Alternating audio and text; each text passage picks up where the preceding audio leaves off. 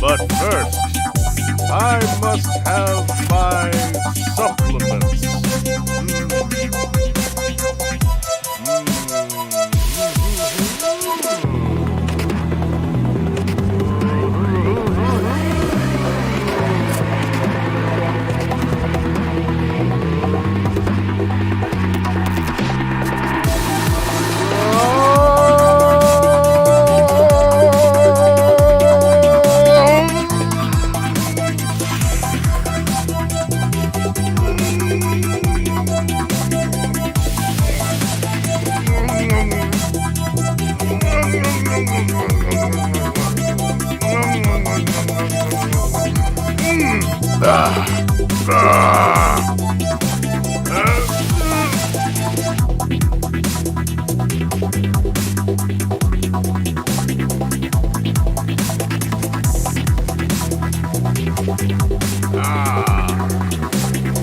Time for us to go to the show stream.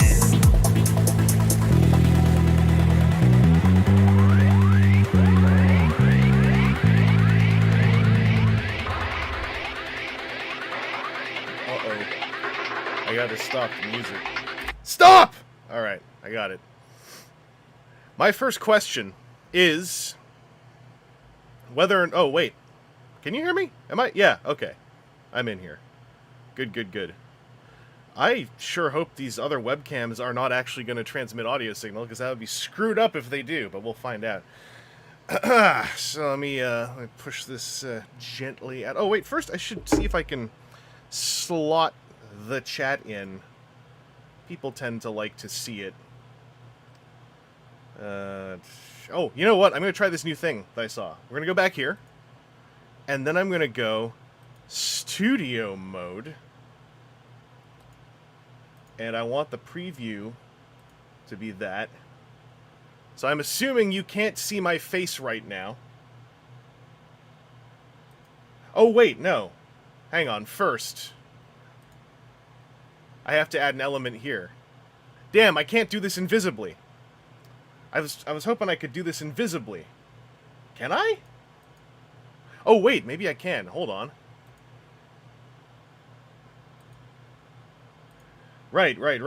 So then I do this. And I say I want to capture a window.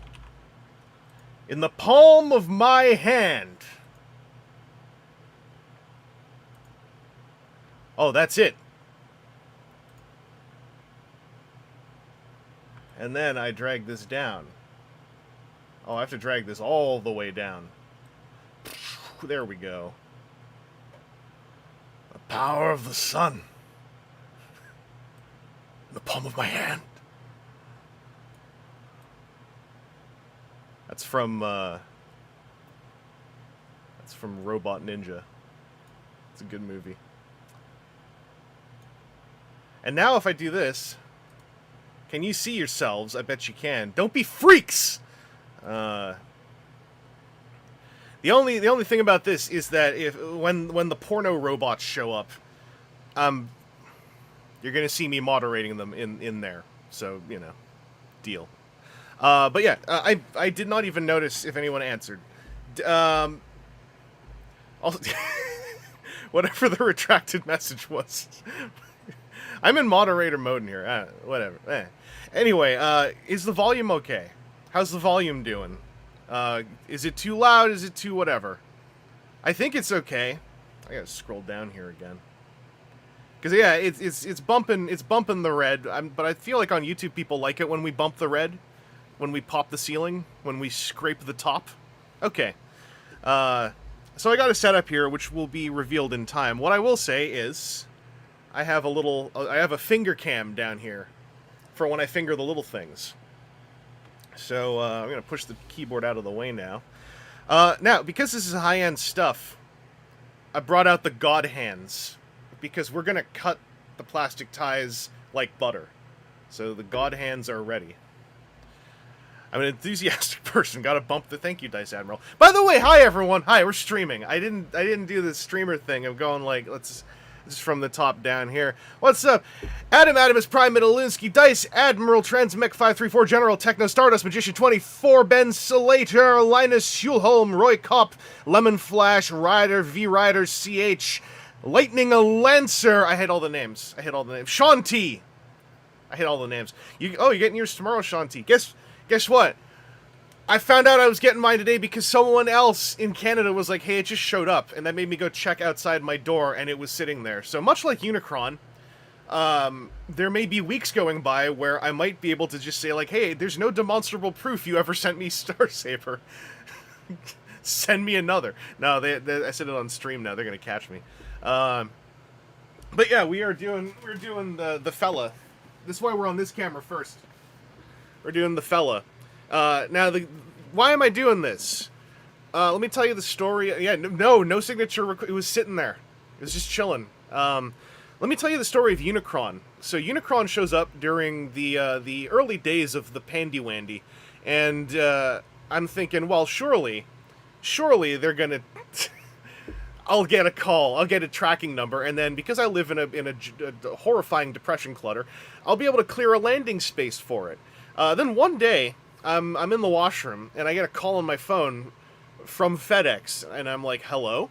And they're like, hi, are you home right now in the next 5 minutes? I was like, yes. I'm like, okay. And then I hang up, and then I'm like, oh no! So, Unicron showed up such that the only way I got Unicron into my abode was he barely fit through my front door, the box Unicron came in.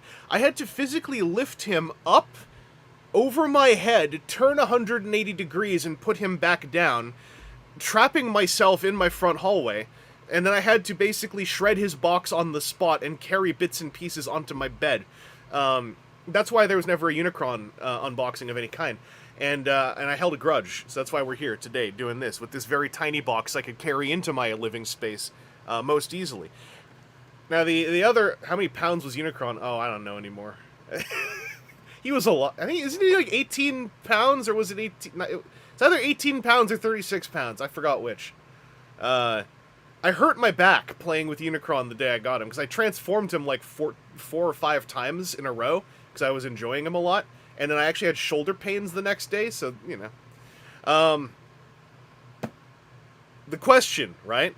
Because of the way that I like to shoot my videos, it's like, what is this going to be the packaging footage? No, because I'm a weirdo. I have gigabytes, years of shot packaging footage of anything I've ever gotten, even if I never made a video for it, or even if I sold it afterwards in like 3 or 4 cases. So I have filmed all the nice virgin packaging footage for Victory Saber already. So we are clear. We are ready to destroy. The only things you all missed out on is this came in a box which had a form-fitting box inside, which form-fit around this box with tissue paper around it. When I slid this out of the smallest level box, this part's what came out. The shell in here actually stayed inside, and I had to pry it out. So that part was missed. But I wanted to check this for a few things immediately, and so far so good, I think. So, you gotta get them sick gains while playing with toys. You know it. I mean, look at me. Hang on, how do I Chad chin? Look at me. I got such a jawline. Alpha specimen. So I'm going to just start peeling things off of here. Little thing, if I'm going to review packaging, right, here's one bummer. When you pull this out, basically, the art card just falls out, and the instructions underneath fall out faster. So I need to do this horizontally. Ooh, like that. And then this needs to fly over there. And then we're here. So this stuff is not held in by anything, so I'm just going to peel it off a bit at a time. So there's your art print, and I say it's a nice print. It actually looks really good in person. Now, is it just a piece of packaging cardboard with a smooth top? Yes. So don't get it wet, and don't flip it around like this. It's super uggo brown cardboard on the back. Been like white, I think, on this side. I've seen packaging slips like this before, like to hold things in. So instead, you get this big old piece of funny artwork. We'll put this down here, maybe. Keep it slightly on screen. Yeah, there we go. Wait, here we go. That's how we do it. How dare cardboard is a marvelous invention. Listen, all right? Cardboard is wonderful on hang on, this thing is off-center. It's bothering me. There's a lens cover thing. Cardboard is beautiful and ugly in its beauty. It's just like the Combiner Wars box set posters, which I still have. Also, my Unite Wars boxes that I got rid of because I'm a freak. I knifed all the covers off of those, so I got the nice artwork before I got rid of them. Is audio cutting in and out for anyone else? Chicken Soup asks. Now, if I ask that audioly and it's cutting in and out, that's not going to help. But I will ask that regardless. The figures inside of a box, put a slider on it, put that box in another box, put that box inside of another box. That's right, Thomas Prime. That's how we package.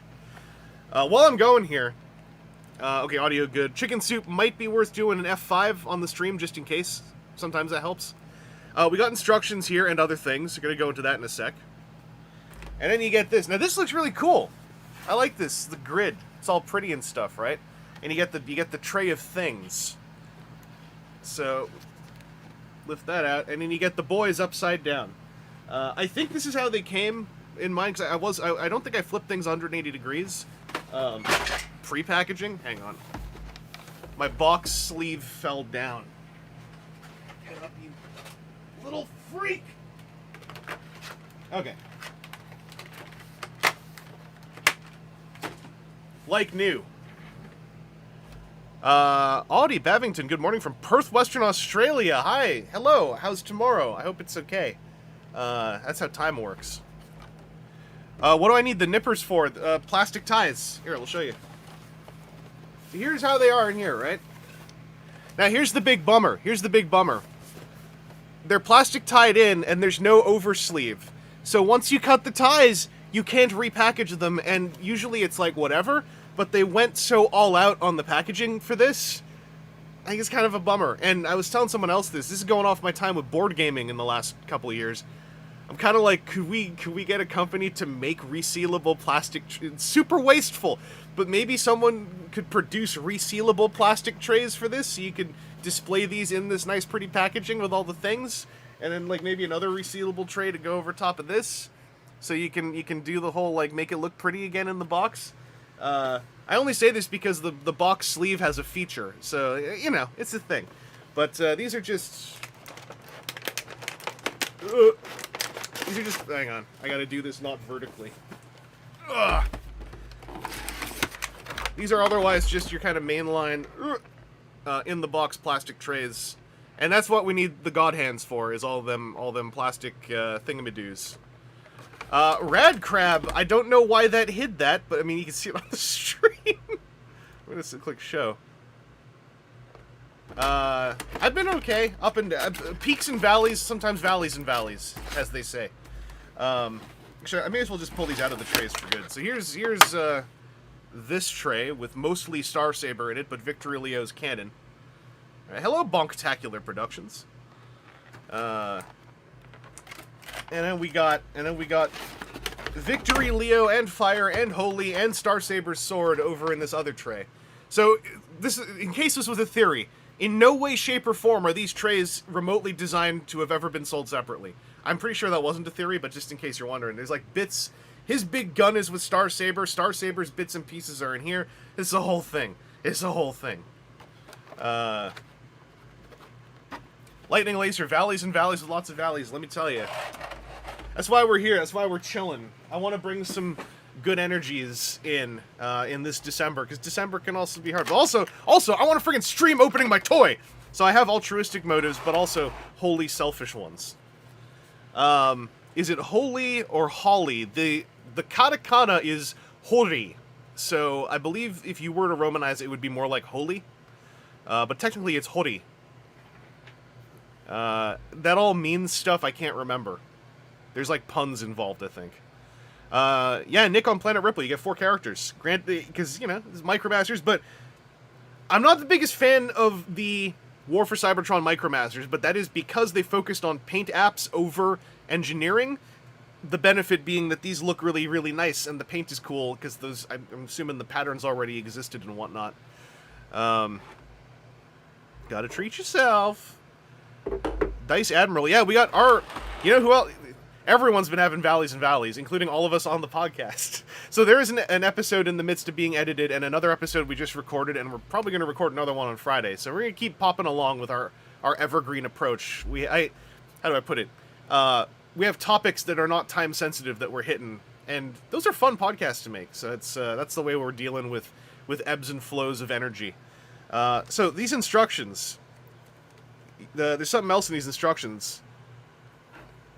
It's that stickers. It's that stickers. This was some whole piece of discourse I missed. But basically, Leo here has wing parts made of, I believe, palm, which factory production can't easily paint on. So there's 2 red bits that are just M stickers. I believe is how that came to be. Now, what does unpaintable plastic mean? In case people don't know, but have heard the term, it's not literally unpaintable plastic, because demonstrably you can paint it at home. But I believe it's palm plastic, the more nylon-y durable one, its surface texture or something about it does not jive with how mass production toy painting happens in factories. That paint like slips right off. So in a mass production setting, it is, I believe, exponentially more expensive to paint that plastic, so it is simply not painted. Or it's like painting it is like so just below the mark of durability for toy industry. There's something about it basically that does not jive with mass production factory painting, but does jive with at-home painting if you did so choose. I'm missing some chat here. Bonktacular, I'm glad you like the Evergreen episodes. What do you think the next HasLab project will be after Deathsaurus? They said it was going to be something 40th anniversary related. So I'm throwing in with everyone going like, yeah, it's going to be the giant purple griffin. I think that's the most, that's be a slap to the face of the fandom if they didn't. By the way, whenever I say the phrase slap to the face of the fandom, I'm using it as ironically as possible. I hate that kind of talk, but it's funny for me. I mean, if they were real fans working at Hasbro, if you're watching this, Mark or Sam or Evan or Beefhack or anyone, if you're real fans, you'd be popping in, my boy. Action Master Elite Omega Supreme. I'm wagging my finger. General Techno, I've had paint flake off my Lugnut Supreme wing roads just by using compressed air to clean. Okay. And so for context, Lugnut Supreme is not a toy that came out, but General Techno has got some sick-ass customs putting Lugnut into Omega Supreme type chassis, and I'm guessing that's like the palm plastic just not letting the paint grip. Oh yeah, Nick on Planet Ripple. Victory was basically proto Brave, and Brave is all about everyone combines. So there's a lot of DNA in 2 directions in there. Snake Train from the first movie. Yeah, everyone loves the Snake Train now, Kursky. Anyway, I want to assess these instructions because I was very mean, only on a podcast so far. Whenever I do a video for Unicron, I'm going to lay into them too. Unicron's instructions for being a booklet that had a backer update about them were lacking and mid. So I want to see what these instructions are like, right? Because I think Transformers instructions are important. I know a lot of people are like, just look at a video. Why should we... That was sick. Why should we have to look at a video? Instructions are right here, and some people don't have video access. What if you're in a part, there's video right here. Hang on. That looks like that's pretty loud, so I'm going to stop doing it. So, first thing, full color. Can I get this in this shot easily? It's a little bit cramped. It's a little bit cramped, but full color. Yeah, middling. The Unicron instructions have entire steps based on Unicron having been packaged with things folded in a way that they're not, thus making them legitimately dangerous instructions to trust on a $500,000 cost action figure. So, super not cool with that, in my opinion. So here's what I'm liking. The instructions are full color, thank goodness. They are using... I believe they are using the CAD models, but they have digitally colored them. So that's nice. They are not postage size, stamp size, postage stamp size, so that's pretty nice. I'm going to unfold these in full. Hang on, I got to go back for this. Let's see how big it is. Because also, what I'll say is, immediately... Booklet! Like, anyway.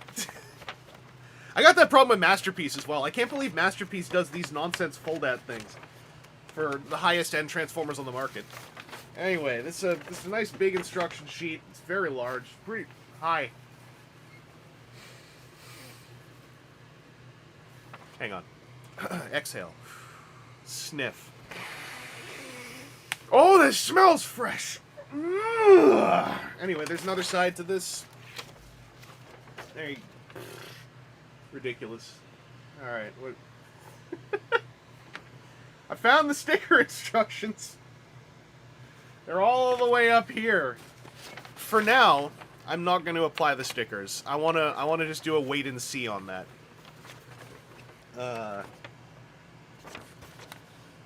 But demonstrably, I like that word. These figures are in sort of a packaging mode. So we're going to start cutting. We're going to start cutting.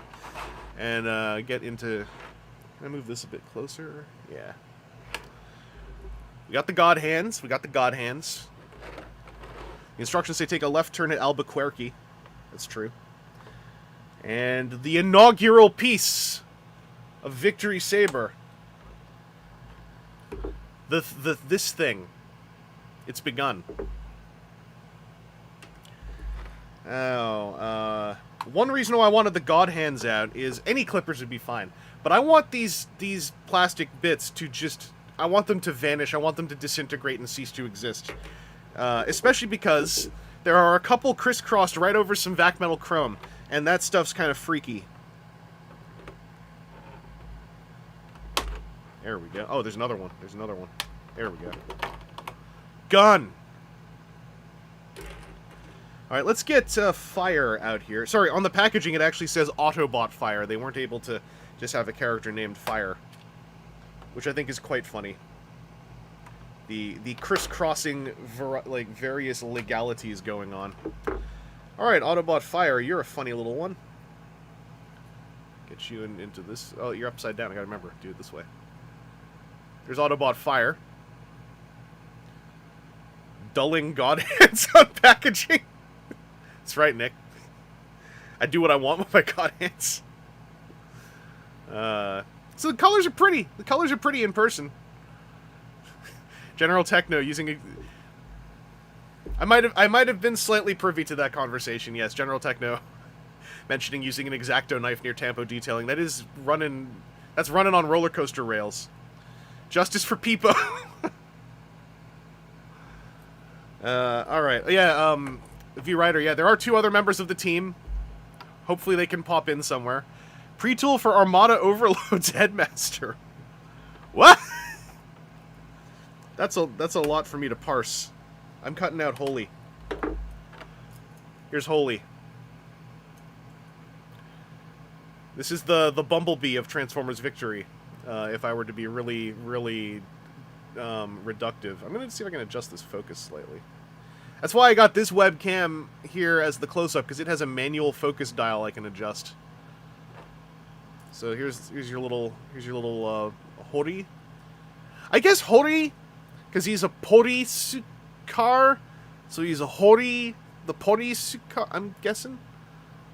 Because H and P are relevant in the Japanese alphabet, because you put a little circle next to the H characters, they become P characters. I took Japanese in high school. I don't have either of these molds that are new to you. Oh, yeah, I mean, they're fine. I think these were Wave 1 or Wave 2 Siege. They're like... okay. You can put them together into a thing that's supposed to be a gun. It looks like two things put together in a long shape. Yeah, Holy's color scheme is... In person, this does... no matter what I do, in person, these do look a little bit different.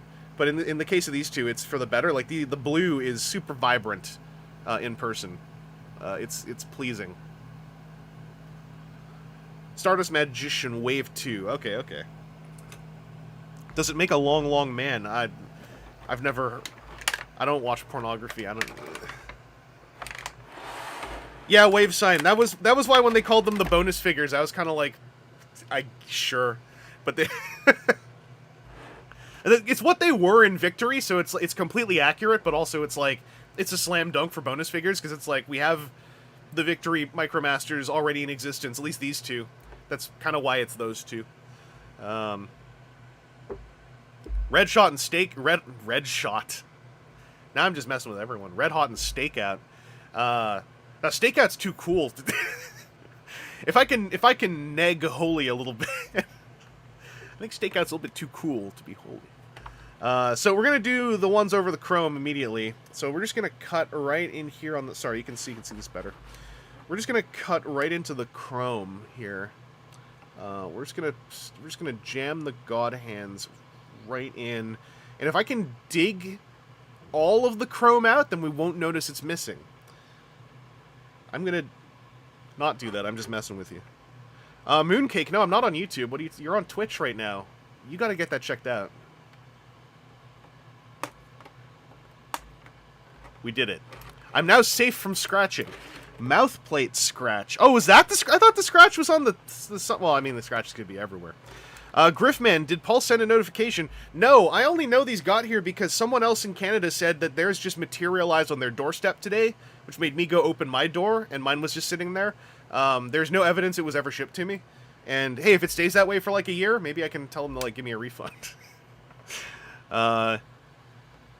Yeah, Wavesign's watching this one on Justin.tv. I don't understand why you guys are talking about YouTube. Honestly, I don't care for that kind of prank stuff. I don't care for that kind of... I don't care for this plastic thing. Not... there we go. You gotta respect the God Hand.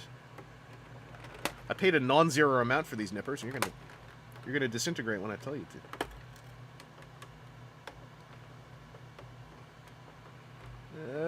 There we go.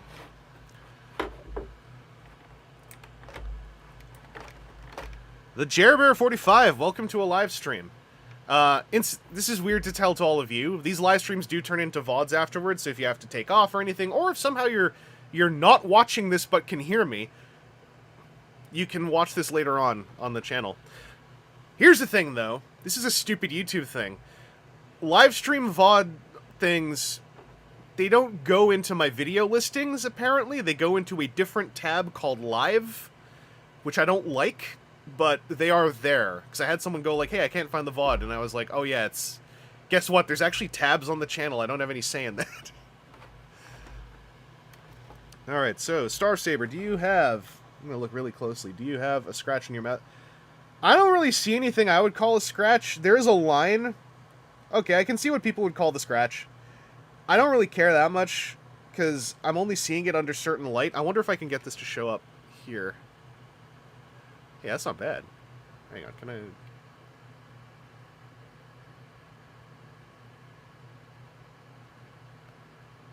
I don't think I can get that any better in focus for you. He looks so angry that I'm doing this. So, on the left side of his frontal angle plate, there is a line there that you can barely see right now, I think.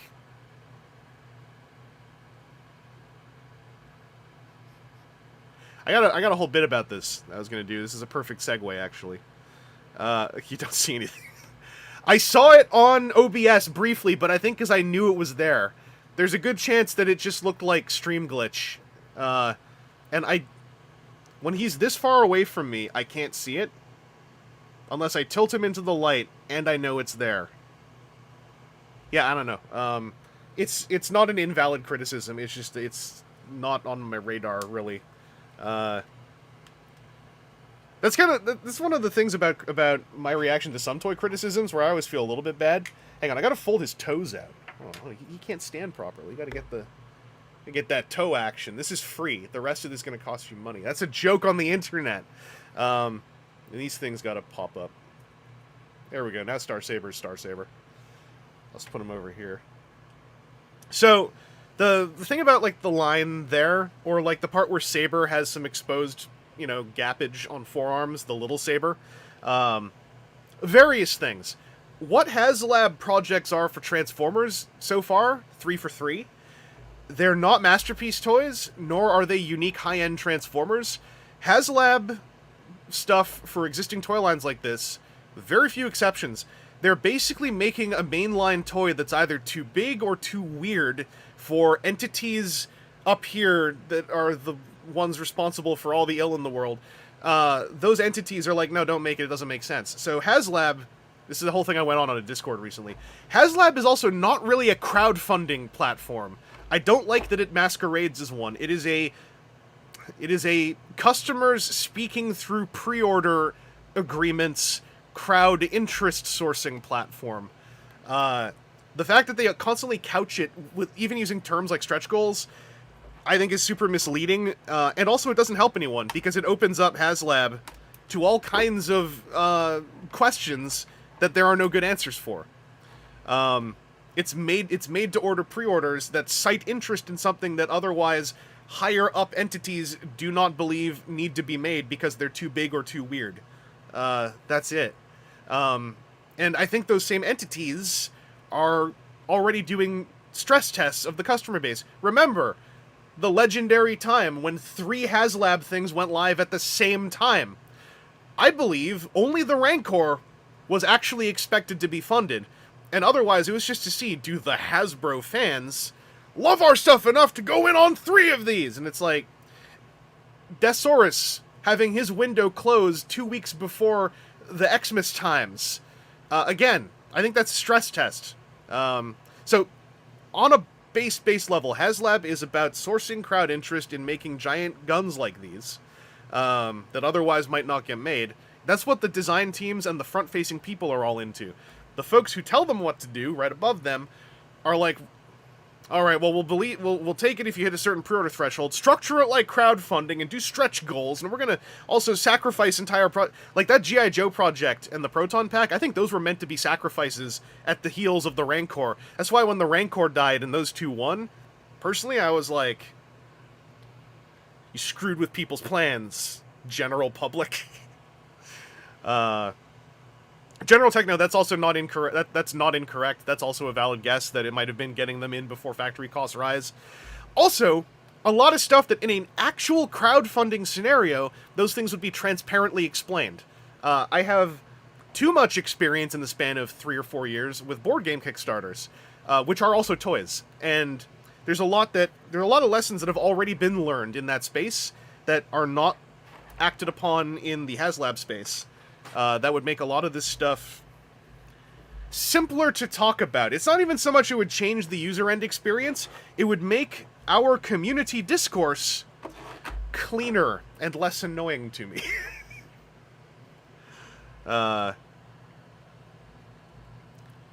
Anyway, we got some more of these things to snip. That's also why I never have lots to say about HasLab as far as the greater discourse, because I'm kind of like, a lot of the tone is already polluted from the soil, and me doing this grand explanation anywhere but my own internet space on my own YouTube channel, like, who's going to actually sit down and listen, right, to all of that before I couch any kind of opinions? And it's... How do you put this? Technically, it's not my problem, it's Hasbro's problem, but... I feel like it's a solvable issue, right? But it's solvable, and I think everyone who is front-facing on their live streams and everything are aware of this stuff, and are also not in the position of authority to make the larger-scale calls to solve those things. And that's the bummer about a Hasbro corporation being in control of a lot of things. It's the what do you call it? The ethical consumption of the something. I don't really know those terms that well. Anyway, let's get Victory Leo out. Now, is there anything about Victory Leo I gotta look out for? Like, I can see on... Okay, let's see if we can see this or not. On his chrome, right? Because it's chrome, there are markings and things. I'm just curious if, like, I can...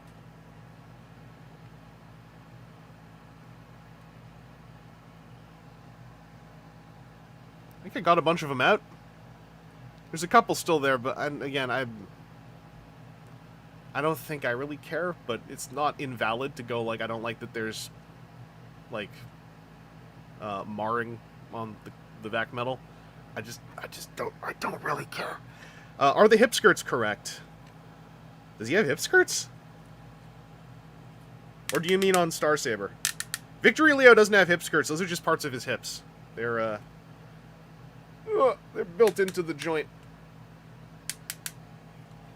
Star Saber hip skirts. What's different about them?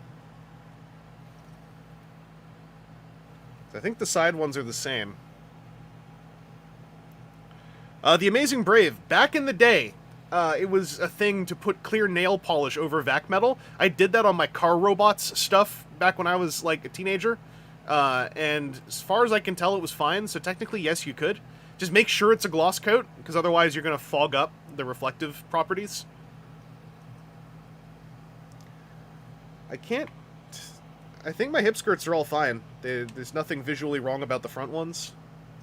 The side ones, I believe, are identical.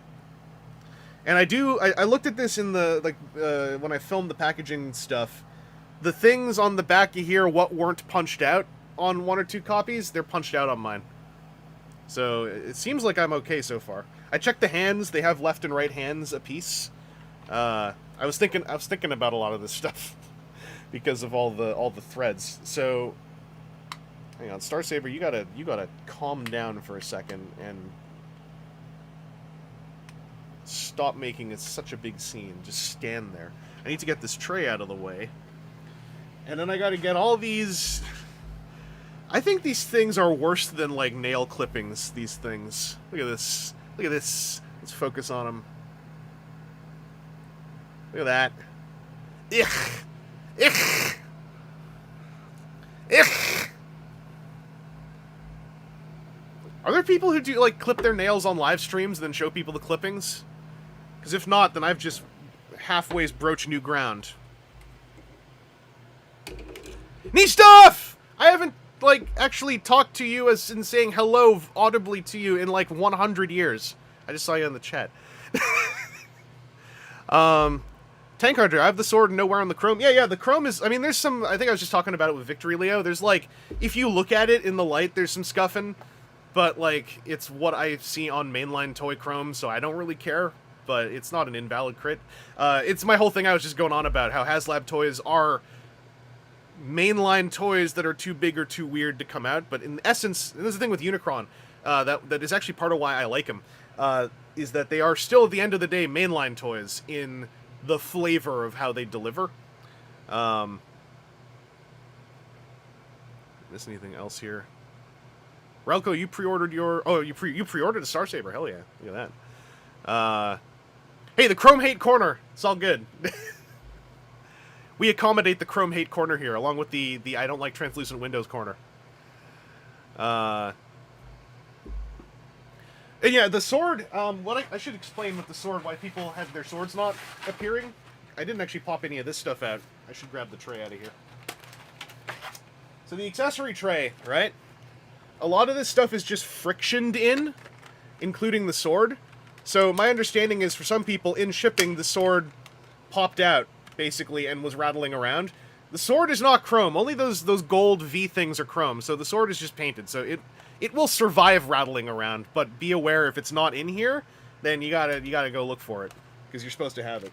There's also like a shield, a couple guns, and the stand parts, the effect parts, and I am never going to use. So I'll grab more things out of here as they're relevant. We should put the sword together. I can do that right here. Wait a second. I don't have to do it on that tiny camera. I don't have to do it on that tiny camera. What if... Have you all been wondering what this is? Do you see this? Did you notice this? I'm curious. Did anyone notice this mysterious nub? Did anyone wonder what's up with that black nub? Is that the... Because that's not this camera. The close-up camera over here? Let me give you a little bird's eye view. Hang on, I don't know how to do this safely, actually. I'll show you it later. That camera's over here. Alright? What's the nub? What's the nub? The nub is camera 3. So we're gonna do this right here. My mic mount is over here. I'm running triple cameras. This was hell to set up, because you'd think in 2022 you'd think, oh, I'll just plug 3 webcams in because computers are modern. Nope. You have to do so much middling nonsense to get this stuff to... Oh yeah, the chat's gone. Hang on, I can put it back in. I can put it back in. There's a spot for it. Star Saber, come down here.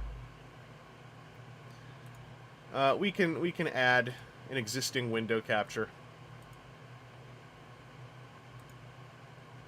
You're big, but we can add you back in. I just gotta resize you down again. And I need to get up my Alt key. Oh, God.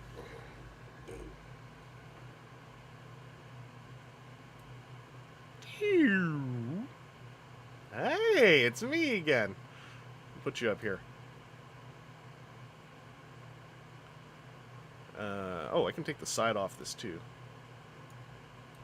Yeah. Okay, so. Setting up 3 webcams is irritating. I was also worried that, like, as soon as I got this going, it would be like, oh, this works when you're not streaming on OBS, but as soon as you're streaming, go to hell, rip.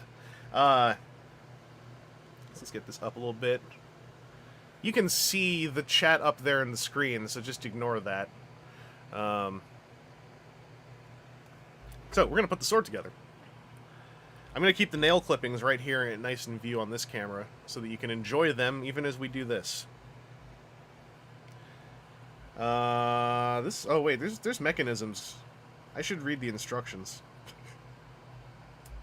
Oh, okay. So you gotta slide the handle down to make room for the blade. That's kind of cool. And this just keys in there? It's just, there we go, keys in there.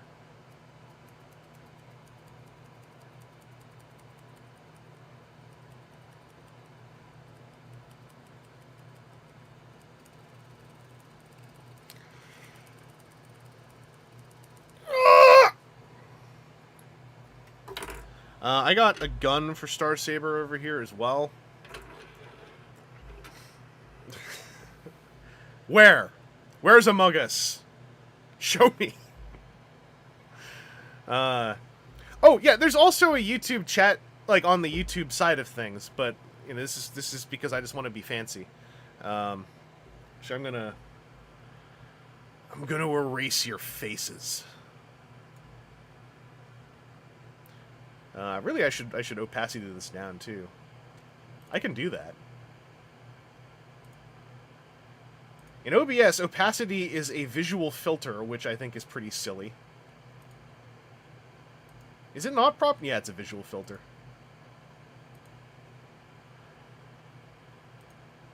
Silliness. Was it under chroma key as well? I can't remember. Yeah, it is. It is under chroma key. That's... Okay, well, there. Now you're a little invisible. You did it. I have... Oh, a little bit of nerve sweats from doing 5 things at the same time. Pardon me. Oh.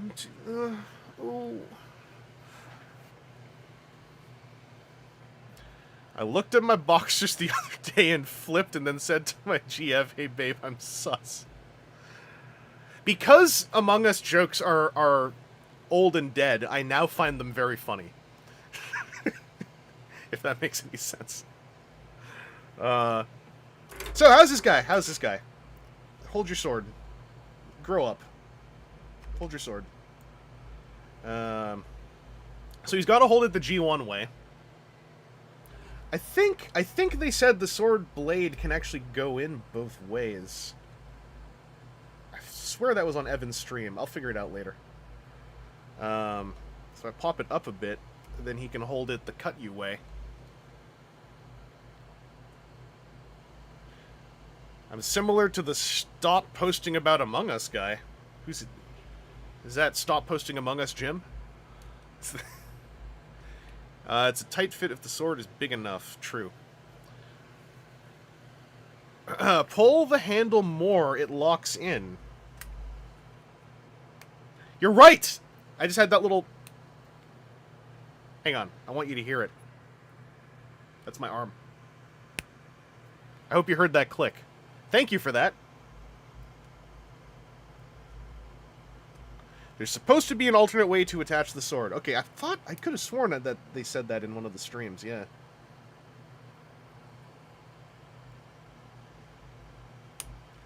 Oh! It doesn't feel good to do right now. I'm just gonna do this. Oh, it don't feel good! Alright, so, how's this guy feeling? Feels nice. Like I said, it's a good mainline toy feel. That's what I was expecting. There were some ratchets in here. Yeah, soft detent. Elbows are feeling good. There's an upper joint inside the shoulder pod.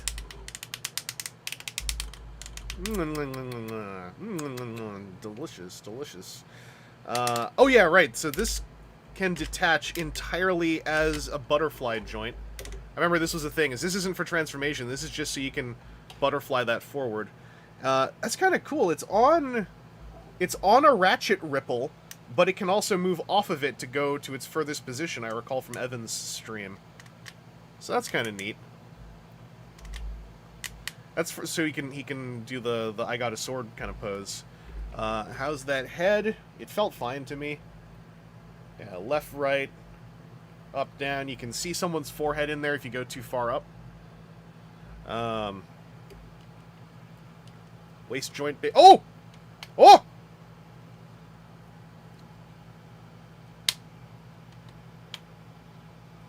It's like the butterfly joints. The ab crunch can disconnect and then reconnect. I would say don't disconnect it. That feels funny.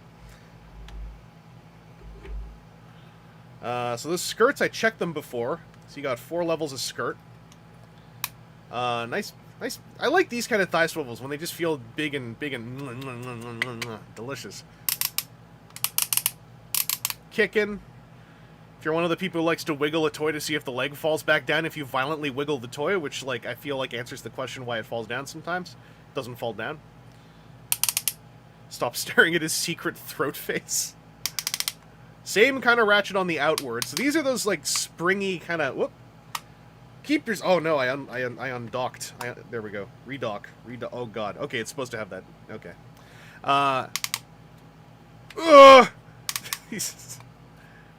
Is there a C-clip in here I'm missing?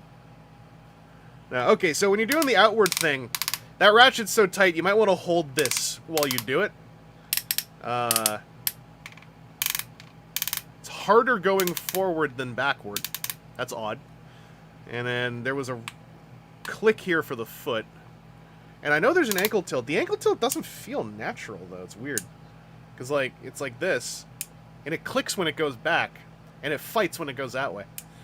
The wiggles want to know your location. You can't wiggle echolocate me! Not in my bunker! Am I going to give away the plastic ties at the end of the stream? I don't have that kind of money to spend on shipping, I say, as a really depressing 2022 joke. Okay, that leg's holding together. I might have actually just unlocked something in this one. I'll figure it out when I transform him. Oh, he's got the current Transformers knuckle, so you can do that. I'm warming up to this. I used to really hate these kind of hands. I'm more into them now than I used to be. Oh, hey, it's me. It's Star Saber. Oh, yeah, there's wrist swivels, by the way. We did it.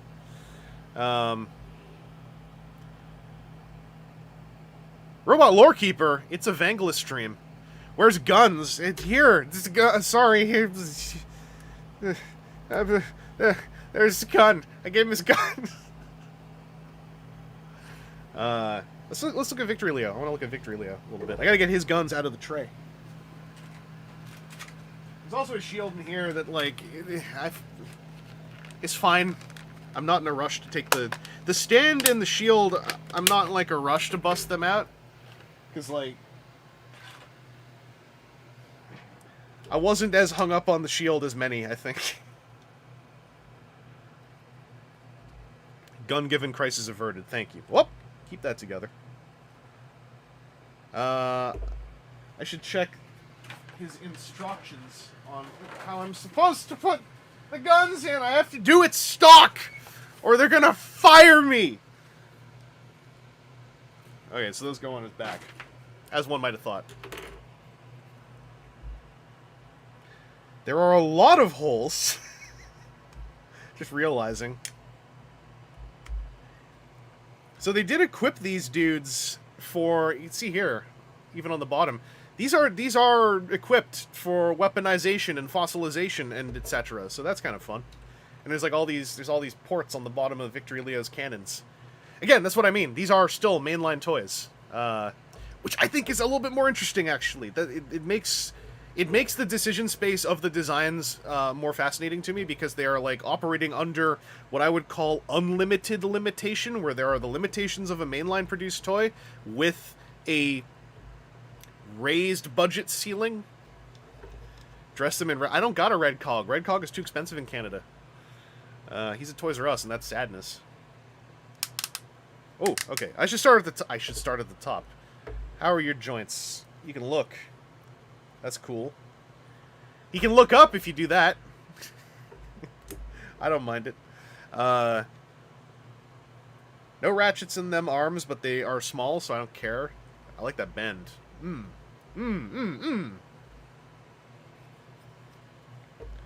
People were whining about the... I don't remember, but also I'm not surprised. No, oh, right. Evan mentioned this in his video way back. There's no waist joint because of the way that this guy splits in half. Nice crunchy forward-backward. The outward is tricky, though. I was just noticing this. So, when you go outward, and you want to explain how going outward is tricky, it's not. It actually just works. Rip me. I was gonna say, oh, I keep popping the transformation joint open, but it seems like that's actually not a problem. Aha! I'm vindicated. This might just be having to loosen up the joint a little bit. But if that's happening to you, I can tell you, you put your finger here, push up a little bit, and now it moves fine. I solved it. Thigh swivel right under everything. I like that. That's actually surprising to me, because the thigh swivel, right?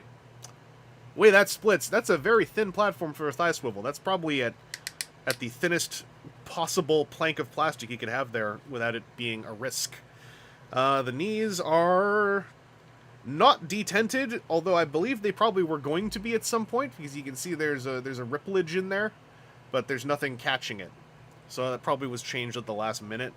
It is a pin joint, so if those get loose, then we're going to have to do some experiments, which basically means you run some floor polish, or Mod Podge, or matte medium, sorry, not matte medium, matte varnish or something, or gloss varnish. Run it just into the crack along the joint, and that will also thicken it a bit. Does he have a wrist bend? He has a... Hang on. Camera wire got in the way. I can see it. You can swivel his wrists. They are mushroom pegged in there, I think. If you use a transformation joint, can you... That doesn't feel good. I would say, yeah, just wrist swivels. Where was I? Ankles. Oh, right. I remember this from the the video Evan put up. So his ankles are, the front of the feet can tilt like that for looks. Because his feet are giant planks, you don't really need an ankle tilt because there's just a giant surface there the whole way through. So let's give you your... What? I almost dropped the gun. Don't tell anybody! Don't tell anybody! Where does this go? Maybe in his hand?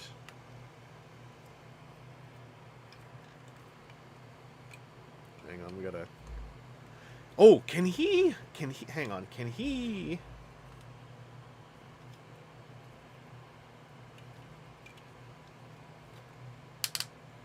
Can he... That's pretty good. That's a pretty good toy. Griffman, yeah, I believe Mod Podge can do that, because Mod Podge and gloss varnish and matte varnish for miniatures painting are all similar things that just dry as a surface. V-Rider, I don't understand what's wrong. Oh, it was underslung. I can do that too. The VDAB cannon is here.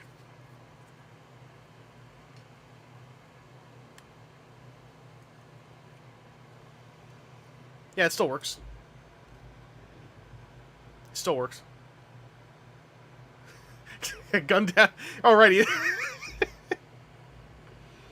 That's pretty good. I didn't realize where I was pointing. Oops. Oops. Oh, it plugs into his side. Oh, yeah, you're right. There's a hole there.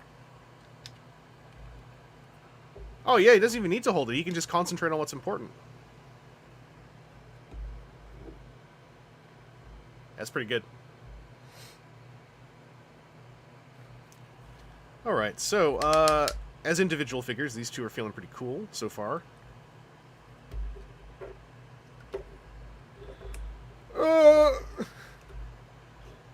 That cannon is a lot of weight. He's suffering, he's suffering, he's suffering, he's suffering. I plug all of Leo's holes. How's the white looking in person? It's fine. At least at a glance, the white on Star Saber is all ABS. I think on Victory Leo... That's not Palm. I can see, though, that it's another polymer I don't remember the name of. I think Palm Plastic was the one that was discoloring the most frequently, though, and I'm not seeing white Palm on here. It doesn't mean discoloration is never going to happen, it just means that currently I don't see evidence of it happening on these. Oh, I didn't lock the backs of his legs. Okay, there we go. Pee-pee poo-poo in the chat. Oh yeah, I got the stickers. I don't want to put them on yet because I want to wait and see a little bit. I want to see what people do. I want to see what the industry does.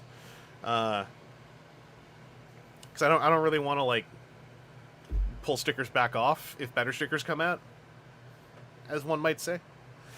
So I'm gonna set you up here for a second. Should I follow the instructions, or should I want to try transforming Star Saber, because when I was a little kid, I was like, someday I'm going to own a Star Saber, and now I own two, and neither of them are G1. One's the Masterpiece, and one's this.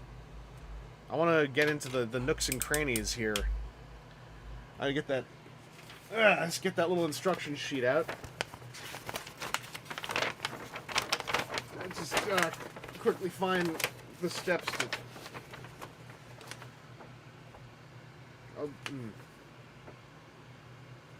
I'll just quickly... It's just a simple matter of, yeah, I'll just,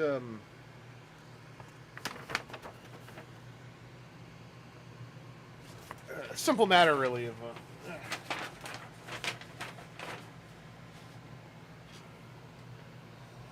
simple matter, really. Hang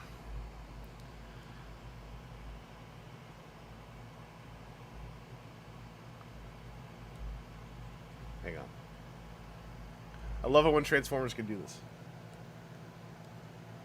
Check it out. When he gets punched in the face too hard. When he gets bonked on the head with a very large cartoonish hammer. Hang on, can he crotch thrust? I'm showing that. Let's see, can he crotch thrust? Can he assume the hard return?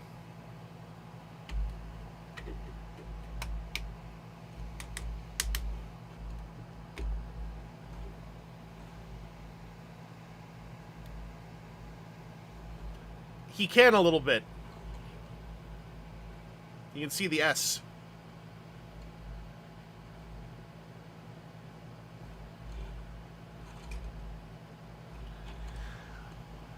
Thank you, perfect. Jim McCanney, does he feel more playable in hand than the Masterpiece given the more mainline vibe? Inherently, yes. I haven't messed with the Masterpiece in a while. It's been... Here's what happened to my Masterpiece Star Saber. Because he's tall, he ended up with a whole lot of other Masterpieces standing in front of him. And I don't know if you all have had that syndrome where the tall toys go untouched for a while because 30 people stand in front of them and you'd have to move them to get at him. That's what happened to mine. He's been trapped for a while. Can he gunbuster? Bearing in mind look at the shape of his forearms when I answer this question. He can gunbuster, but physics happen. Can he Van Damme? I believe he can. Oh, he can, because that's how he transforms at one point, right? Yeah, he totally can. He can be all like, hey, Victory, Leo, get over here, or what? I should play with my toys on camera more often. Anyway, I was going to try to get Saber out. Sealed away in a dark nebula, yes. Really, it's my fault. Oh, right, this just comes off. And there's like a clip spot for it over here. Anyway, I will just put this aside for now. I was trying to show this to any of my 3 cameras and I missed all of them. I'm going to put this aside for now. We'll put this here with the nail clippings. Yeah. Is this Mom said I could use the Xbox, or is this not Mom said I could use the Xbox? Is there too much leg on here for that?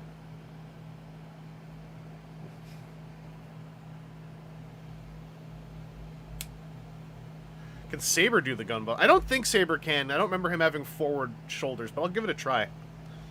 I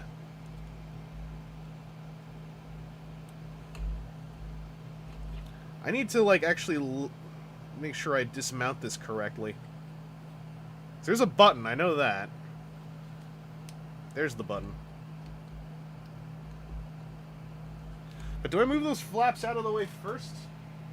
I do. Okay.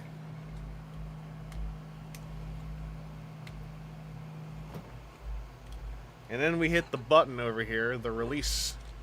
Let him out.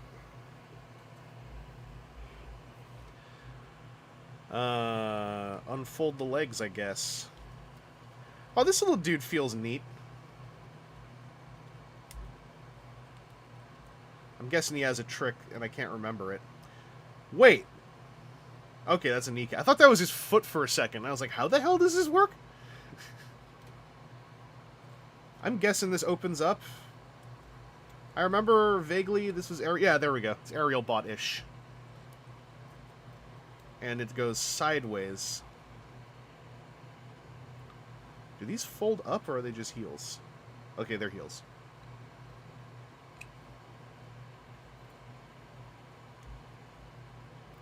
Oh yeah, oh yeah, oh yeah. Making this happen.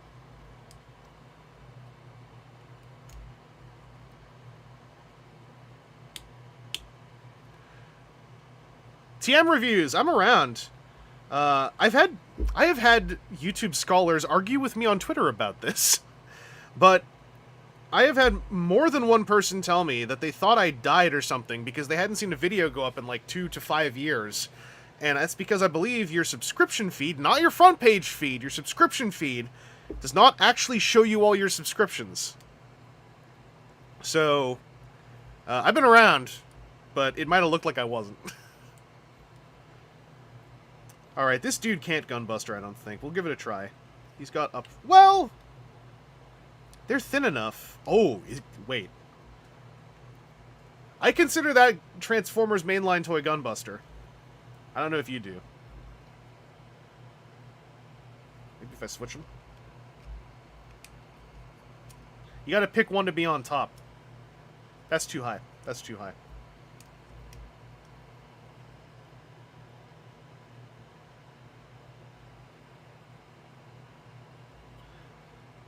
Anyway, this little guy is neato. I like him. So far. I've handled him for all of 30 seconds. Sufficient. Fold in one hand. That's a good call. That's a good call.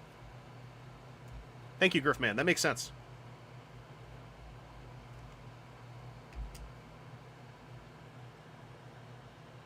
Yeah, that does the visual trick a little bit more.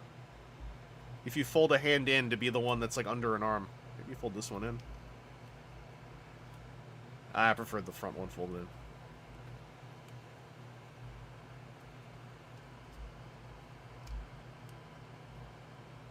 That's a really good... I never thought about that. That totally makes sense, though. Because the reason why toys can't gunbuster is because they can't physically cram a hand, you know, as meaty flesh can, under an arm. But you can just cheat it.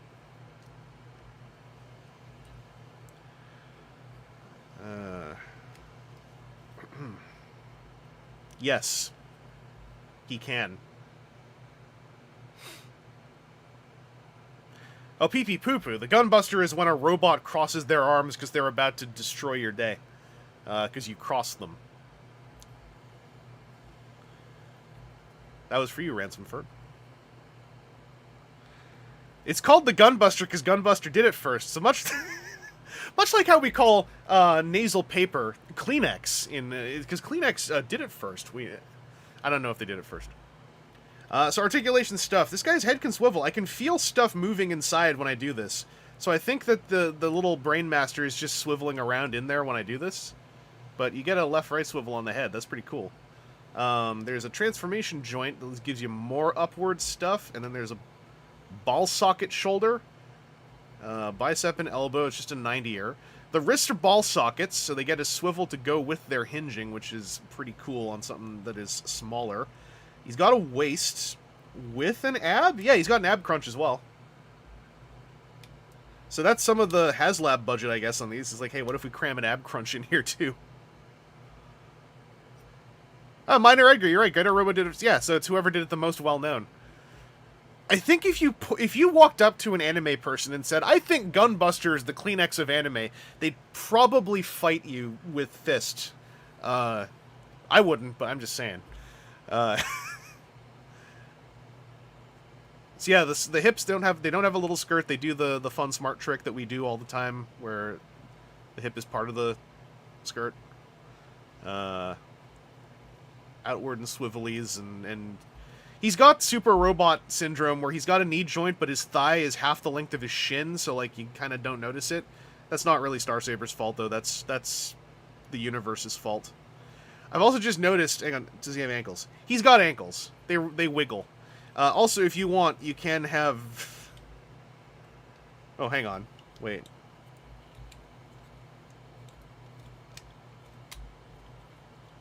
Hold on.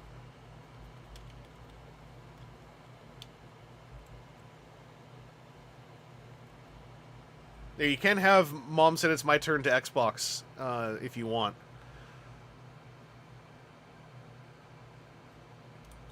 Get that out of the way. It's pretty good. Can you shorten the arms with his hands out? No. They're a non-compressing piece. The way that they shorten is that they collapse, like, inwards with the hands in.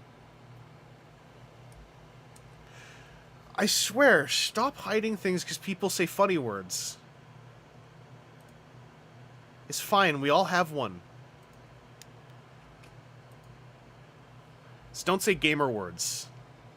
I won't unhide it. In fact, I'm a delete. No gamer words allowed. Size comparisons. I actually have some things near my desk because I live in a disaster clutter, so I can reach around and grab it. I'm just gonna put his legs back to normal before I do, because I feel funny leaving him like this.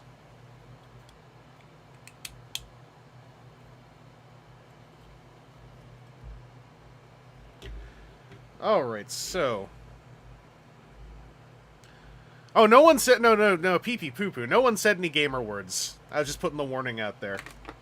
Don't drop gamer words. We got G-Axis here. Hanging out. And we got a... we got an Earthrise Seeker hanging out. What's up, friends? Did I do Deathsaurus? I don't know. Because the timing is terrible. Take it easy to pause. Oh my god, stop hiding it! You can say donkey. Asses are donkeys. You're allowed to say that, chat automation. Anyway, yeah, there's a... I should probably... Here, I'll pull the husk out of the way. Put Victory Leo down there for a second. Hey guys, can I play too? Wait, leave him here for now. We gotta get one layer deeper. We gotta get into this. How's this work? Can I just pull? Can I just pull? Can I just pull? Hey, there we go. A little buddy in there. Hang on, let's get...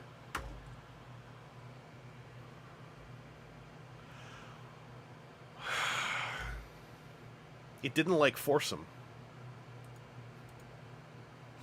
We have to... we have to code talk. Anyway, can you see little friend here?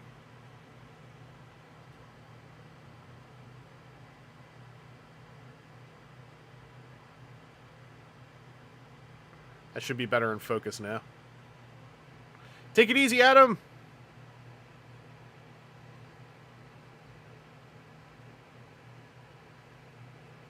Little guy alert! Alright, hang on. Let's get little guy out of there. So, can I just pull him out? He's fighting. Oh, here, yeah. So the whole chamber moves when you turn the head. So that's why I felt something moving inside. It's a giant cylinder. That's right, TM Reviews. We got 3 webcams running. It was oddly really hard to make that work.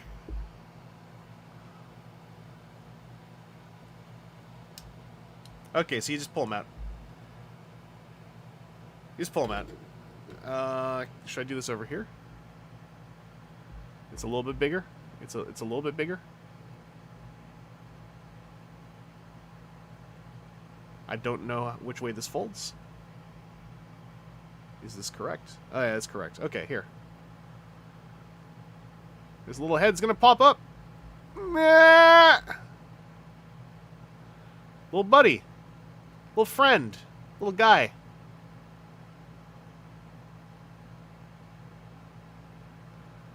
Little chum. Hang on.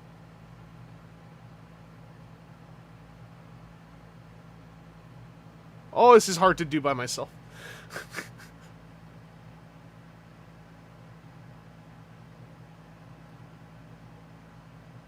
Oh, this isn't helping. Hang on. Good. There we go. Now eat him. No. Worth a try.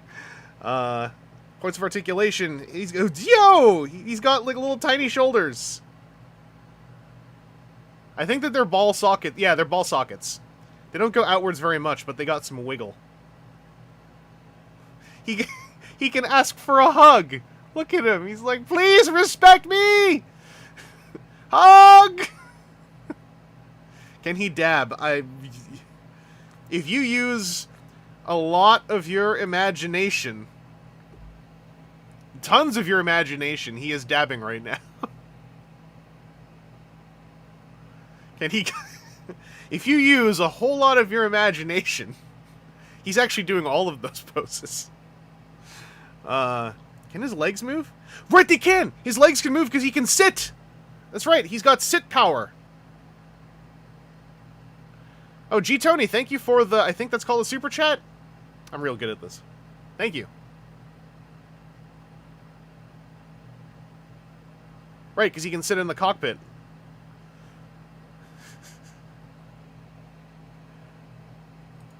I'm guessing, like me, some of us forgot that he sits in the cockpit. Can he fit in a Titan Master cockpit? I think that was asked during the campaign, and, like, he physically can, but he's too small to lock in. I think, because he's smaller than a Titan Master. He's, like, I don't know how to size compare this. Here.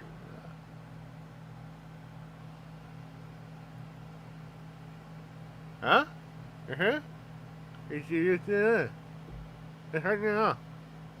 Don't do that. I swear to God, you can see me unhiding some of these, which is making it funnier. Can he love? Absolutely. The amount of value having a wee guy who goes in the thing. True. Yeah, we should. I want to prepare his cockpit. We're gonna put him here, where you guys can keep. He's gonna sleep here. I'm gonna put him. We put the baby in his bed. Put him in focus.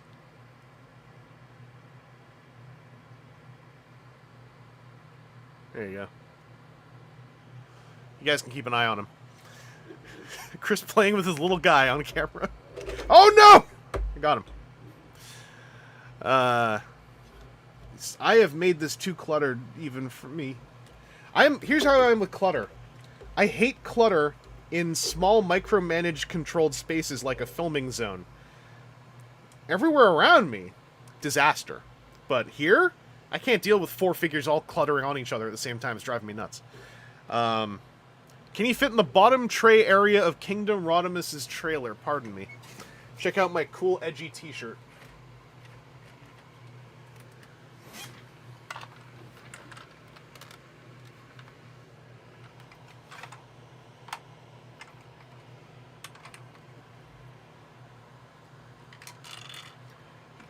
He's gone forever. Come back. There he is.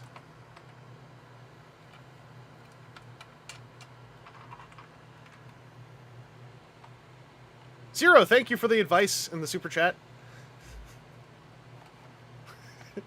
The disrespect. Jail!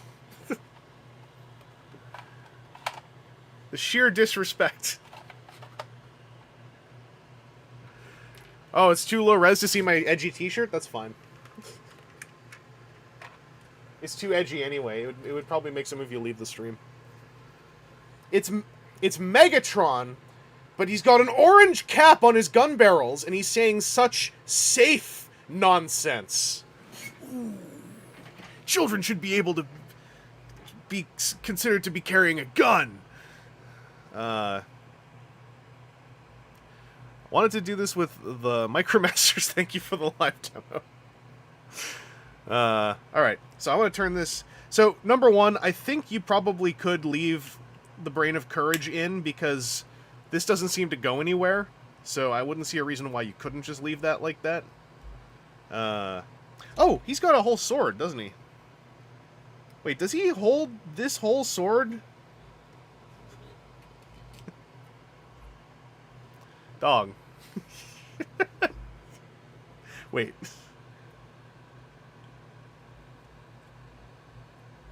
We gotta...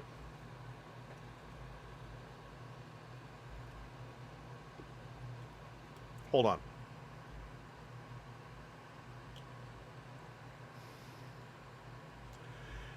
Yo!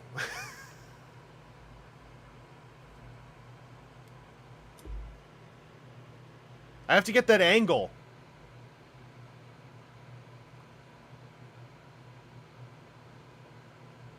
Saber Kanobari! Toy of the year. Toy of the year. Toy of the year. Toy of the year. I'm showing that. Toy of the year.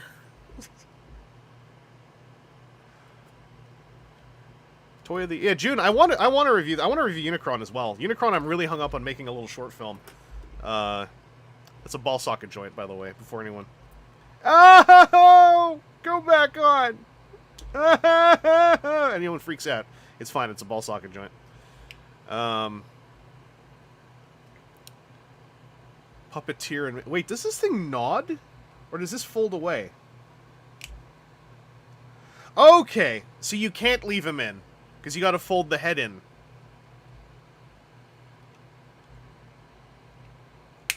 Yeah. Okay, so you can't leave him in. I was mistaken. Because I was thinking, where does the nose cone go then? The only thing about reviewing this, it's kind of also the same thing with Unicron. I feel weird making it a priority because it's like, I'm fine reviewing stuff that's been out for a while because I review whatever I want. So I can review this if I want. But like, with things like HasLab things, I feel like it might be kind of mean, almost. You know what I mean? Where it's like, it just came out and everyone who didn't back it is feeling extra bad. And then I'm like, look, here's a review video of how cool it is. And it's like, I don't know if it helps anybody, really. Like, I'd want to maybe give it a little bit, but I don't know. RG1 Studios, I would like to back Deathsaurus. Right now, I'm not sure if I can in time. Because the timing on it turns out, ended up being really bad for me. As it happens. Oh yeah, it's worth praising. Like in podcasts and stuff, and on Twitter, I'm gonna talk it up probably. Just doing a video is like this extra layer of like, hey, look everyone, you didn't get it, and it just came out, and you're feeling at your lowest.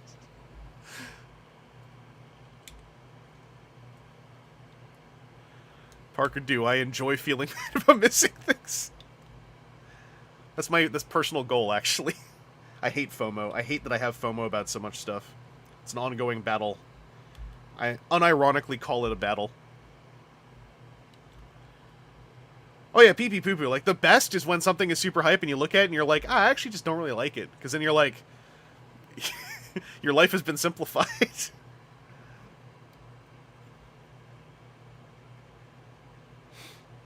A lot of us can't afford them. Watch reviews to live vicariously. I dig that too. That does make sense. The thrill of missing out. Yeah, no more fear. No more fear. We get that Tomo. I want that Tomo, not that FOMO. FOMO can get out. Tomo, I can steal from... Isn't that Northern Lion's cat? I haven't watched Northern Lion in a half a second. I don't like relishing in having something that someone else can't get, because I'm big on like sharing experiences, and I want people to have the experiences that I think are cool. If that makes any sense. Hey, it's a little jet. That's cute. Hang on, I gotta put our little man in here. Our boy, our little friend. The handle for the sword rides right up into the crotch of the cockpit. That's tight.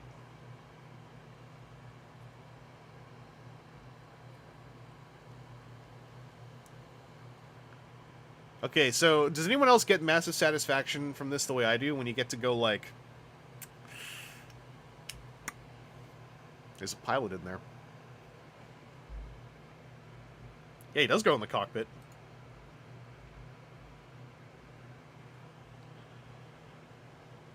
Also, I like my tail fins like that, because I'm a Macrosser.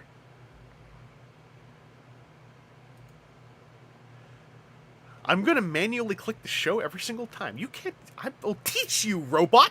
How to... Did I get 3.0 DLX last night, Optimus? I have a review sample of that. Came in the other week. I took one photo on Twitter, but it kind of went under the radar. He's actually near me right now.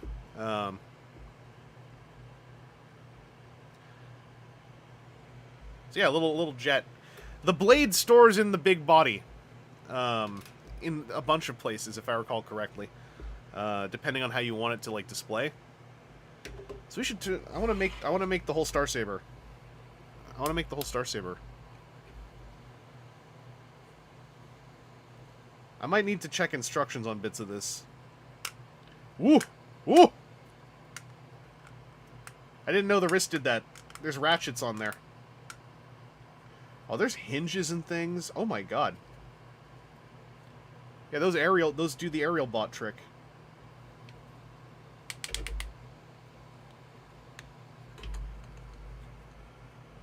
Ooh.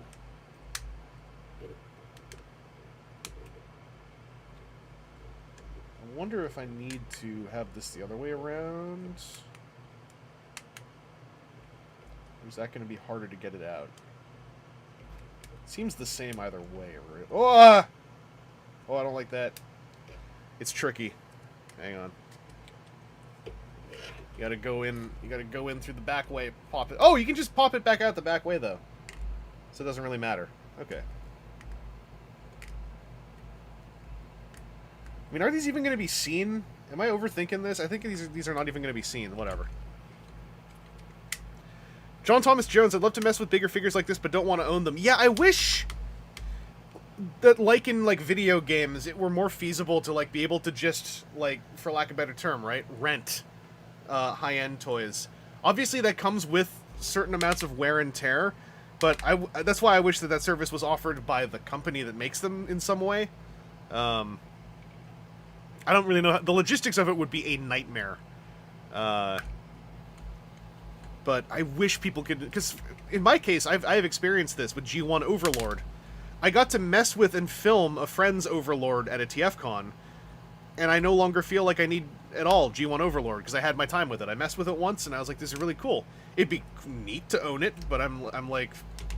I've answered all the questions I have about it.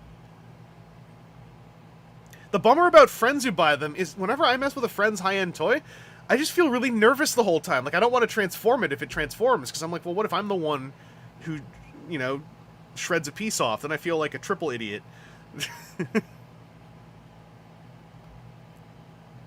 So I want it to be like one that is professionally rented out.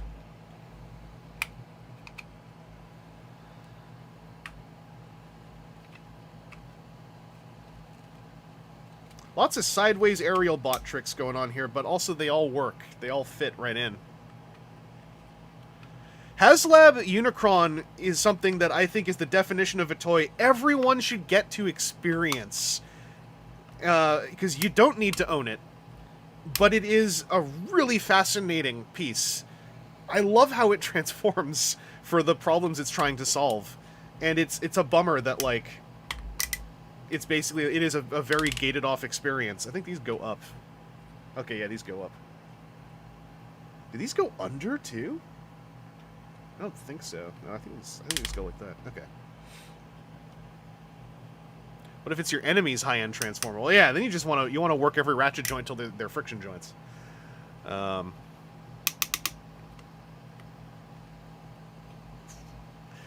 Silver Bolt. I appreciate I actually missed most of the Silver Bolt joke, and now it's become the... What do you call it? It's the joke that went around the sun once, and and now it's the one where the joke is how you hate the joke. To which one immediately says, there's no joke. I hate it. Well, that's satisfying.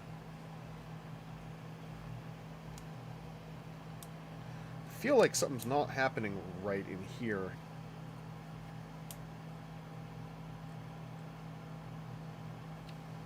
But I don't know what.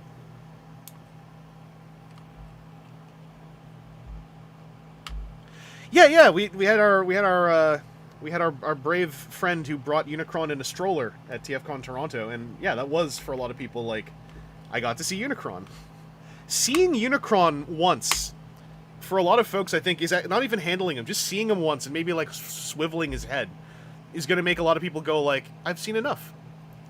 Because when you see Unicron in person, you realize, like, oh, I don't have room in my life for that, ever. That's the burden carried by all of us who backed Unicron, because we didn't get to see that until, you know, it was too late.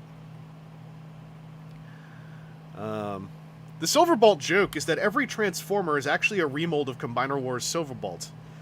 Because every time a Transformer gets shown, in any promotional stream, in any time a Transformer is revealed, someone will unironically say, wait, is that Combiner Wars Silverbolt? Because what a remold is has been kind of polluted in all of our collective minds. I think I figured out the problem too. These teeth here on the split thigh actually tab into the arm as well. There's a whole lot of lock-in that goes on there. Unicron is just a metaphor for having a child. True. True. I actually interact with my Unicron every day because I have to move him off a chair. Because I like him being around so I can poke at him and make him point at things.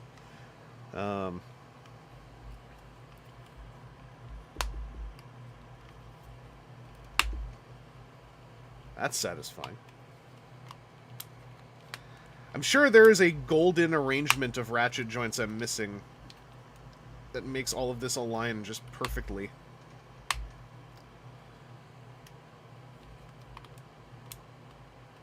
There's that thing, right? Where it doesn't matter. It's done. But I'm like, it could go in another millimeter, though. But what about that millimeter? No!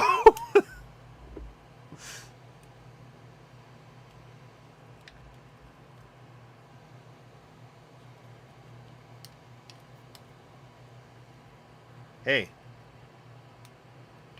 I like that. I like it when things do that. There's something satisfying about that visual language of, like, look at the middle panel deploy. Aw. Makes me happy. How do we mount you? Assuming these fold up.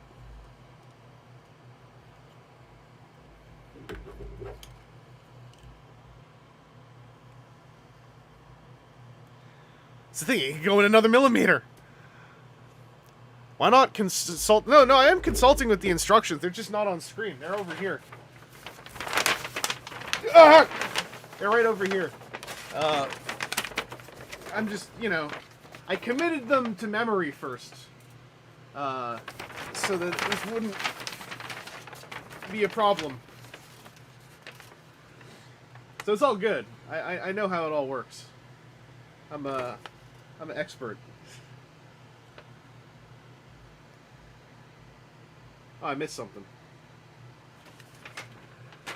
No! Stay! Stop sliding! My God. Stay up here, stay up here, stay up here. Alright, we go over farther. Just stop dancing around on everything. Oh my God. You're embarrassing me on the stream. I forgot to fold out a couple things.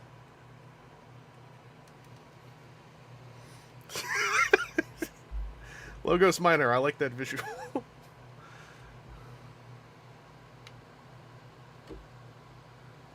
Oh, I might be too late to fold those out.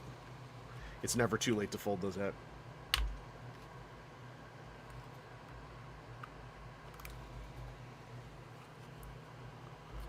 Hey, don't show them the cable.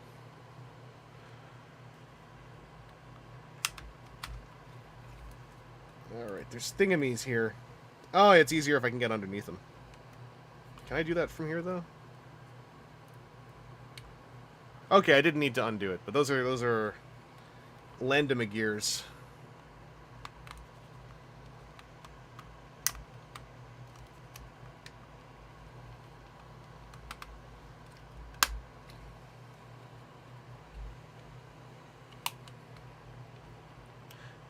So this is Gao Gaigar, yes. It's the King of Braves, actually. No, this is Firebird. Okay, so you gotta visualize with me here. Firebird meme, because no one knows it's from Firebird, and they all use it. The Firebird meme, right?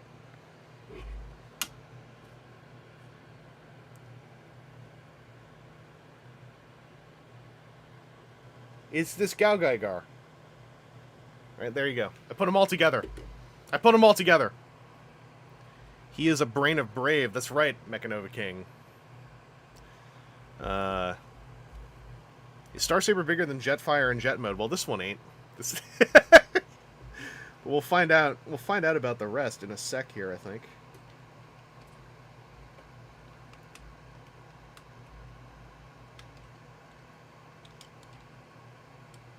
There's clips.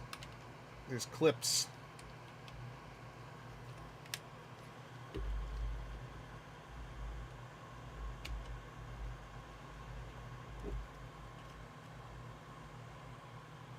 There's 2 clips.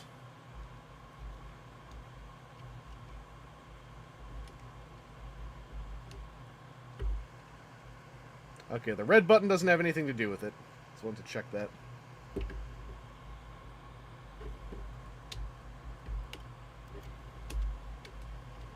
There's clips. Push it into the clips or it gets the hose again. There we go. Oh, and that goes flat now. Look at that. That's satisfying geometry. YouTube jail. These go up, right? Oh, Star Saber is so goofy. I love him. Oh, I gotta put the battle hat on here.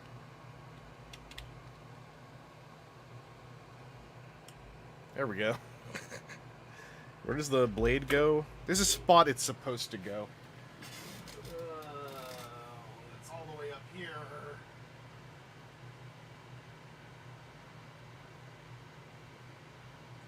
There's a slot in the leg, but I forgot if that's used outside of, like, doing displays.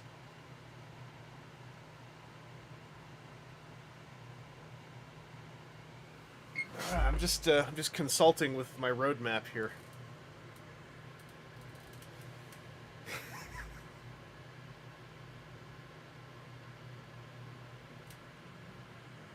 The slab of justice. Oh. Oh.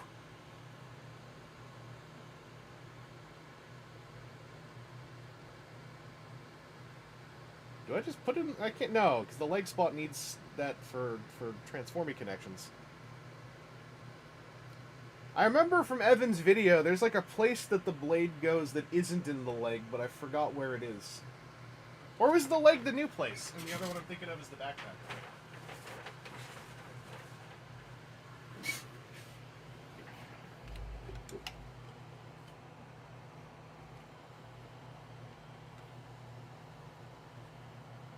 Wasn't there like a leg spot?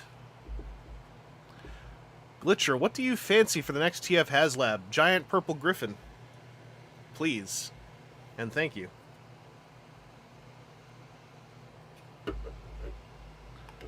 Crack it. Bop it. Zip it.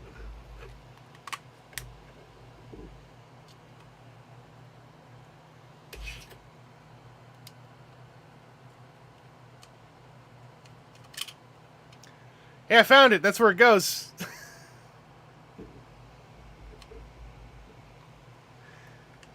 For some reason, I was thinking that the lower leg slot was from the animation, and I remember that the animation spot is available for display purposes, but not for transformation. But the spot from the animation was, like, up here somewhere.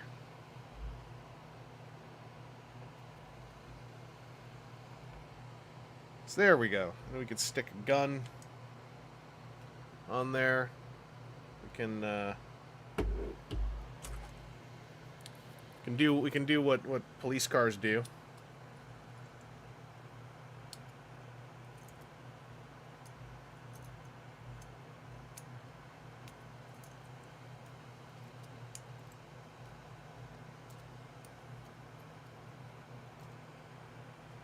Just like in the animation.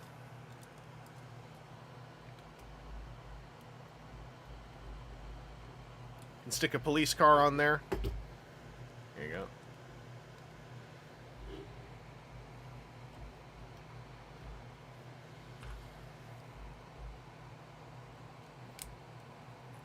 Oh, I wonder if they if they fixed anything here so you can actually turn the head without it being hell. No, it's still hell. Never mind. It's one of my least favorite part of the Siege Micromasters is when they're like, just swivel the head, and it's like, how? You painted the whole thing.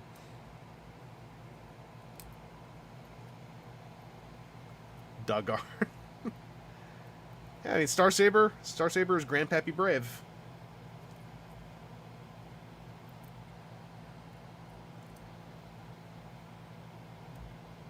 Hang on, get that ladder out. There we go, there's fire. We'll put fire in one of his signature spots. There we go. So you got classic Star Saber. Let's do Victory Leo. I want to transform some more stuff. I want to transform Victory Leo. I don't want to bother with the base mode because I think it's silly. I said it. But I want to see what this guy looks like.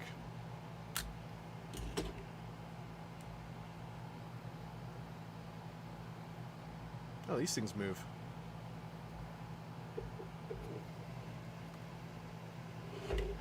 The Micromasters feel like the best I remember the retail versions ever feeling, which is like... A base mode is... It visually is Star Saber doing the splits, but like there's... little... you know, in base modes when they have like little things that happen where you're like, oh, I didn't think there'd be actually dedicated engineering for this. Like, I think there's some of that in Star Saber's base mode.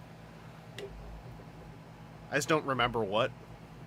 I should also check my Twitter, because it's in the background here, and it's been popping up now and then. Alex Emperor Nova #1 just made my day. It's perfect. It's perfect. It's perfect. I'm retweeting that. Can I get this on the stream easily? Hang on. I can't. Get the chat back where I can see it.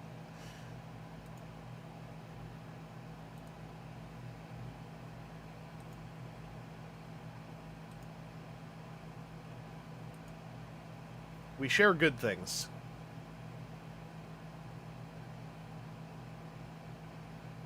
Where did it save? Here it is.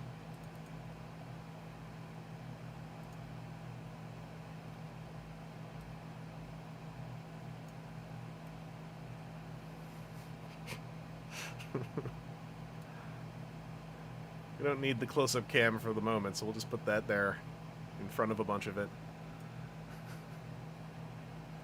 That's good stuff.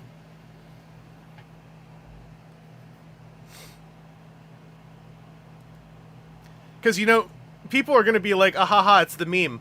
But we, the true fans, are going to be the ones who know that, like, the funniest part of the meme is that Star Saber looks more like Firebird than Gaugaigar, and Firebird is where the meme is from, even though no one using it has ever even heard of Firebird, nor do they respect the Brave of Sun. Anyway. I want to, without the instructions, transform his arms for my own edification. But this feels difficult. Oh, my thumb's gonna hurt. My thumb's gonna hurt. My thumb's gonna hurt. Nope. Okay. You know when you're like anticipating a pinch? That's what that was. So you turn the wrist. Then it looks more cool.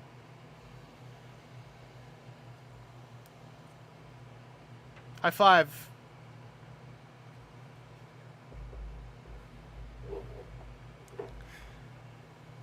I think we gotta hide the face. I think the face hides in some way I don't understand. Oh no, this must be it.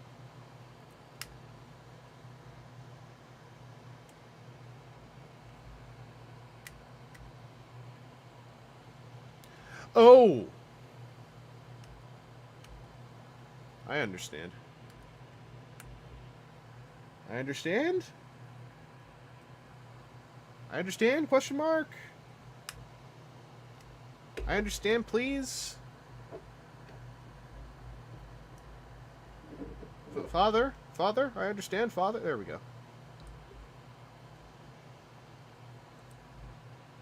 Open your mouth.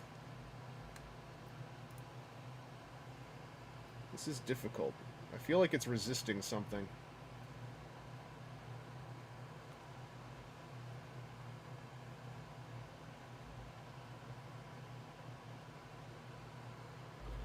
Maybe that's just how far it opens.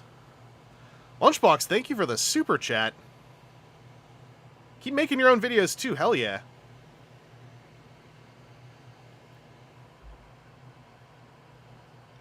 I'm gonna double check my roadmap. Something felt weird about opening that mouth.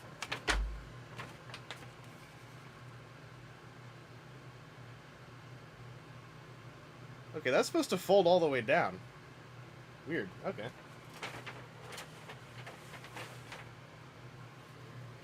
So this is supposed to go all the way down. Oh, there. Opening the mouth still feels weird. I don't like that. It's too much tension. Good meme.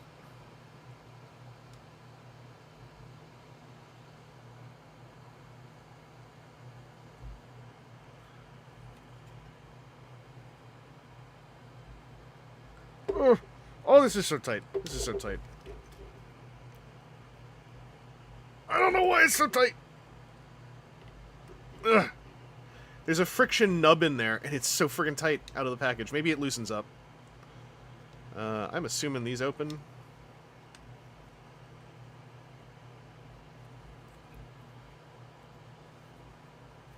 Aerial bot trick. But it's forwards, backwards this time, not sideways.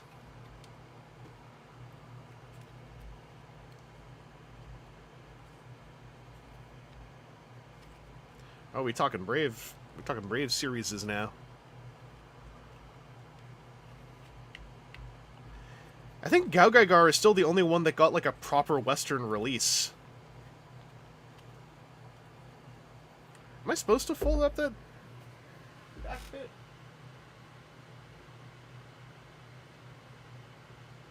Or was it supposed to have been folded up already? Hey, come with me for a second.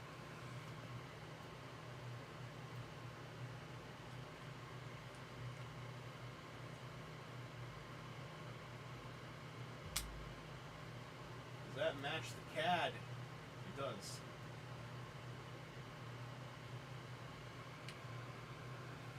Alright, we're back. I forgot about the tail. This is Victory Leo's famous tail.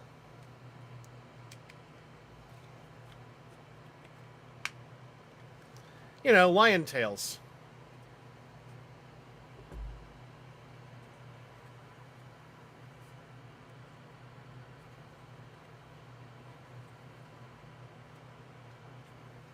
Or did I say dub? I meant subbed. Although I wish if I had my druthers, we would be going back with the cast and finishing the Gaogaigar dub this many years later as though we just took a break. Because that dub got good. That dub figured out it's whatever.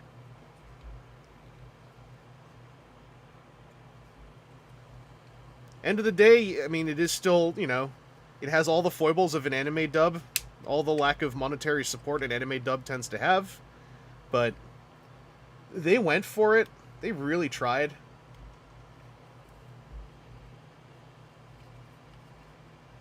Dean Venture as Guy, inspired casting.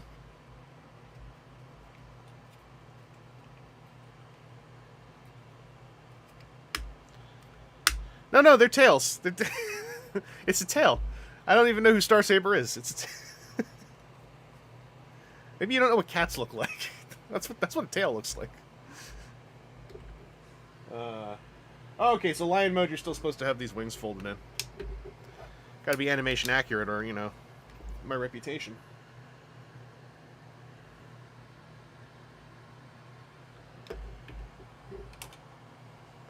How's this supposed to go on?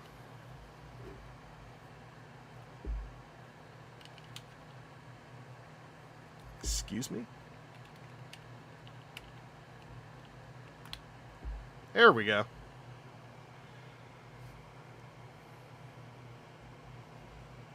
Yeah, it's I've never seen a lions. This looks pretty spot on to me. Thank you, Parker Do. We got some science. Yeah, Sideswipe Prime 606. Dean Venture plays Guy Shishio in the dub. It's really good. And like, isn't Taiga played by like Yugi or whatever? Deep voice guy? I've never seen Yu-Gi-Oh.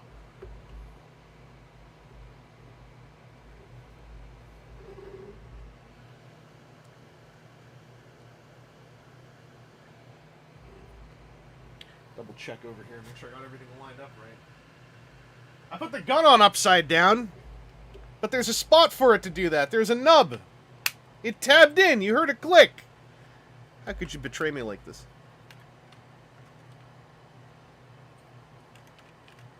How is this supposed to work? With the peg hole? With the peg hole. Oh, there's a hole in here. No, that doesn't fit. Okay, this must fold down then.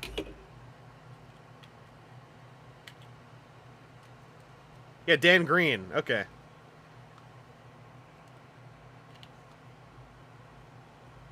Oh, well, so you could have done this in robot mode to have like shoulder cannons.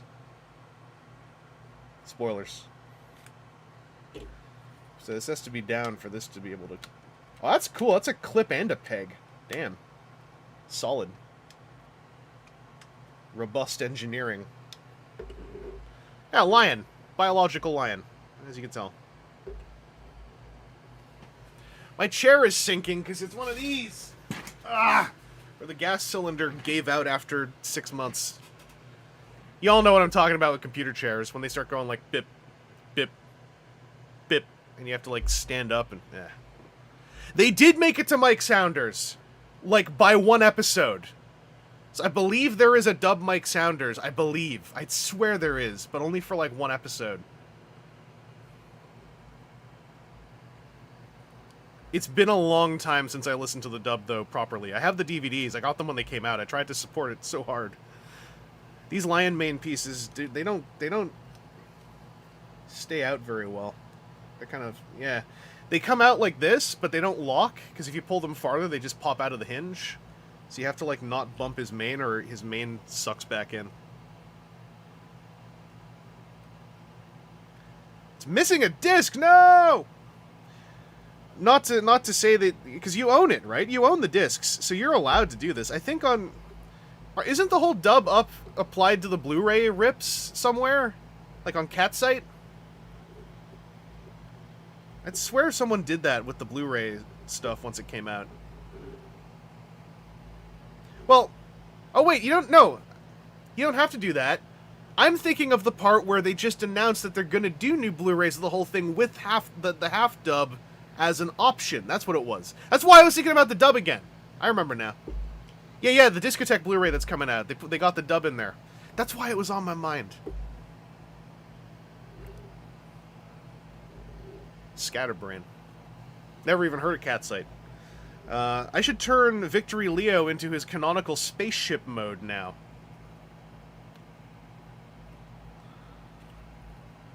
His famous canonical spaceship mode. I'm gonna look over here a couple times.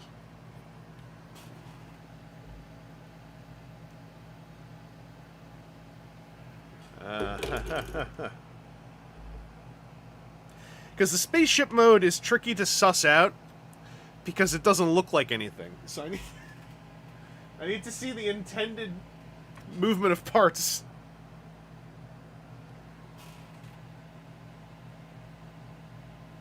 I like the part where they're like, make sure you push the lion manes in. It's like, no, don't worry, the lion manes did that already for me. You want his teeth out sideways. Oh yeah. I mean the Blu-rays for Gao Gaigar came out domestically in Japan some months ago, and I saw some rips off those, and it was gorgeous, gorgeous. Yeah, that's the weird thing is I'm the one who's gonna be like, no, but Skullgrin is a tank. That's a tank, because Skullgrin does look like a tank to me. I'm weird about my Cybertronian modes, because when they work for me, I'm like the ride or die for them. I'm like, no, Skullgrin is a tank.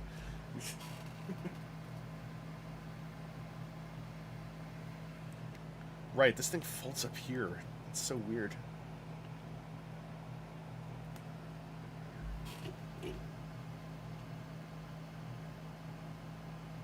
Just put those back.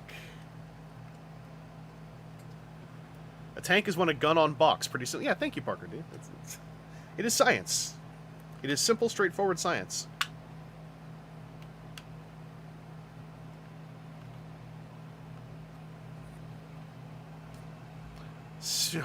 let people say their S word, please. Thank you.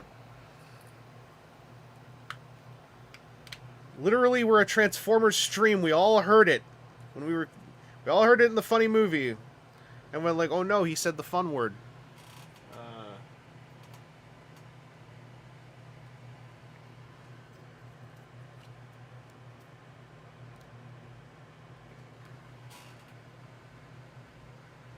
Okay, there's a shape this has to assume.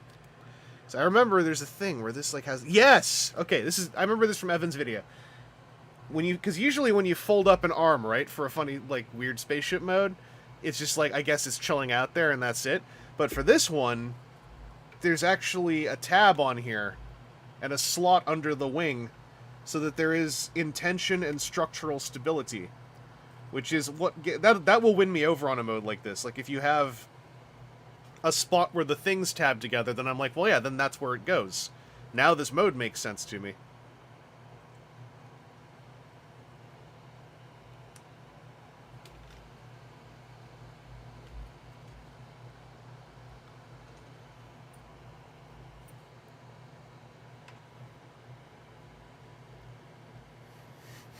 I know we already did the Firebird thing, but... Oh, I have to put the gun on first. Sorry, pardon me. Pardon me. Excuse me.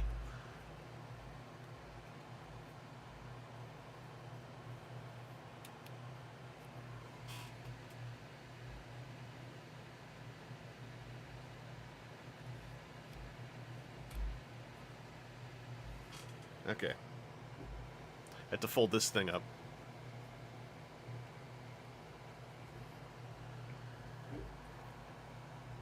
Yeah, let people say the fun word. There's a tab back there and a tab here. Is there a fold-uppy bit over here too? Or is this... no, it's unrelated. That's something else.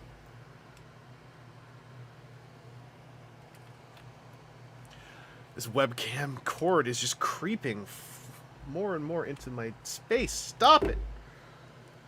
Stop it!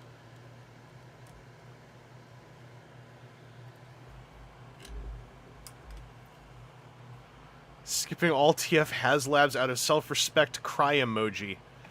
There's like layers to that. I think we can all observe.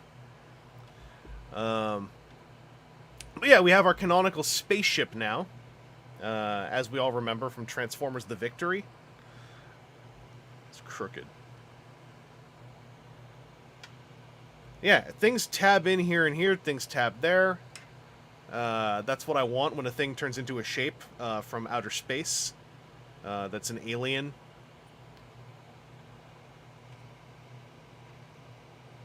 Alright, now I want to put this into him. So how do I put him into him? How do they dock?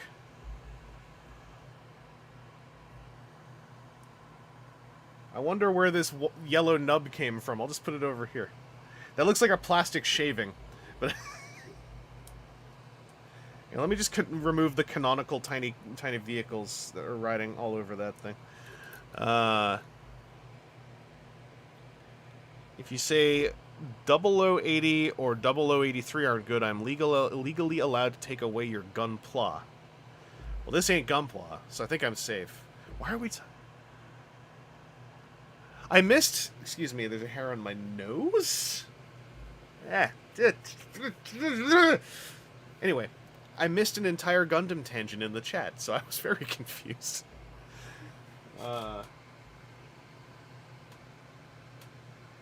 Combine the spaceship, how? Okay, I see. So this has to go up.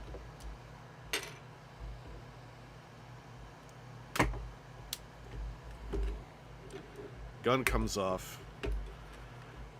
You gotta start humming the theme song at this point, like da-da-da-da-da. Wait! What? Because I was thinking the same thing, because someone mentioned earlier, like, yeah, these are... The tail is to help combine with Star Saber. You folded away for the spaceship combine mode! I feel betrayed.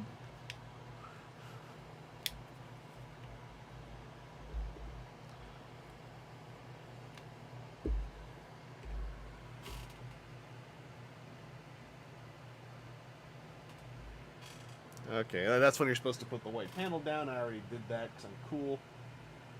And this goes downy in. Where's the slots?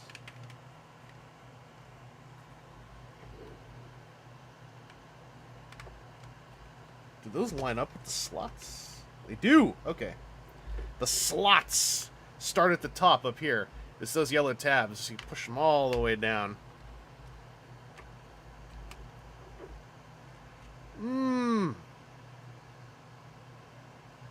And then, oh yeah, okay. So we got like C-clippy things here, those red bits. So this should make a satisfying feel. Oh, ooh. Okay, that was worth it. And then we put gun on, right? You just peg it in? That's disappointing.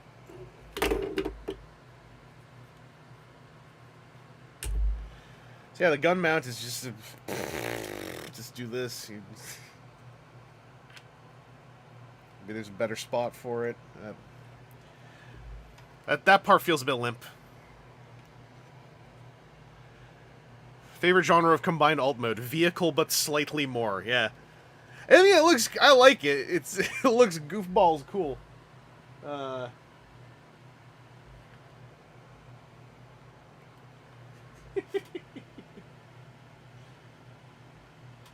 The shield can fit in there too, technically. I should probably interact with the shield and...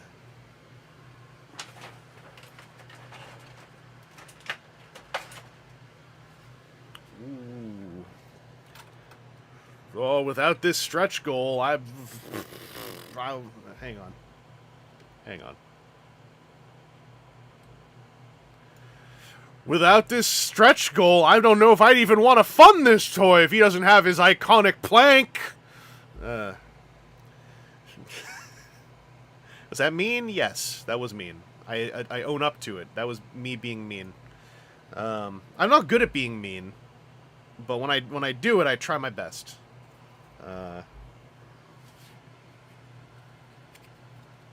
This is when we add box.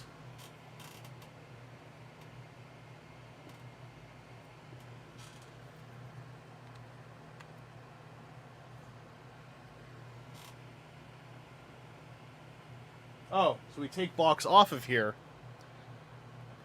and put box here. So the box fills in the spot over here. So it fills in the spot. Does it tab? Hang on. Maybe I take this. Maybe I take back my rude tone. This doesn't tab, does it?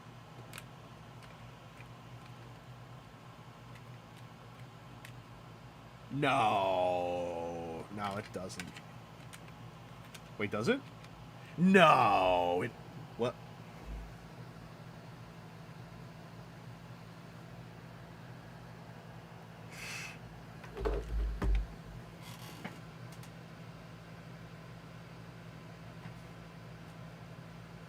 It can't.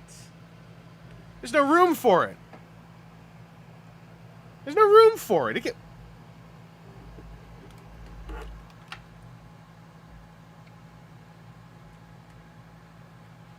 The geometries don't make any sense. That can't be. Unless I'm doing this backwards.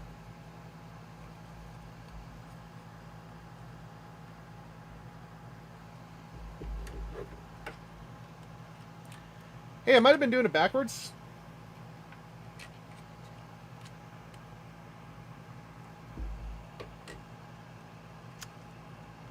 Yeah, fold that bit back up.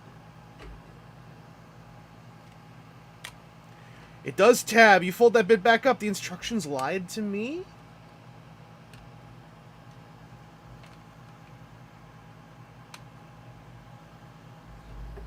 I need to check something. Did you tell me to fold the white bit away? Oh. The instructions told me to fold that back up. Well, it's a good thing I checked, or they might have gotten in trouble.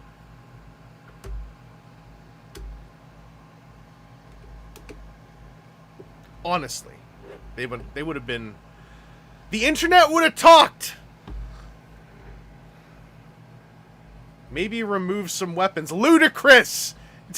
There's barely any weapons on him in the first place. Here, let me add a weapon.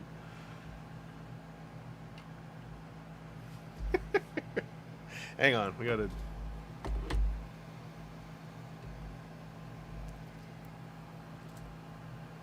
We gotta add the canonical...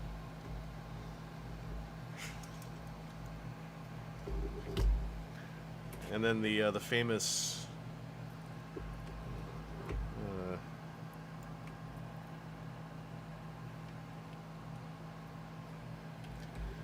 Star Saber! Power Link!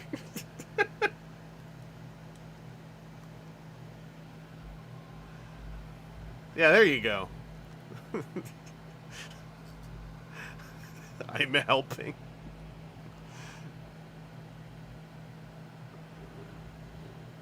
That's neat. That's cool. I want to do Robot Victory Saber. I want to do Robot Victory Saber, and then I'll be satisfied.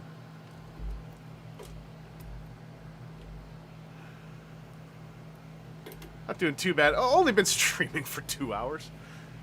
Yeah. There we go.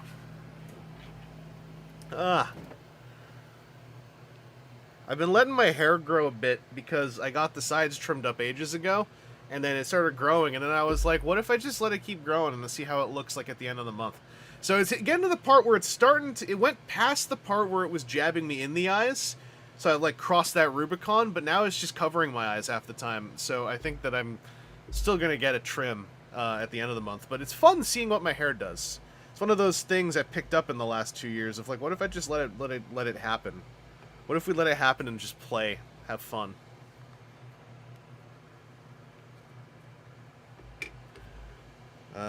So I got to lift this up. I get out of my way. Get out of the way.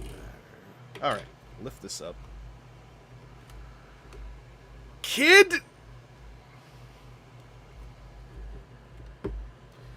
Adult strength!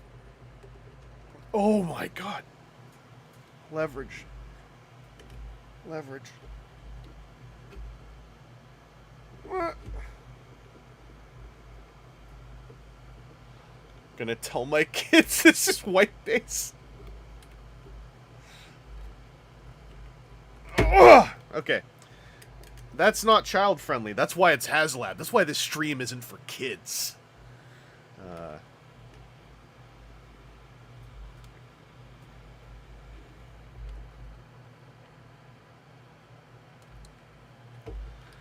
Release the grip of your thighs from Victory Leo. Please, thank you. Alright, yeah, how long till Victory... Yeah, I gotta transform everything to robot mode now. That's why it's very funny in Transformers Victory. Hang on, I'm a little bit underneath this too much. Shrank. It's very funny in Transformers Victory when, like... Cause I spent years as a child assuming that they had a big, cool, like, Victory Saber Gatai sequence when they debuted the form. And they debuted the form by doing this first, and saying Victory Saber, and then untransforming, and then transforming, and then combining and saying Victory Saber again, and the drama's gone. The drama's been erased. And, like... Let me tell you.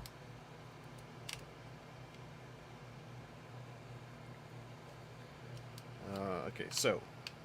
First I'll put that back. Oh, okay, that does peg into things. I was wondering about that. So now we go, like, transform! And we launch the micro friend. How do I get you out? There we go. Swoosh. And then we go like, transform! Wait, does he pop out of the cockpit? He pops out of the cockpit first. 18 plus... He doesn't like the word crotch. He doesn't like the word crotch. Hey, remember Little Friend? Remember Tiny Friend? It's been ages since we saw Tiny Friend. Let's get Tiny Friend on the edge of this camera over here for a second. Where's Tiny Friend? You guys remember me? What's this meme? What's this meme in the way of my shot? What the hell? Fold things.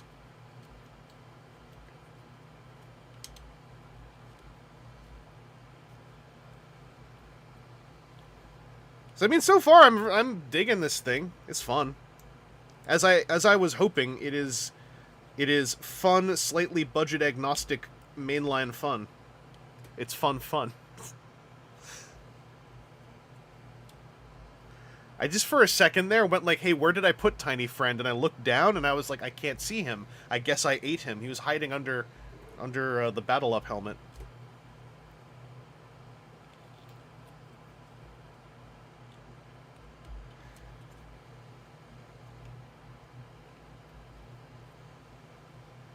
So if we leave the nose cone on, this is a Gundam, right? Something like this. Isn't like this a Bawu or something like this? Isn't this what Bawu looks like? Or who's the one with like one of the pointy head ones? I thought, isn't that Bawu? Because Bawu turns into like two flying things. Tiny Friend's tiny bed has been fully covered up. That's a Humbrabi. I don't even know what that... I don't know if he just swore at me or not. There's no Bawu. I'll pull this off. And then, if I recall correctly, this pegs in up here, right? So it's like a shoulder thingy.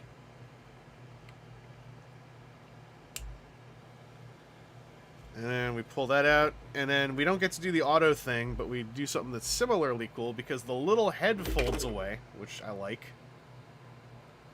I like how the little head, like, is replaced by a giant face. And now we have Medium Friend.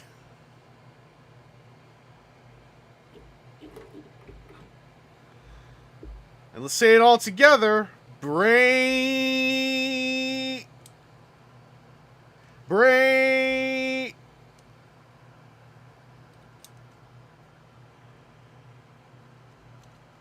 Brain... Brain set! Set! Brain set! There, we did it.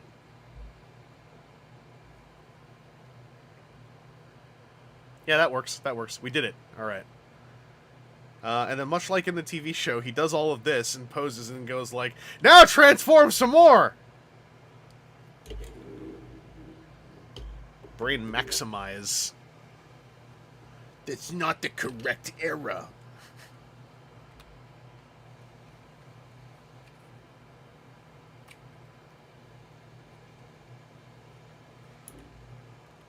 Oh, I'm having problems with feet. I fixed them. Brain on. Yeah, Rid Wedge, Build Boy. Some of that Build Boy, Build King head on Build Boy body action. I wish more of the internet was around for Build Boy, because everyone remembers him as Wedge. It's, I guess, a better name, but Build Boy.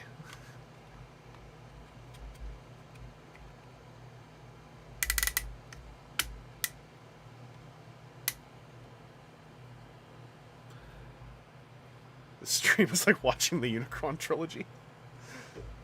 What's up, Picky Peeves? We're cruising towards Victory Saber robot mode. Straight from Victory Saber jet mode. Which is a long trip, because you have to transform 2.5 entire toys. Implying anyone remembers Rid. That's harsh. Rid could hear that. Rid is in the room.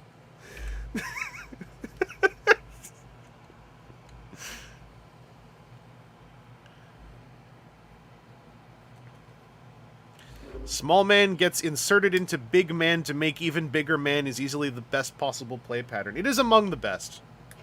For sure. My thumb is stuck inside, and I'm not joking. I can't just pull it out. I have to...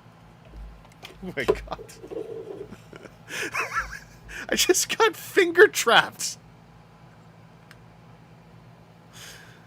I am not even joking. Be mindful where you put your thumbs. Okay, I gotta do it again. I'm using forefinger this time. It's just too tight for thumb. Amputate the toy owns their opposable digits now. True.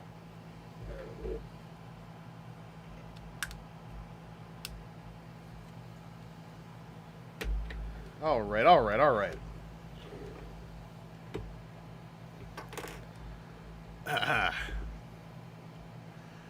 Al Pacino is at the Game Awards.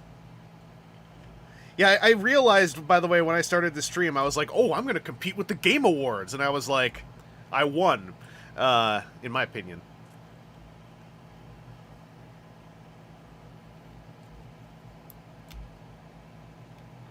Oh, that's what the ab crunch is for. It's also... No, it's not. It is a dedicated ab crunch. Hell yeah. I forgot the fronts of the legs fold in. I thought that's what they folded in. Do I not remember why they fold in? Hey, so I'm stuck on the part where you just fold a toy in half.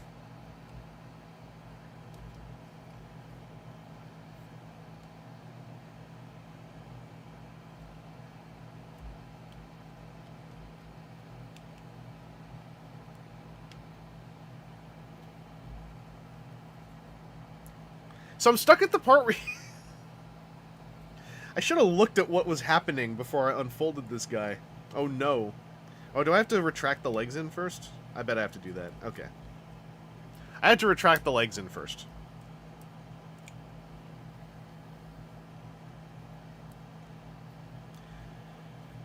I still feel like some people might think I was joking about my thumb getting landlocked inside Star Saber's forearm. I am not. I am not joking about that.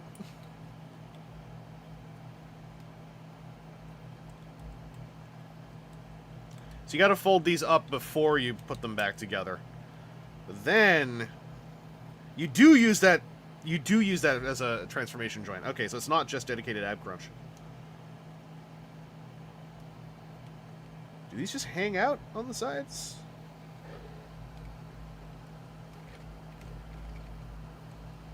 Okay, they do.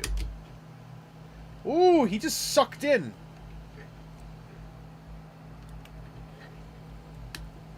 And those gray panels here, these actually have... You heard that, right? Audible click. That feels good.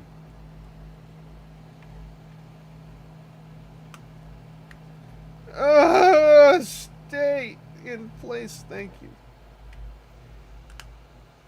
There we go.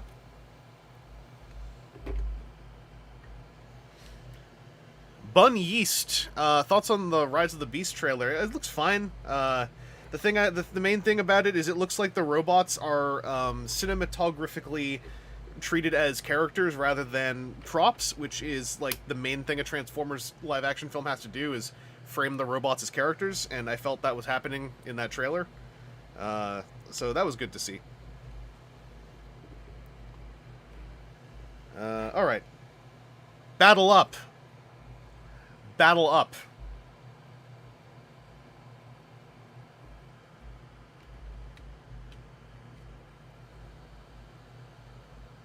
That's satisfying. Now we just have to transform a whole other toy. First, hang on, let's get that blade out.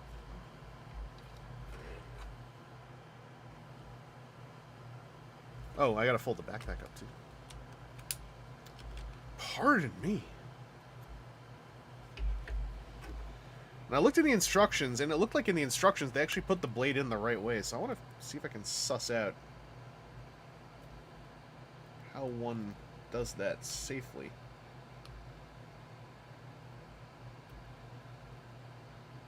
It feels like it's getting bumped back out when I do it this way.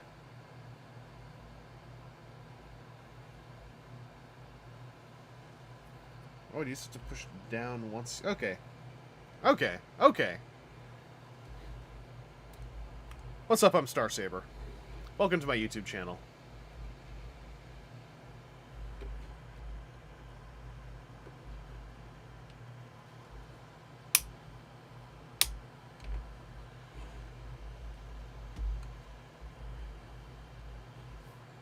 Victory. This is good. Oh, I never did this. Let's be fair. I do like the various different ways that this can all work with all the pivoty whatnot. Also, I just realized I forgot about this. He has the Jetfire thing where the 5mm port deploys when you close and kind of undeploys when you open the thing. That's kind of neat. This can clip on though, right? Yeah. This has like a clip spot.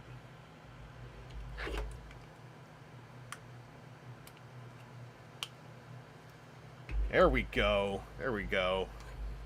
I like that more. I've chosen to decide, Robot Lorekeeper, that it hid your message because you said chicken soup.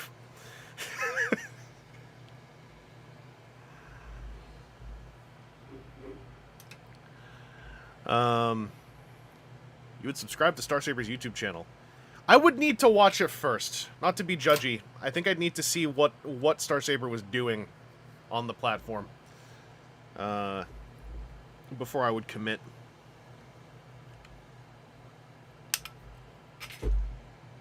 I'm good at this. I'm good at this. I'm good at this.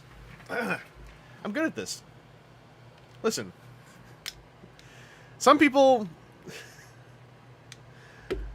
are born carpenters.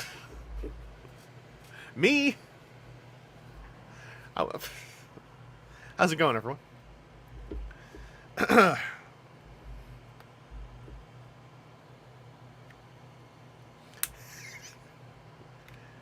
Yep, gotta get a refund. Too bad, stream's over.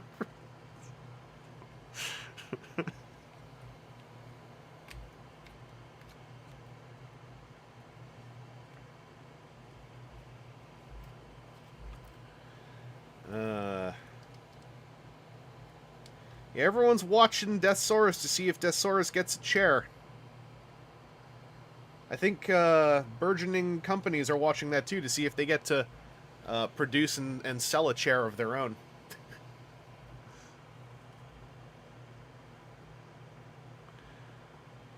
Star Saber is a dad. His YouTube would be either garbage or amazing. No in between. True.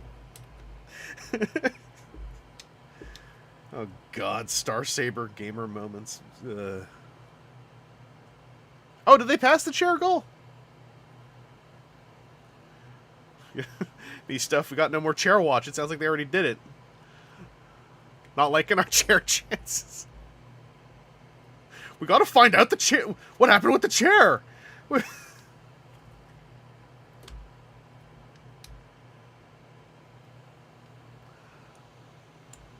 They did add more backers today, though. Okay.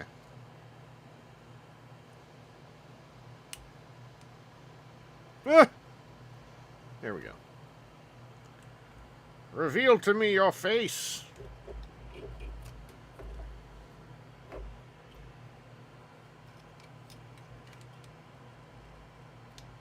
It's him, that guy. What kits or add-on kits or upgrade kits do you think Star Saber will get? There is already a gap filler kit somewhere. I think it might be 3D printed, but there's one I saw a picture of, which is very funny. I like the idea that we're going to call IDW Star Saber an assortment of gamer moments. Like when you stuck a sword into a guy and said that God hates him. Gamer moment.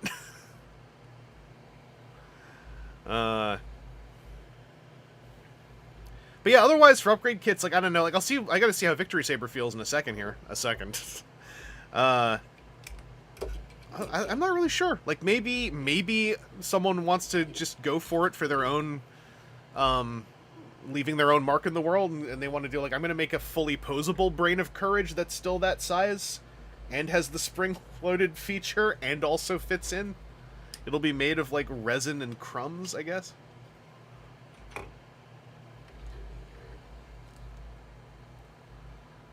Face forward, hello!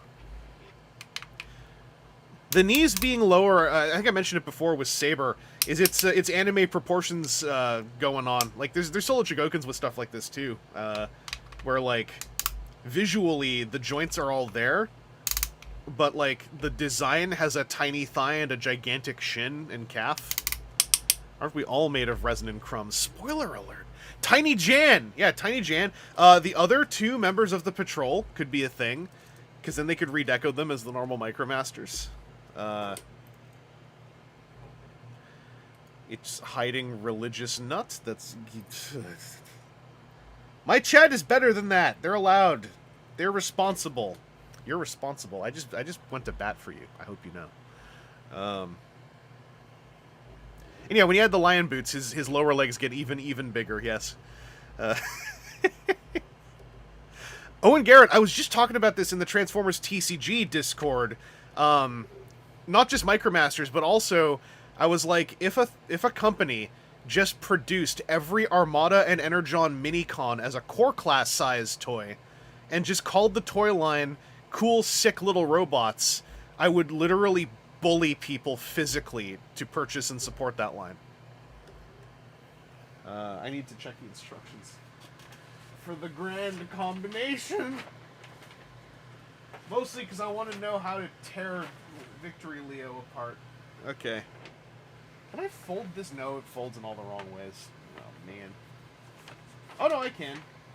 I don't care about the quality of my instruction sheet. Alright. So we can pull this in over here. Ugh. Somebody's gonna do a large saber head so you can... Oh, yeah. Someone's gonna do like a battle up size head, but with just Saber's head. Totally. I could see that.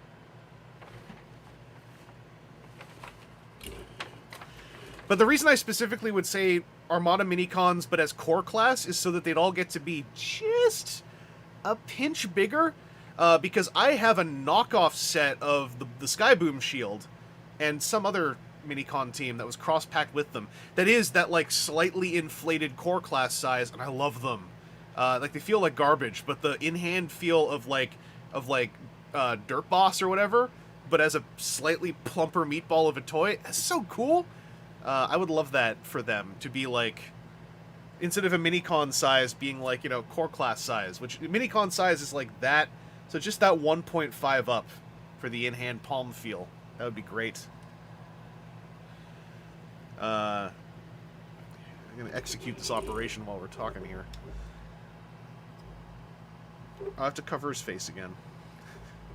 I like to imagine he's still there behind all that, and it's just like really not into it.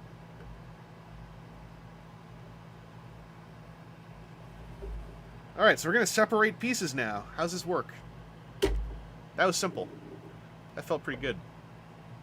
Oh, I love it. It's T-rail, or L-rails. It's 4 L-rails. That's really... That feels really good. Oh, I like that a lot. Okay. Torsoectomy.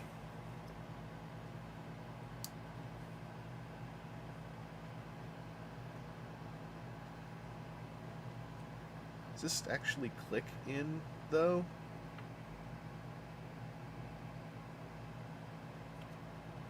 There's a tab there. Okay. Yeah, okay. I have to ball socket joint it around a little.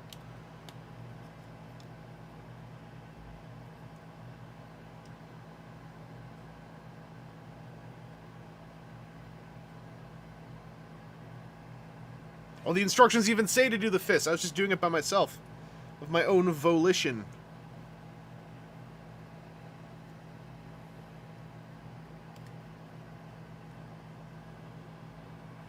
These tab again. Yes, we use the same tabs.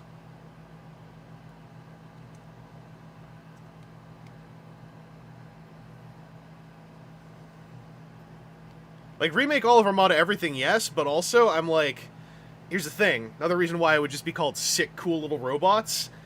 All the Armada Minicons as core class transforming toys, if you change all the colors so that they're just original color schemes, they'd still be really cool toys of just cool robots turning into cool things. I'm just saying. They are just good robot designs.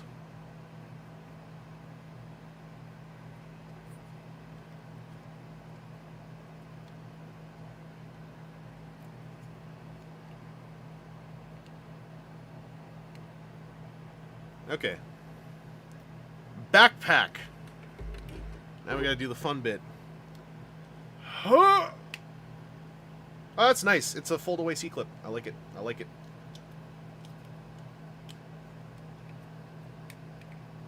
Ugh. It's easy to fold back out, though. Okay, so you have to get the foot out.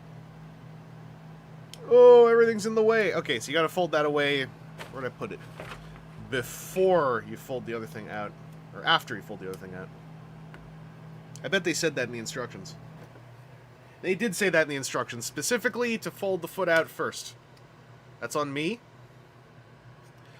Don't hide it. I wish I would at least get like a ding or an achievement for clicking on those. Are BotBots still around? Yes? Because they had stuff come out concurrently with the Netflix show, but I can't remember if that was a coincidence or not. You just Nick's Plastic Shelf, you're here just in time for the split.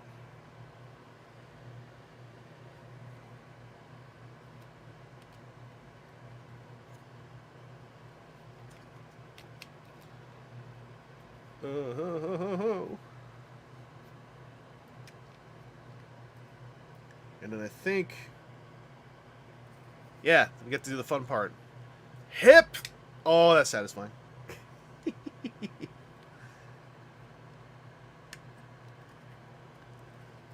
That tab's good. That tab's real good.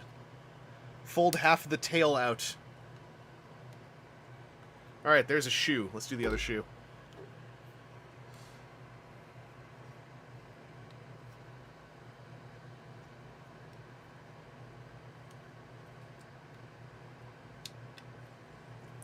I was telling someone in regards to this topic, I was like, the timeline we occupy cannot be complete until a high-end version of Armada Perceptor exists.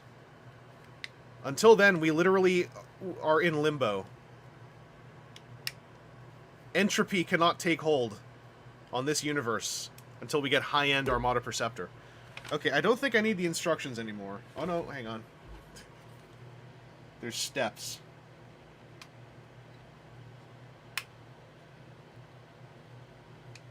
Oh, let's just fold the feet away. Never mind.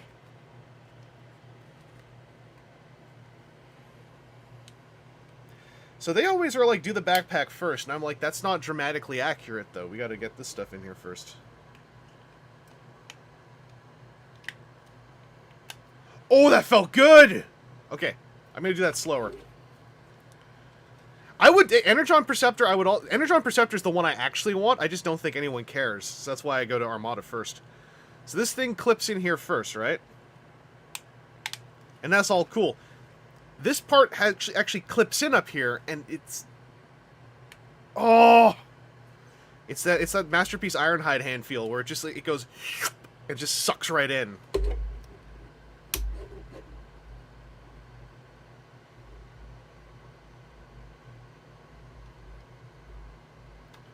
We gotta pop up here for a sec. I have to rework how all this is sitting here. How am I gonna do this?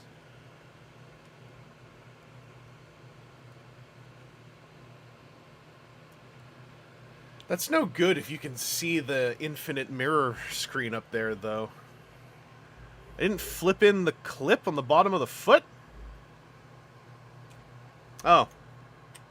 Fixed it. Thank you. Alright.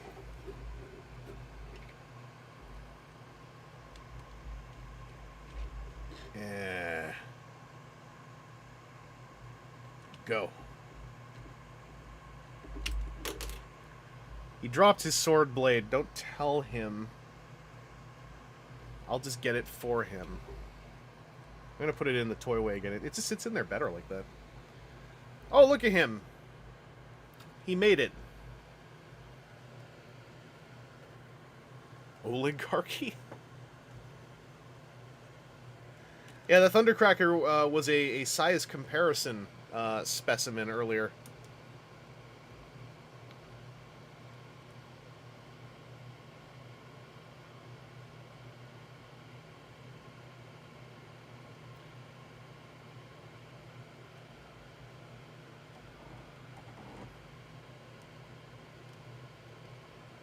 This is why this wasn't here before, is because this is where the camera is.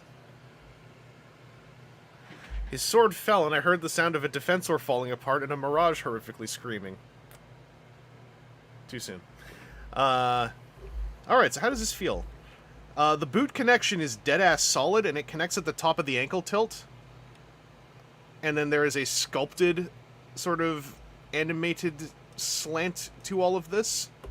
So his stance is dead-ass solid. Nothing feels like it's going to fall off. The backpack uses both a peg and a kind of like double-layered large C-clip. And then these parts are tabbing in up here, so the connection all seems quite solid. These guns are single pieces, so they don't tilt up on their own.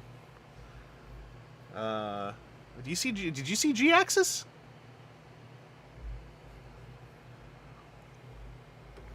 Hang on, let's give him his gun and his fancy thing. Can I stick this gun onto one of these guns? Yeah, now we're getting proper stupid. That's good. We'll give him a shield.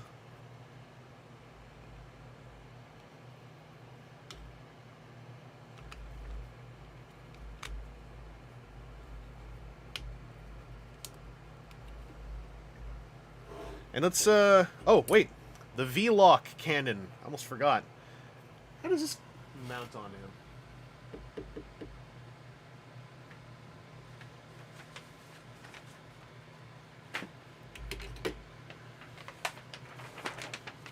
Isn't there like a funny special way to do it?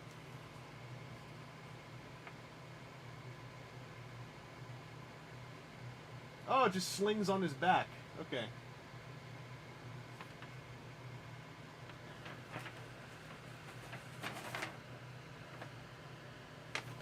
So you can sling it on his back with that peg, but how do I want him to hold it like he's a cool anime. Alright, let me just check the roadmap for a second here. The chair's sinking, I hate this. Truly. Oh, I don't like it. Oh, my chair's still sinking. It's just, it's the violence of how it sinks. It's like, bip, bip. It's just going down like hard one bit at a time. I don't think they actually give you a prescribed way for him to hold the gun, so you can just... I mean, I have to use my imagination? Oh my god. There, go up. Thank you.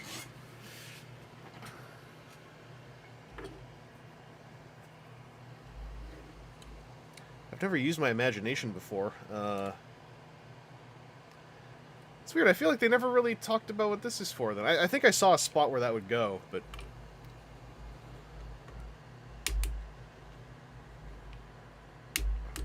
Neil Hill? You are actually confirming the exact thing I talked about a little while earlier. Quite literally with the thing about 5 years. A bit of the butt clips onto his elbow.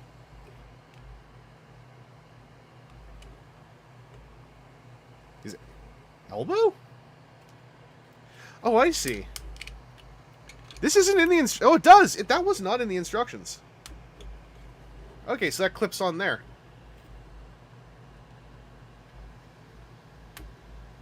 Unless I missed it.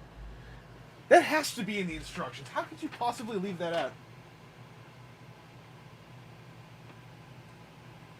Like, these are cavernous instructions, but like... I don't think it's in here. I'm gonna go over this again, but if that is not in here... Not as critically dangerous as the incorrect order of how the thing is packed with Unicron's instructions, but crying out loud. Neil Hill, yeah, I've still been here the whole time. I'll say my bit again, because you're now amongst like the 3 or 4 or 5 people who said, I can't remember anymore. I have not more than once heard from someone who said, hey, I thought you were, as you said, in jail or dead, and basically, like, this one's happened. I'd put up a video, and someone said, wow, you haven't put up a video in years, and I'd put one up literally, like, 3 weeks prior. And I said, you should go back and take a look. And then they came back to me and were like, my subscription feed has not shown you for more than a year or 2. I don't understand why. And I was like, yeah, that's news to me. So, And I mentioned this offhand on Twitter once, and then the guy I quote retweeted, like, kind of aggressively friendly, was like, well, then they must have been using the site wrong. Because it was in their subscription feed. And I'm like, dog, I'm just telling you what they told me. I am oddly used to hearing from people like, wow, I didn't know you were alive. And so, like, I don't think I'm hiding that much online, so I think that YouTube just has its algorithmic funk. That algorithmic slime.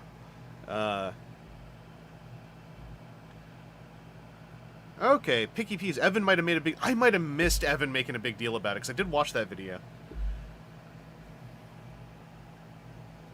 Yeah, I know YouTube punishes you, and then but someone was telling me, like, well, that shouldn't affect the subscription feed, though. That affects the recommended feed. And I was like, dog, that sounds just as bad.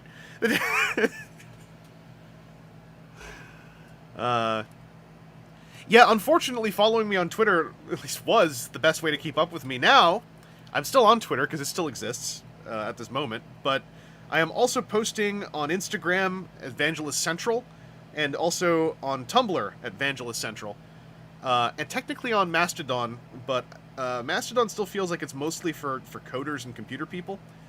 But yeah, that Vangeler, thank you, WaveSign. I've been using the Vangeler a bit more. I want to remember how these guys go together. What's the trick? There's a trick for combined weapon, and there's like a specific trick for it.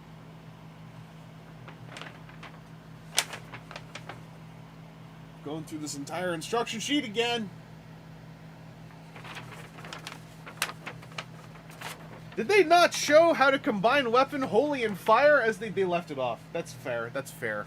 But there is a way to do this. That is fair.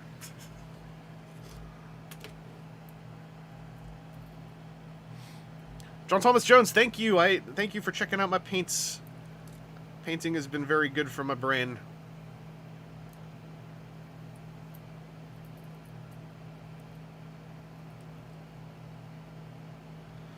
So what was the trick with this? Who's the barrel again? Is Holy the barrel? Yeah, Holy's got the gun barrels on the front. Why didn't it... I'm not... Because you can see it, right? I'm not missing any on here. We're doing our best with YouTube.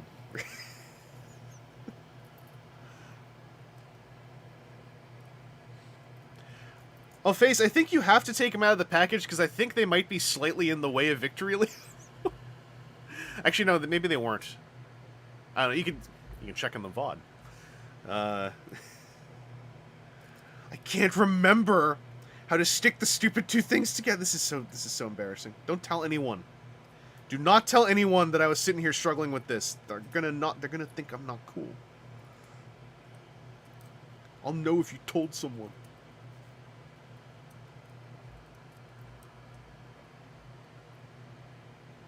Thank you, Neil Hill.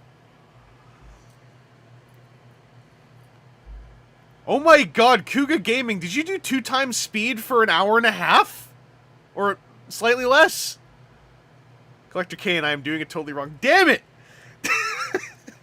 I don't remember! Because I didn't like it, and now I forgot. But I gotta... This is on me. This is my responsibility.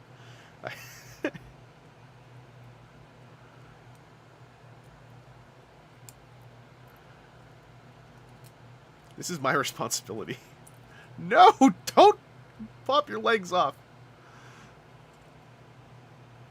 I should have waited to send you a photo. Like, my computer's right in front of me, but now I'm like, this is the thing that I'm getting dogged about. It must be connecting back here. Okay, there's the nubs. I see. Wait, this can't be it.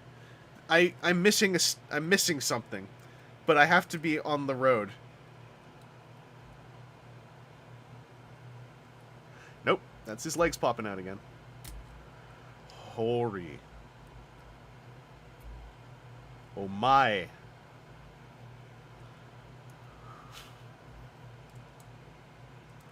Nazeda. Wait!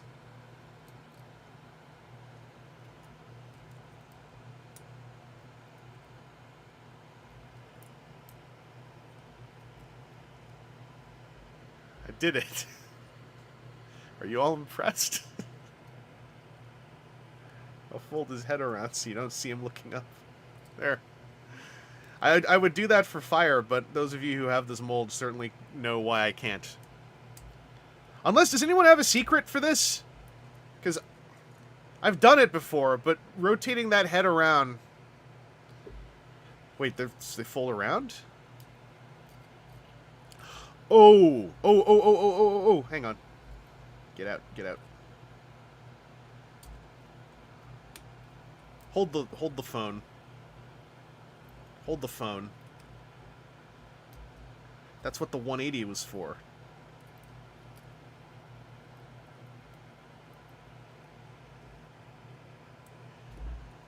Yeah, P. Metallicon, have you never seen a gun before?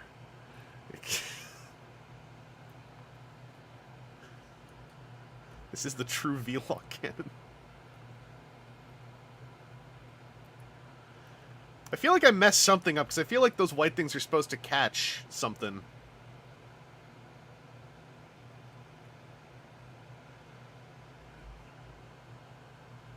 Let me show this. A weapon to surpass Metal Gear. Yes, precisely. Sorry, never touched a siege. I think this is the best way you could have been introduced to the Siege Micromasters. Is this it? I'd swear these things tabbed onto something. Okay.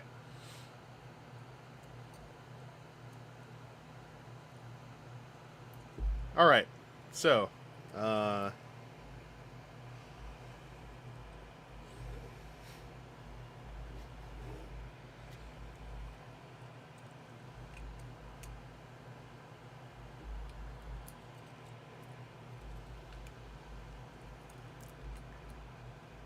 yes.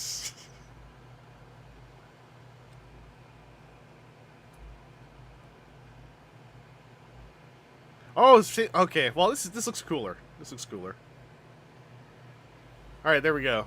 We've got his now the V-Lock cannon is double powered.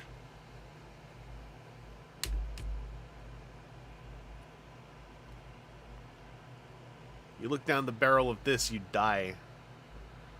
Last image is seen before death. What is the value of your life? Hasbro's instructions just show the heads being visible. Yeah, the Micromaster heads are actually on swivels, but the fire truck head is so recessed and covered in paint that swiveling it around is almost physically impossible.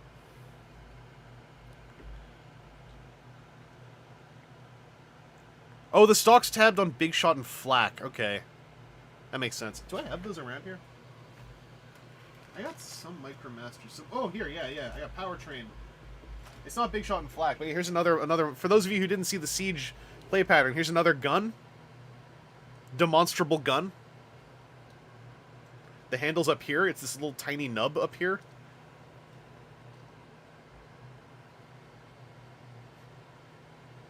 Do I have another one over here?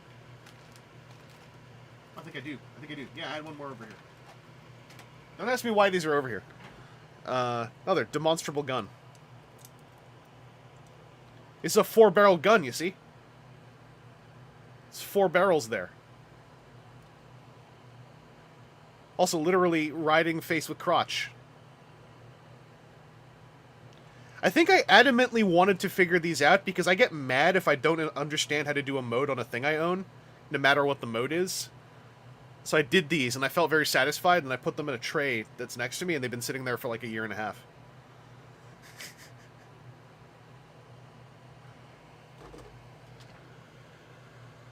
I don't know where to put these in. I'm going to put them over here. Yeah, the tank stuff worked also because they were like tanks, so they were like already a box with a gun on it.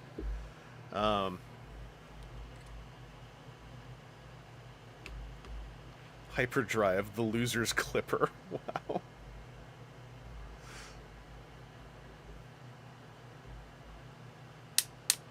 Let's pose Victory Saber.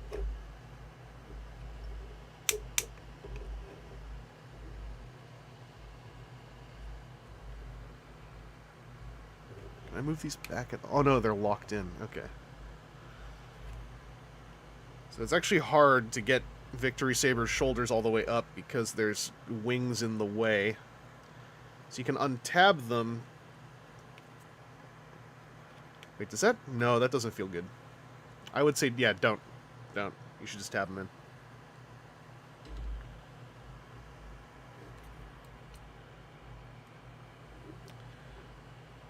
Jeff, leave it. LMAO, never mind. I just tried Big Shot and Flak. They don't go anywhere on that either. I kind of like that, like, collectively we all have this, like, this oatmeal memory of what the Siege Micromasters are. Where we're like, no, I think it worked. No, hold on. No, it totally works. Wait.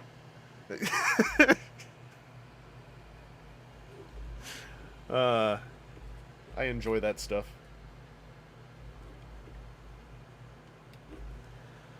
Oh, there's got to be a way, though, that I could fold that out of the way.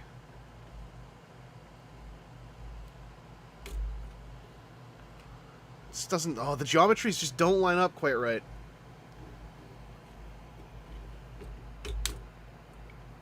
So you got to physically lean him back a little bit if you're using the elbow. I mean, you could just not use the elbow clip, and then it's fine. Jeff Leaf forgot they had weapon modes. I always remember they have weapon modes because that's my curse.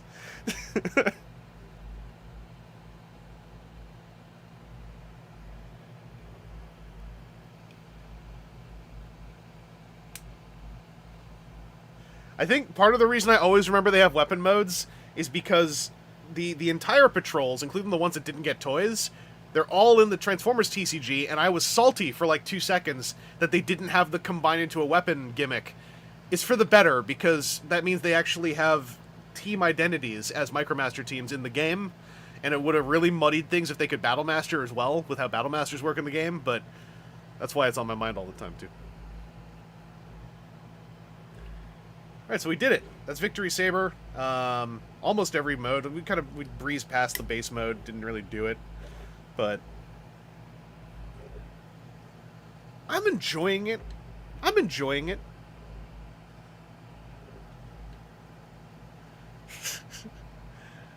Yeah, the Earthrise ones were unacknowledged. They were not the tribal chief. Oh, Levitt. Sorry. My apologies, Jeff Levitt.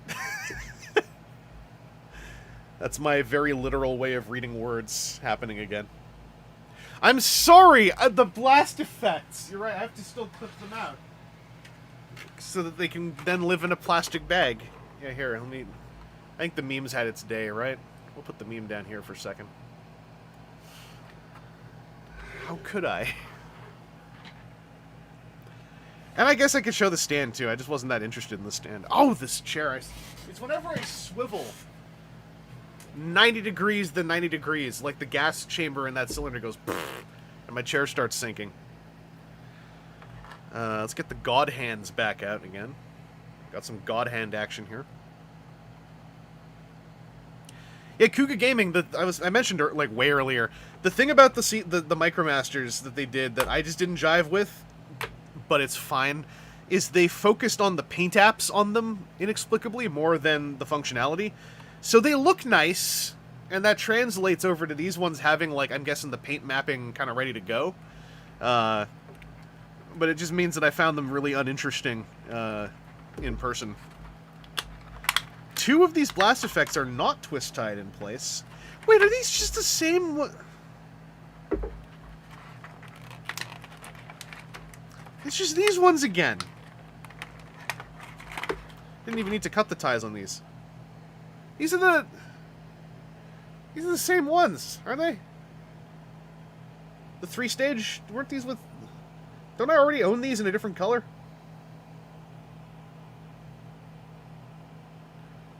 Oh, one of these tips is ganked. Siege Jetfire, baby! I mean, they're good for what they're supposed to do. It's just that...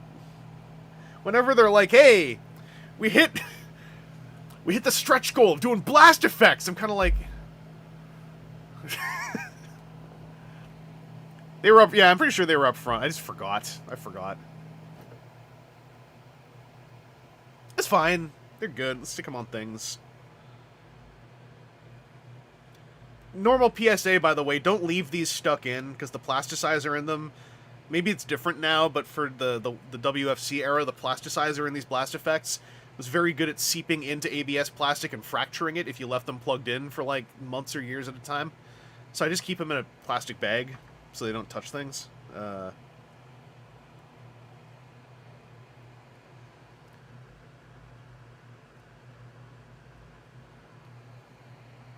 Choom. This one actually should play well with the Micromaster gun. Yeah, this works with the Micromaster peg, kind of. Kind of. A little.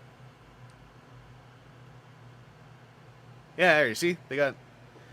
The Micromasters have the mounting pegs for them, even.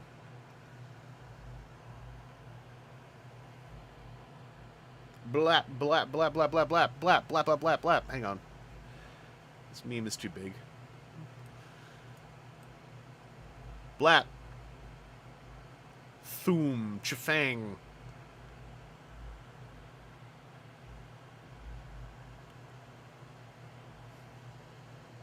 The Choomer. This thing looks nice in person, by the way. The stand, the paint is very solid. The yellow's bold. It's not easy to paint yellow over dark blue plastic, so they did a good job with that.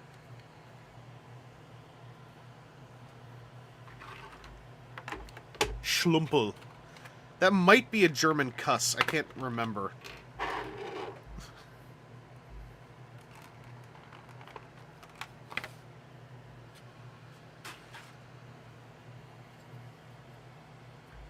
Give the Micromasters bigger blast in the can. Listen! They're the true weapon, so they would have a bigger blast. It's canon. It's canon. I didn't mean to do that. How does the stand work? Let's tilt down for a sec here.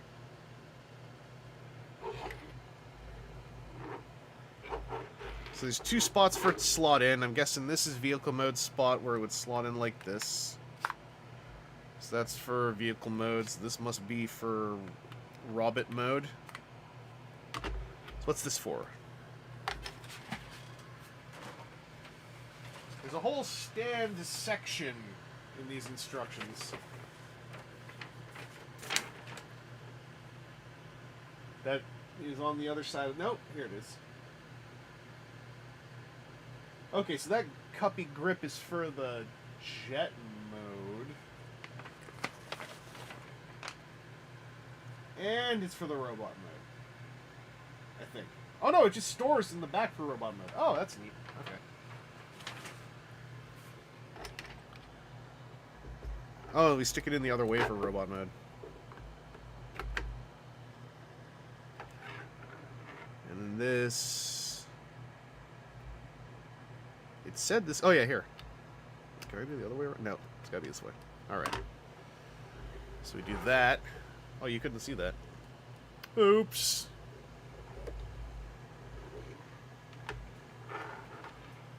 And then this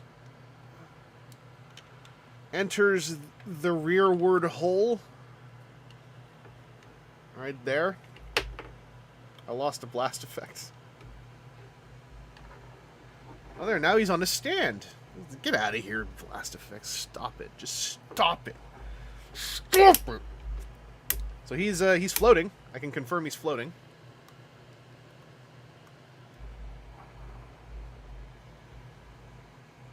Hey guys, it's me, Starsaber. Whoa! Don't wiggle him. This is all translucent plastic and it's wiggling, and I'm feeling bad about it. When you put him on the stand, try not to bump him too hard. For the sake of the science, I'll just demonstrate.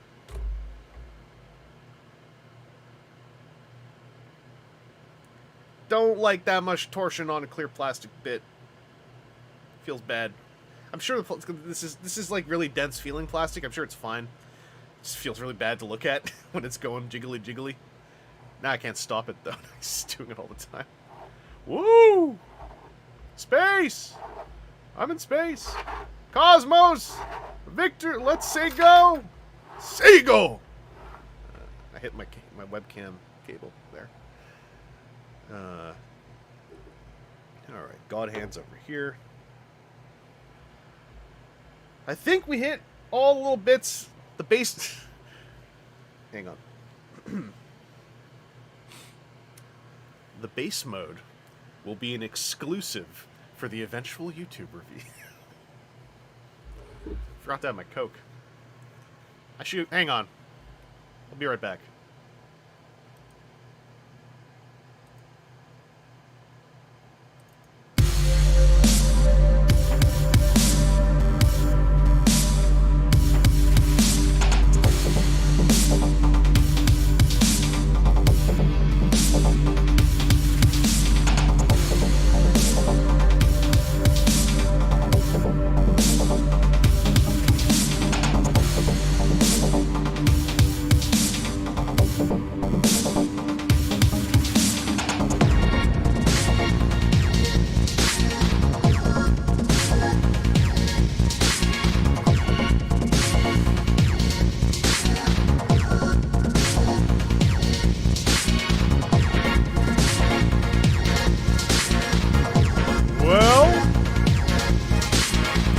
Gone to get a beverage.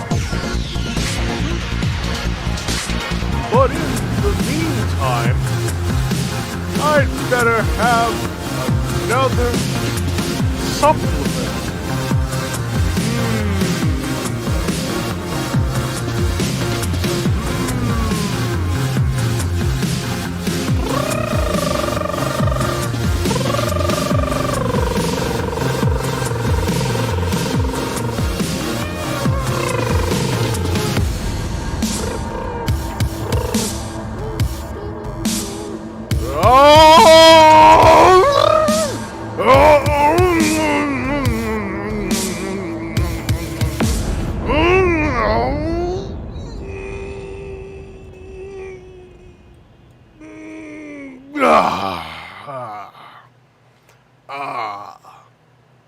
Delicious. Back to the show.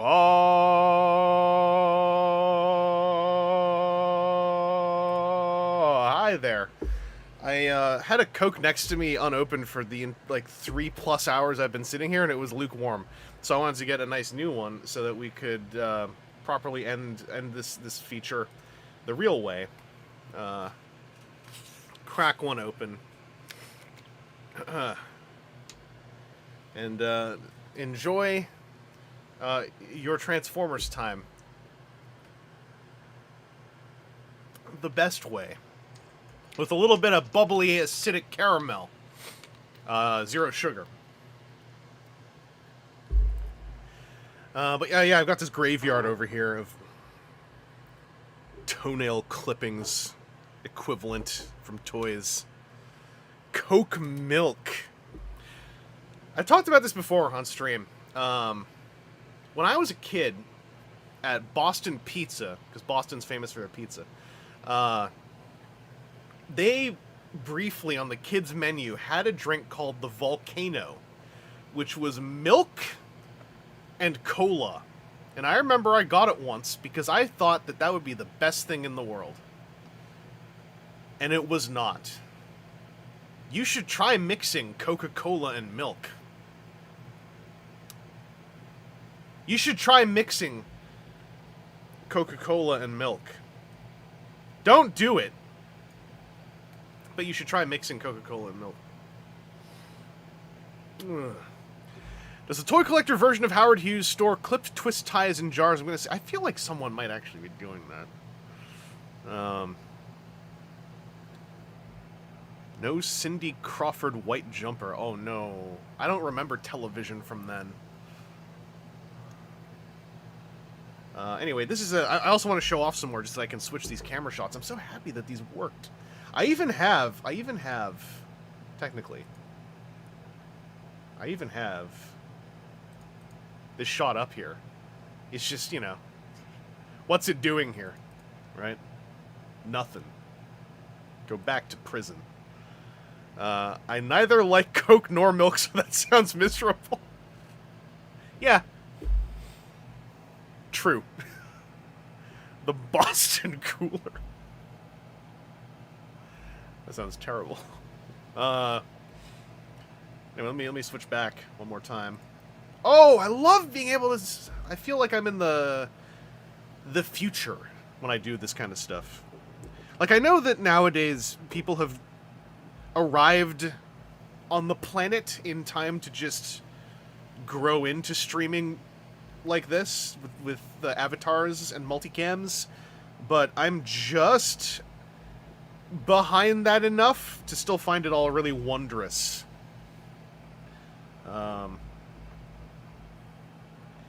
only other thing I can think of doing is like a little epilogue for the stream here.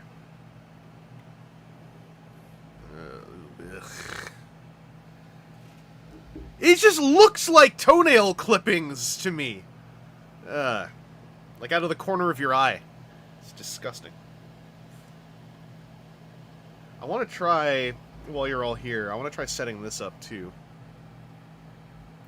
First thing I'm going to do is get these out of the way. I need to grab something.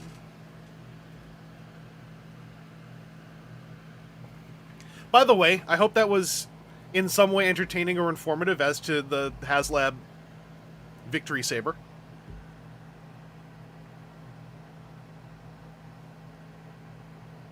It is the same energy. Yeah. They look gross and discarded.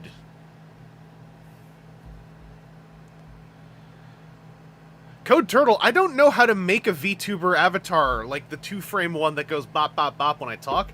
I don't know how that works. I know how it works conceptually. I don't know how it works in OBS specifically. So I don't know how.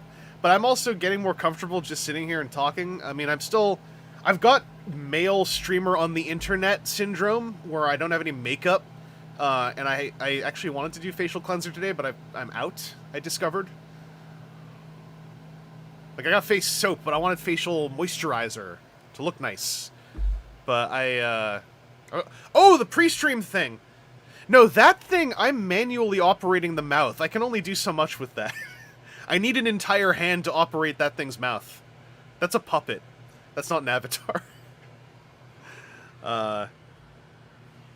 Where did I put that pictures? Right. I wanted to give this a try. I'm syncing again. There's my dice.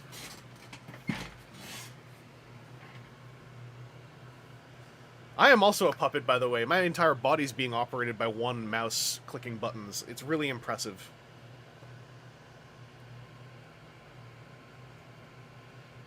I have been told that I should try being a VTuber as well, because I've got comfortable speaking voice. Apparently that's a big part of it.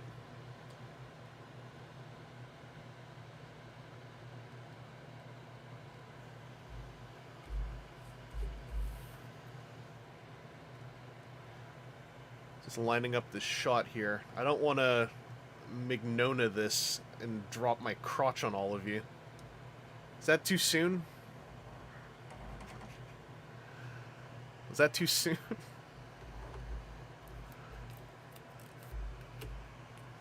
But I got this little RPG.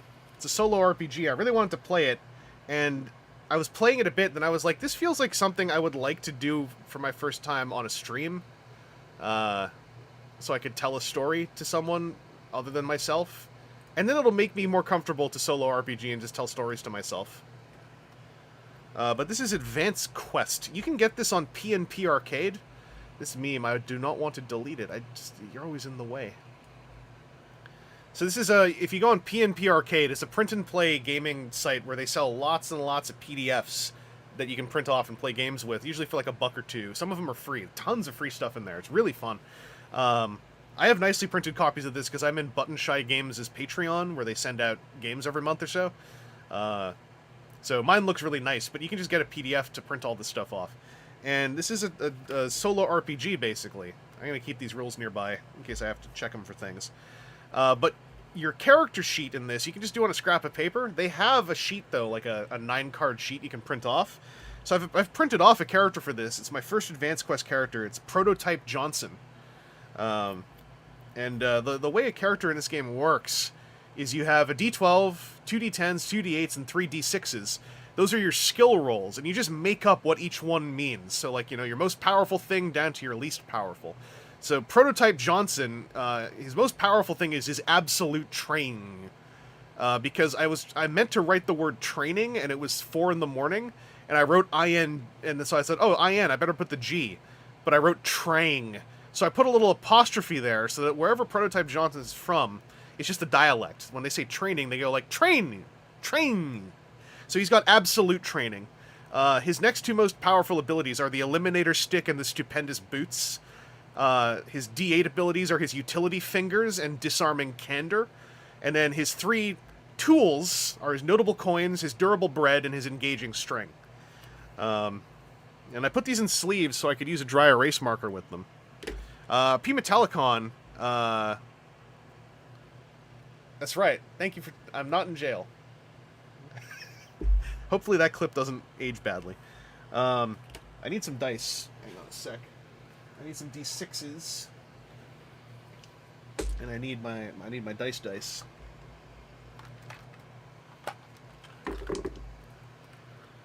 See, that's another thing about this camera setup I wanted to test out, was can I do this thing where, like, there's a dice window, so you can just see the dice when I roll them. And I think it's working for this. Stale bread, less than durable bread. Correct, Parker Do. So, in this game, you basically go through a 7-page story. And you encounter things along the way. So, the Victory Saber stream's basically done. I just want to do this for fun, and then we'll call it. If you want to take off, it's all cool. But this is... If you've not been here for some of my streams in the last couple years, I'm very, what's the word I'm looking for? Variety show, the way I do streams. Usually it's not just a toy or not just mini painting. There's going to be other stuff. So we're going to go through this story, this advanced quest, Among the Fungi. I'll just read it to you. I'm not sure how in focus it'll be, but I'll read us through this. So, sit back, grab a glass of water or something. We're going to do a little story. This should take maybe like 15-20 minutes, I think. Anyway, Prototype Johnson is our main character.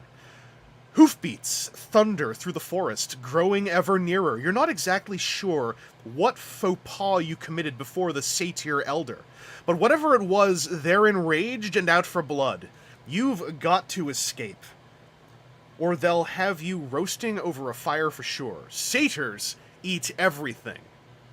So, I gain a quest trait immediately, which is I have D6 for Satyrs have my scent.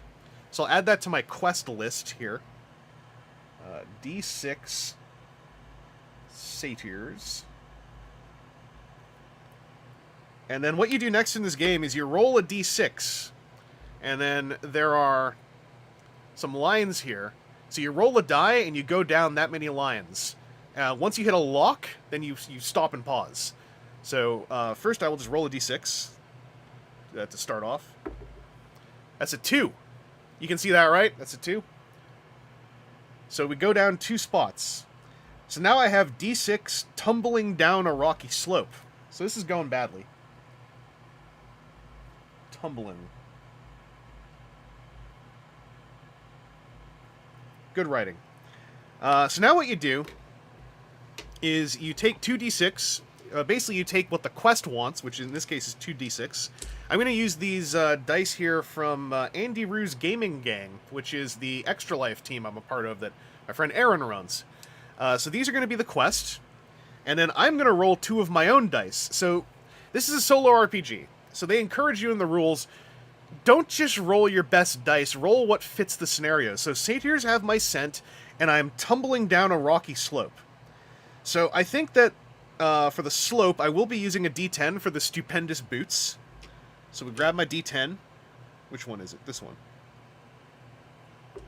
And then, as far as the Satyrs having my scent, I think that's where I pop out the Durable Bread, in the hopes of covering my scent with that of, instead, Durable Bread. So that will be my own D6. So then you do a roll, and it's basically you rolling versus the story. So we'll see what happens. So, I rolled a Snake Eyes, including a D10. The story beat me on that roll. So that hasn't happened to me in my brief testing. Okay, it harms me. Reduce my resolve. All right, I have to start with a resolve. I have a starting resolve of 30. And a stamina of 15.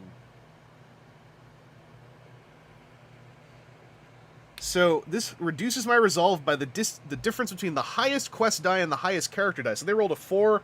My best was a 1, so I lose 3 resolve and go down to 27.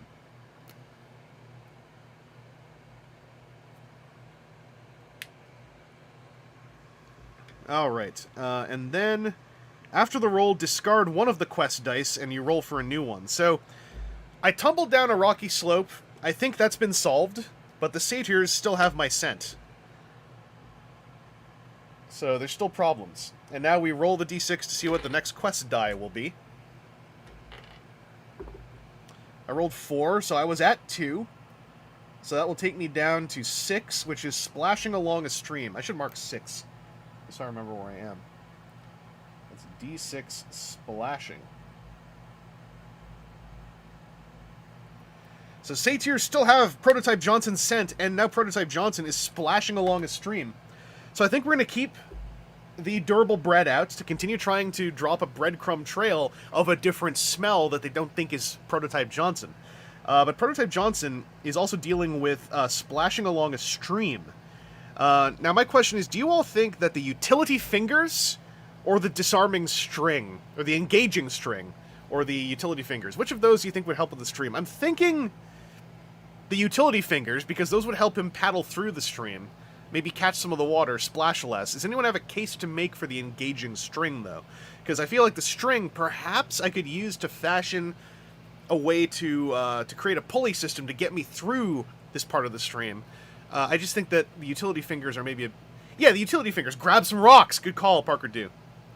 String is neat, but Parker Dew drops a good case for the utility fingers. That's a d8. And I am rolling against 2 d6s again.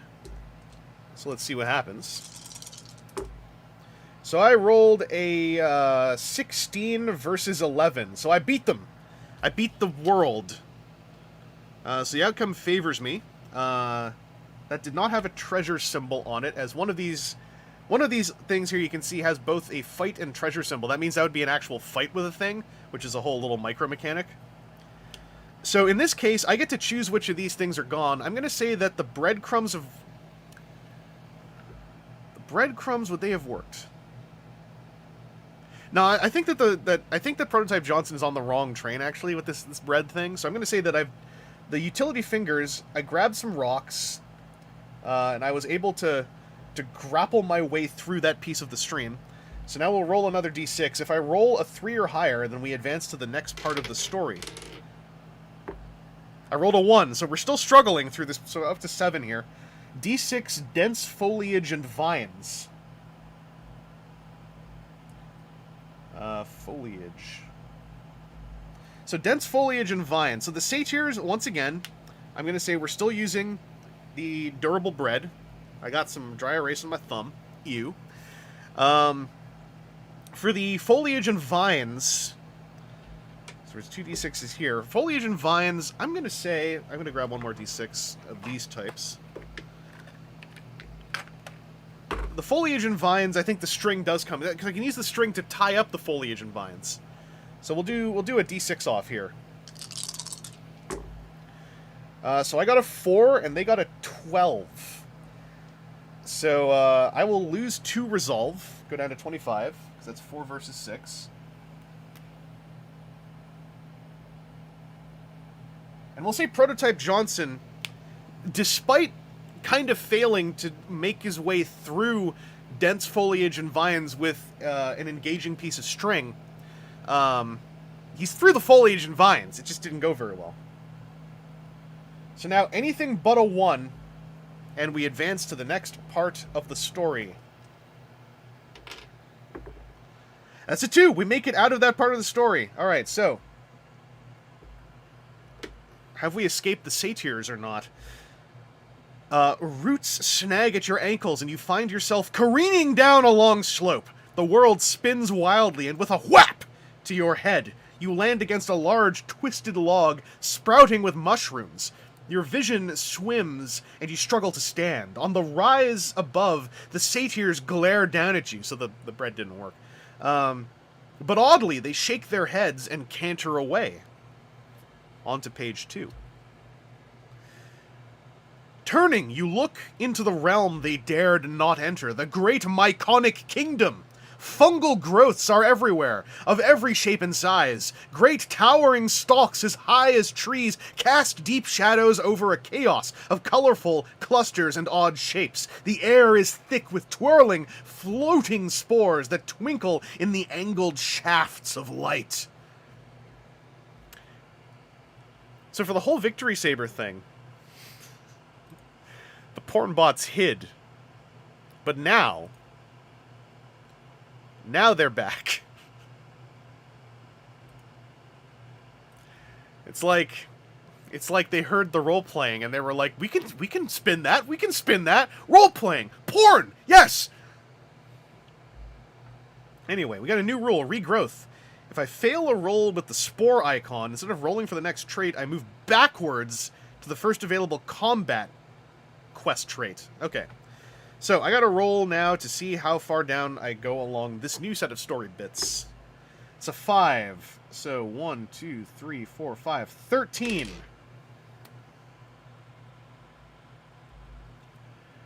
D8, giant spider and webs.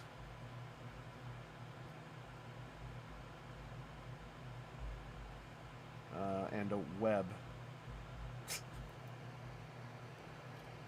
Okay. So, I'm faced with, the satyrs still having my scent. That's gonna go away, I think, soon.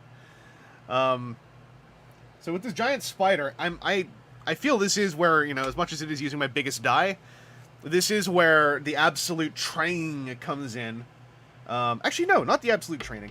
I would be using my utility fingers. There's my D8. The utility fingers... and the Eliminator Stick, because this is combat. So this is Prototype Johnson entering Prototype Johnson's, you know, self-defense protocol. Because the satyrs have my scent, but, like, pretty soon I don't think they're gonna have my scent. I don't think they're gonna have my scent pretty soon. Although I think I have to get rid of combat encounters first. Yeah, I do. The satyrs having my scent is gonna be around for a while. Oh, I was supposed to discard the oldest quest die. Okay, so it's not satyrs, it is the foliage.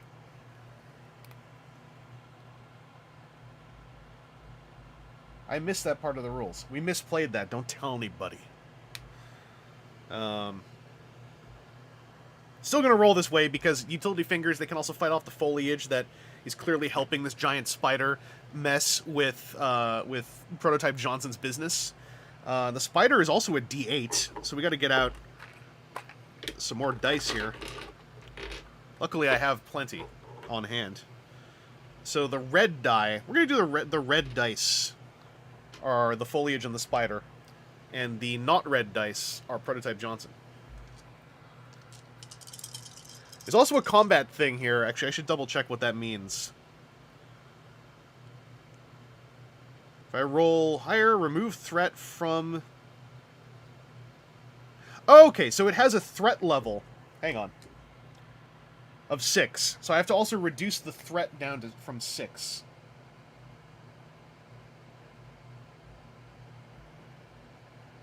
And I reduce that. If I win rolls, I reduce it by the amount I win by between the two highest rolls. Okay. It's like with my my fortitude or whatever. Fortitude? No, it was resolve. My resolve.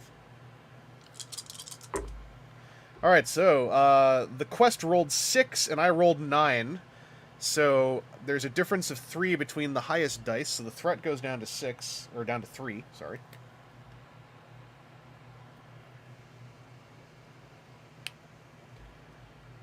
Keep rolling until you've reduced the enemy's threat to 0. So this is like a multiple rolls happening. And I have to keep doing this till the threat goes down to 0. So in this case, 5 versus 12, which is 9 versus 4 minus 5. So I have dealt with the spider. Prototype Johnson had a prolonged combat, having to utilize not only the absolute utility of his utility fingers, but also the sad but powerful eliminating power of his eliminator stick. So this spider is no more. It's been dry erased. And we will continue on from spot number 13. That's a 6. 13 plus 6 is 19. Oh no, it's a spore spot. So if I fail this roll, something bad happens. So we're 19.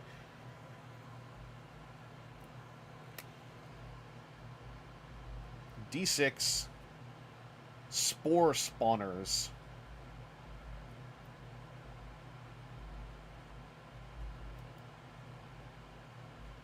It's a spore. Alright, so that's two D6s coming at me here. I'm gonna grab the errand D6s again after I pick up the thing I dropped. So that's the spores and the foliage. So for the foliage, once again, it will be the utility fingers.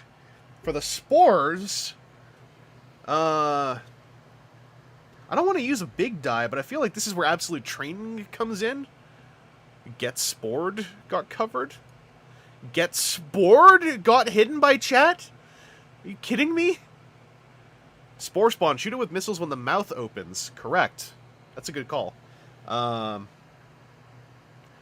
the spores, I wonder if it's utility fingers for the foliage. Oh, you know, utility fingers for the spores, because we'll get the vacuum function going, and the missiles. So we'll get the utility fingers for the spores, and we'll go back to string for the foliage, because Prototype Johnson is stubborn. So we'll go for this. So I rolled a 5 versus a 5. That's a tie. Remove all dice that didn't match the highest roll, then re-roll. So the highest roll... Wait. Oh, okay, so the... Oh, wait. That didn't match the highest roll? Oh, then I just lose. Okay, remove all dice that didn't match the highest roll, re-roll, compare again. Oh, okay, that must be the highest roll of your own rolls. So I'm losing a d6 because that was a 2. They're losing this d6. Otherwise, this just seems arbitrary. So we roll this off again. 1 versus 3. Okay, so I lose 2 resolve, down to 23. Prototype Johnson's decision to keep using the string for the foliage is going badly because it means that he tripped up. He couldn't get the string to deal with the foliage despite his best efforts. His utility fingers missed and he just huffed a big thing of spore spawn. That also means because this has regrowth as a symbol on it, that little green dot, I have to move back to the first available... Instead of rolling, I just take the first available combat scenario moving backwards, which is number 18. So the foliage is the oldest one, so that's gone. But now we're up to 18. Which is D8 mushroom mongrels.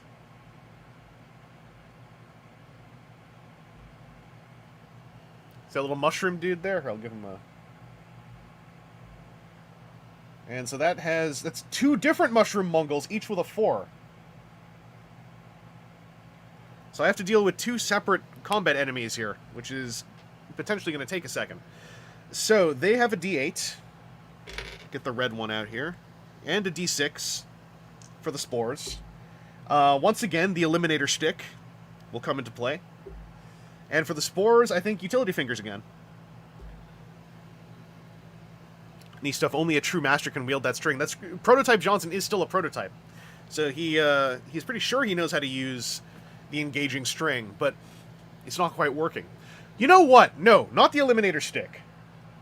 These are mushroom mongrels, but they're small, and maybe they can be communicated with. I'm going to instead use my disarming candor, which is another D8. Oh, I'm short D8s. I'm going to roll my D8 twice.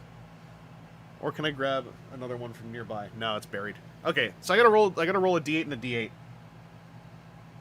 Yeah, I'm using both my D8 skills. So we'll double roll my D8. 4 and 5 versus. That's that. 9. In the tray. It was 4 and 5, so it was 9 versus 3. So I got that one.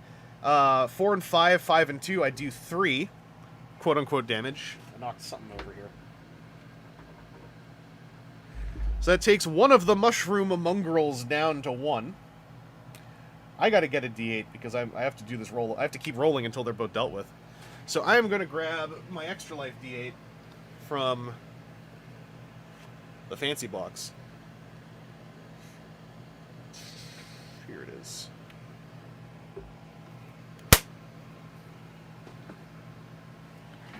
Alright, so I'm rolling my d8s versus the red. Oh, the extra life d8 hurts! It's sharp. So 4 versus 8, so I lose that one. That's 3 to 6, so I lose 3 resolve. I'm down to 20.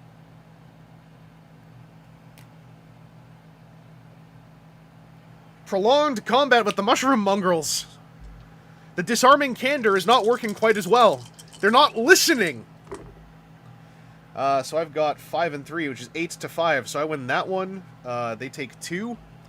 But I have to target a mushroom, so I'll use that to hit the other mushroom. The candor is going both ways. Both mushroom mongrels are not hurt. Not hurt. They're coming to terms with what Prototype Johnson has to say. Prototype Johnson's trying to disarm them with friendly camaraderie kind of tone. That said, they still want some. So that's a 7 and a 2. That's a tie. So we got to take these 2 out and do a d8 roll-off. 6 versus 8, so I deal 2. That will deal with 1 mushroom mongrel. Alright, hopefully... So one of the mushroom mongrels has gone... And he kind of thinks, hey, maybe this guy's okay, but its little friend is still trying to kill Prototype Johnson, so the other one's getting just confused. It's like, what am I supposed to do about this? So I got 13 to 9. The other mushroom mongrel has been dealt with and sated. And the encounter is over. The spores, however, persist. So I'm on space 18. 18 plus 9 is 27. Does that take me to a new page? It does. So we're out of those woods. We're out of those woods. Oh no. More mushroom mongrels are coming, I can tell by the card. You hear the growling of some mushroom mongrels behind you. You spin, expecting to be attacked. Instead, you see them through the mold fronds, stalking a wounded musketeer, trying to scramble away from them. You rush to his aid. So we see a wounded musketeer, a mushroom musketeer, if you will, being chased by 3 mushroom mongrels. And this doesn't stand. This doesn't stand. We have to help them. We have to save them. So that's D8. And it's 3 of them. Each with a value of 4. The musketeer is injured and can't help us. So now that we see the threat that these ones are posing, I think that this is where we are going to use the Eliminator Stick. And, I think my stupendous boots come to play as well. I need a D10. I need a D10 for this.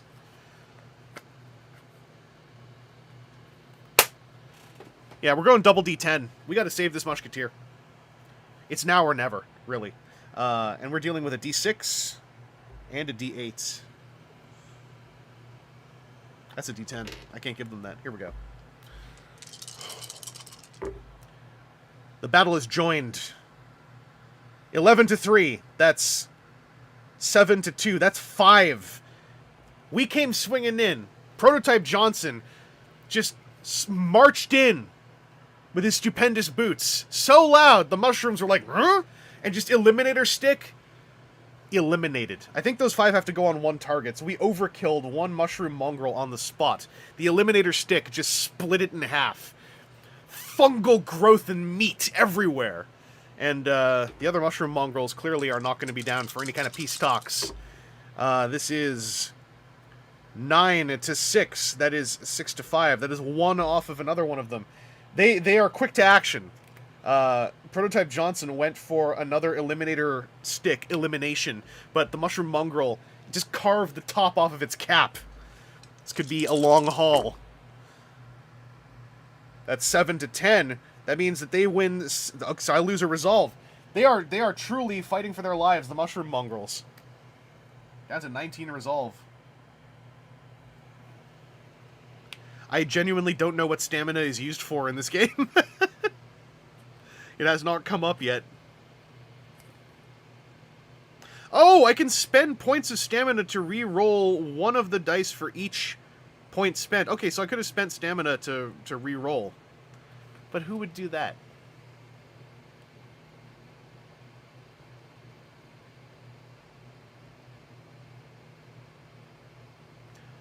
I spend points to re-roll one of the dice for each... 15 re-rolls?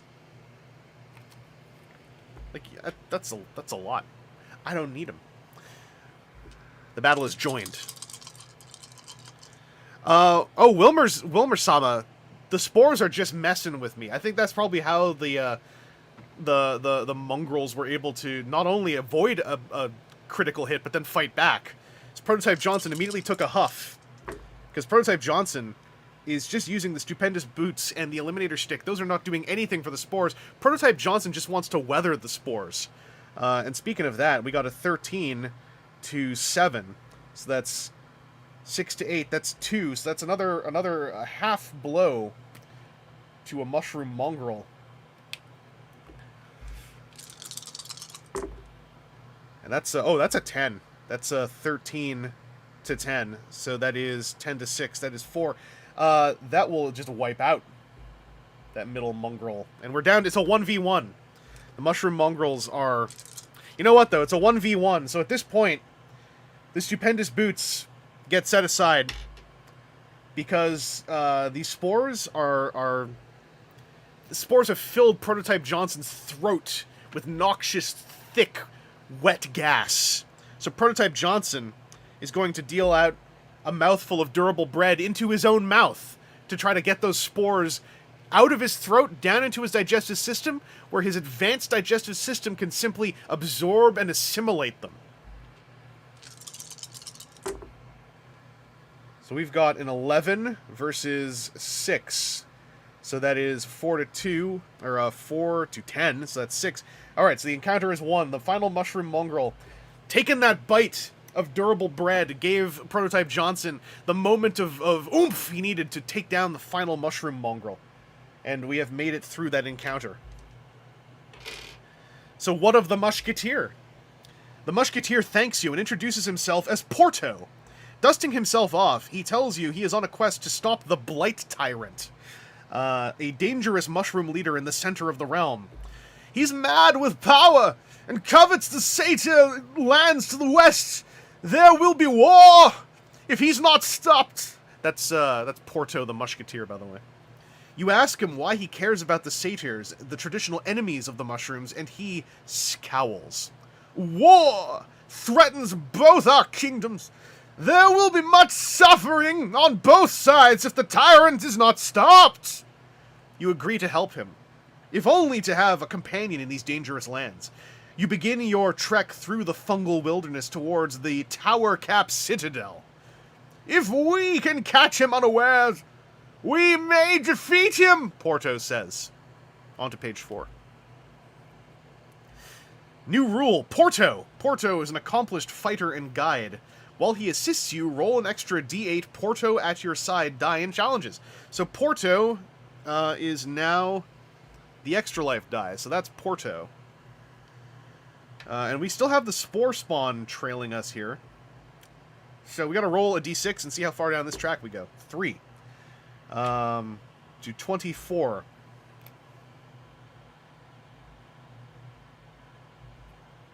That is d8. Oh no. Trumpet fungi making noise.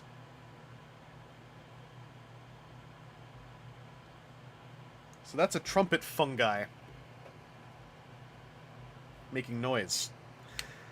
And if we fail this roll, we have to go backwards, because it's got the regrowth thing. So, there's Porto. The trumpet fungi is a d8. And the spores are a d6. I get to pick 2 things still to go with this. New Sam, you've gone grocery shopping. You're in an adventure now. So I think to deal with the spores and the trumpet fungi, The Trumpet Fungi is going to be... the Spores are going to be the utility fingers. Once again, we're going to try to use the utility fingers to suck them in and blow them away.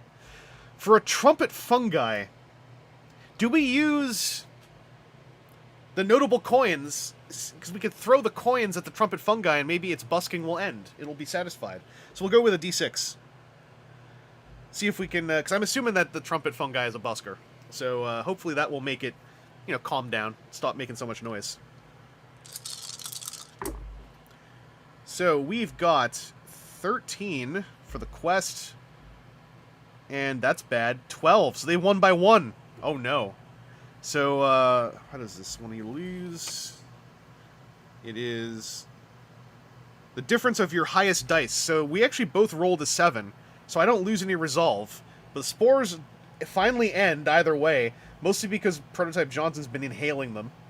And the Trumpet Fungi continues to blare. I also... Hey.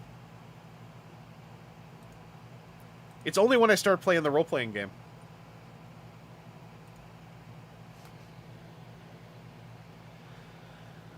Dealt with. So that was a regrowth thing. So I also got bumped back to Space 22, which is the Mushroom Guard. So that is a D8. It's got a strength of 8 and a treasure. So that's the Mushroom Guard. So that's going to be a buff mushroom.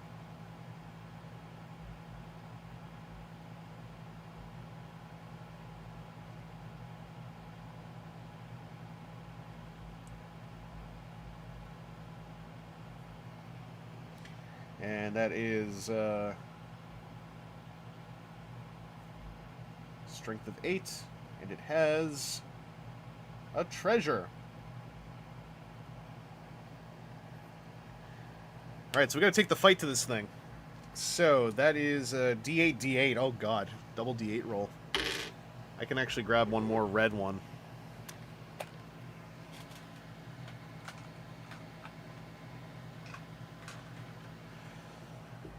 Okay, so it's noise. I'm gonna keep the coins. I just gotta give it more coins. That's all. But this Mushroom Guard, definitely, there's no piece here. It's the Eliminator Stick. It's only the Eliminator Stick. Going for the D10.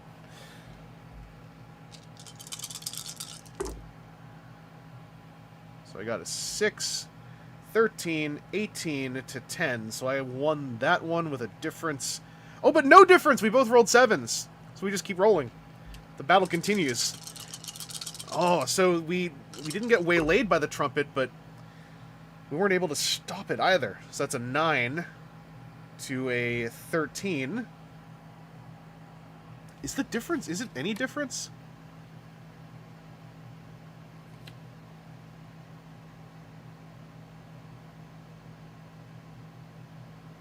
Yeah, your high roll minus its high roll.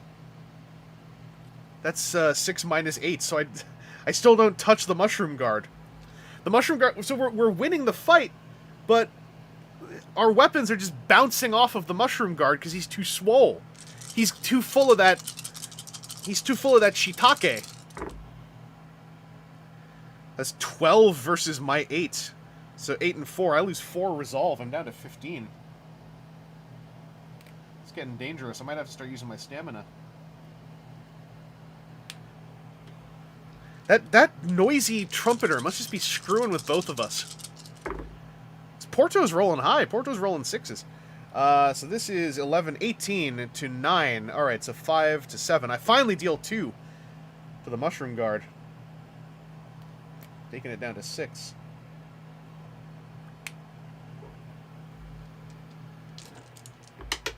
Come back. It's a 7. Windows is trying to give me a news update now. So that's 12 to 11. So I won, but again, 7 versus 5. I don't hurt it. I might have to start using stamina. Get higher rolls. Oh no, that's 12 to 7. Okay. 12 to 7, so I won. There's a difference of 4, so that takes it down to 2. So we managed to land, finally, a solid blow on the Mushroom Guard. So the two of us together had to, like... the Eliminator Shtick and Porto's Musketeer Saber struck the same spot, finally peeled open a hole on the Mushroom Guard. Maybe we can take advantage of that to finally take this thing down. So that's 15 to 11, but 8 to 8. So we wedge our weapons in, move them around a whole bunch, but that Trumpeter fills the Mushroom Guard with joy. And the Mushroom Guard says, no, even though I am dead, I am still yet alive. So we've got 10 to 10. It's a tie. So I have to take off your lowest die and my lowest die. And then, oh no, it's only the two highest dice that we roll together. So Porto and you lose by 1. I lose a resolve. Down to 14. That Trumpeter! I should never have shot coins at it. I keep throwing coins at it. It just keeps playing. It doesn't stop. I'm at 16 to 9. 7 to 7, though. The Mushroom Guard says, you cannot kill me in a way that matters! Care of wave sign. We've got 13 to 9. I'm going to use a stamina. I'm using a stamina. Bumping stamina down to 14 to re-roll the D10. That's a 4, so 12 to 13. So we win the roll, but we don't do any hurt. We don't hurt him. The Mushroom Guard is like just bleeding out of every orifice. There's pieces of him missing. And yet, he refuses to die. Part of his brain is missing. And this thing will not fall because of the sultry tones of the trumpet in the distance. So that's 13 to 13! It's a tie! We gotta roll our 2 dice that rolled highest. We had 2 8s. 4 to 5! I take 1 resolve damage. Unstoppable.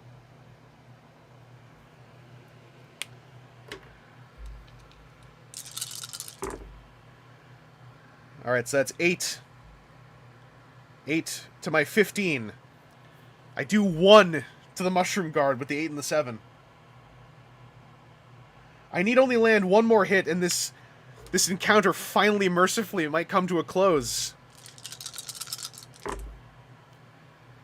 That's 9 to my 11. But no damage because they rolled a 6 and my highest is a 5. This is 16 to your 6. I do 2. Finally! We straight up X-slash, like in Chrono Trigger. And then this thing, it splits.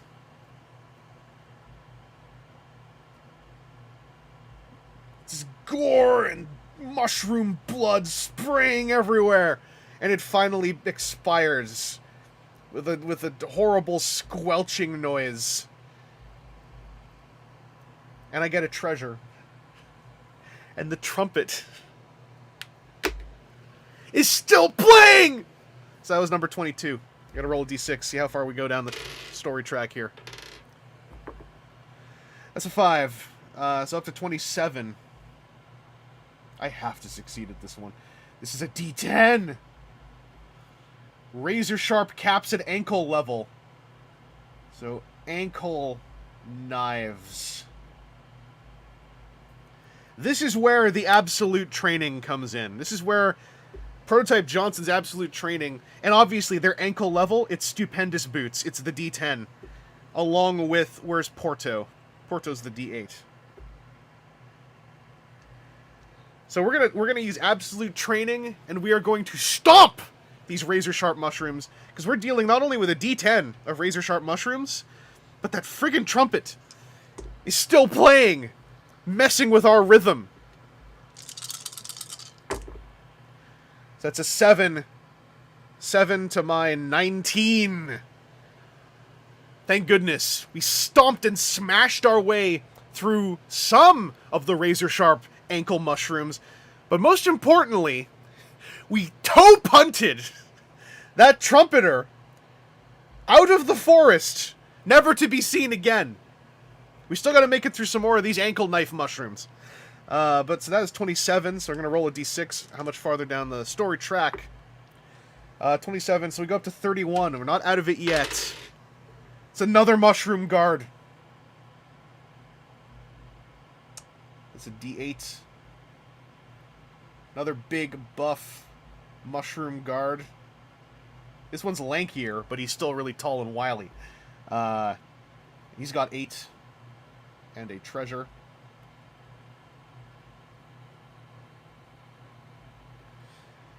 All right.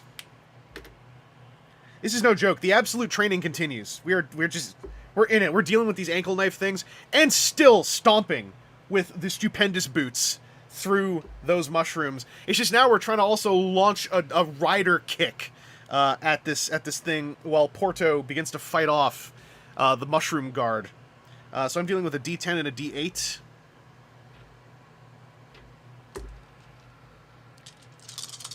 Picky Peeves, thank you for the taps. Actually, no, that was for the trumpet mushroom. Do not respect the trumpet mushroom. The new Sam, this is more entertaining than some D&D games I've played. Thank you. I hope it is. That is 12 to 14, 10 to 7. So I do 3 to the mushroom guard. Thank goodness I actually got a hit in. Nice meaty early hit. So I was able to just launch myself into the air. Prototype Johnson launched into the air and delivered the Johnson kick to this mushroom. Knocked it off balance. So it's got an 8. Oh, the dice are being kind now. 8 to 20. 8 to 7 is only 1. So deftly avoided more of those ankle knife mushrooms, but only got him down to 4 so far. So the battle continues. Alan Weaver, I don't have Prototype Johnson is not complete yet. He does not yet have his grasshopper arms to use as a sword. Enemy is rolling low. Enemy rolls a 5.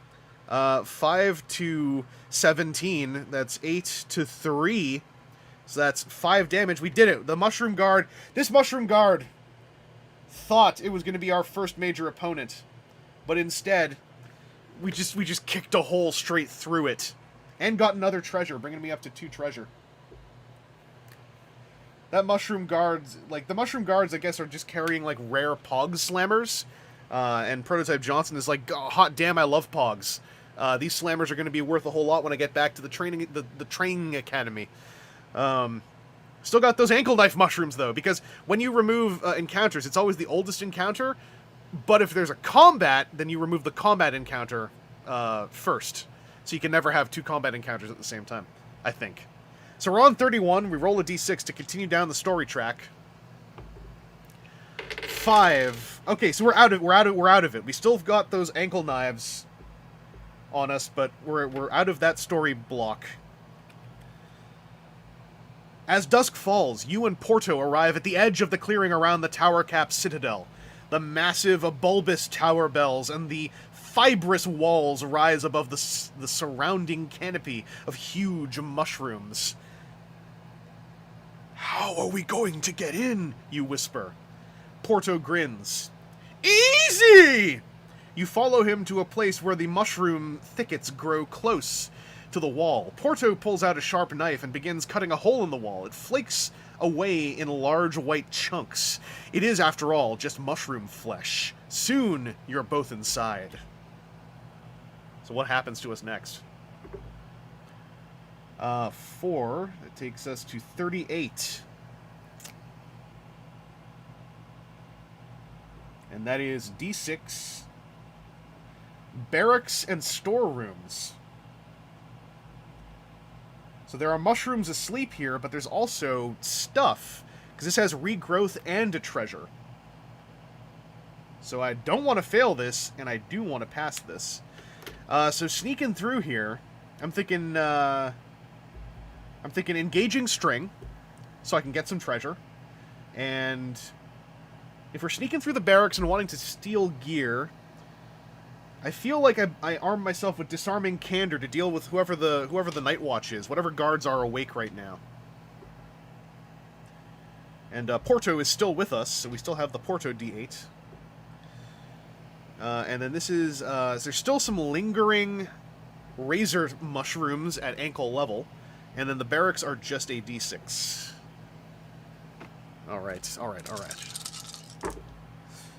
So they got a 13. I got a 16. And there's no combat, so I just made it through. So I get a treasure. I'm up to 3 treasure.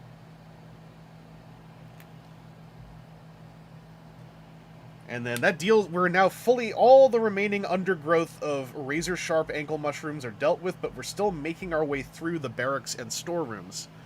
I'm assuming that means I can get treasure a second time on the roll. Treasure is just like an endgame, like, points thing, I think, so it doesn't really matter. But we're on 38, so let's see where we go next. Up to 40. A hall choked with fungus.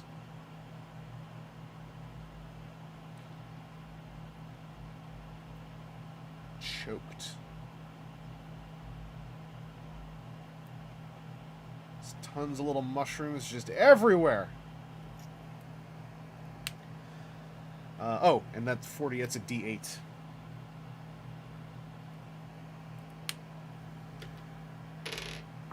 So, for the barracks, I'm still keeping the disarming candor up to keep sweet-talking the guards.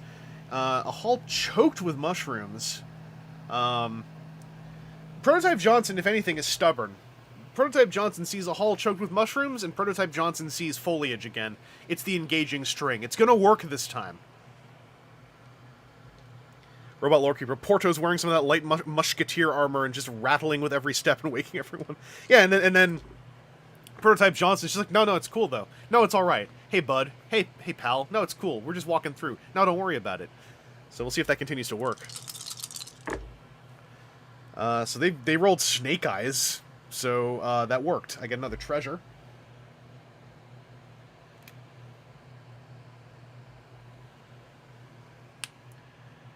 And, I gotta remember that, okay, the choked has the mushroom thing on it, so the barracks, we're through the barracks. So from 40, we're heading on up to, I rolled a 1. 41. So 41. D10 dark. So the hallway choked with mushrooms is now a dark hallway choked with mushrooms.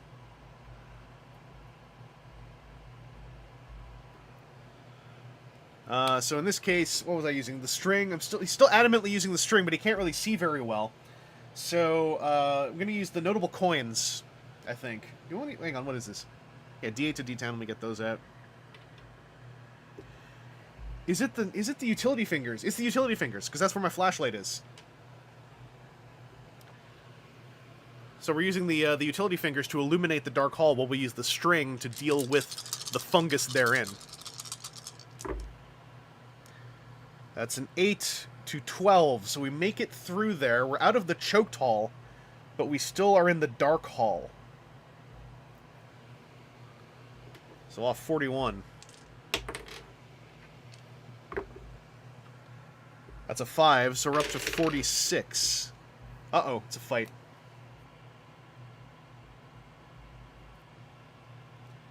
D10. And these are mushroom lancers, 2 of them.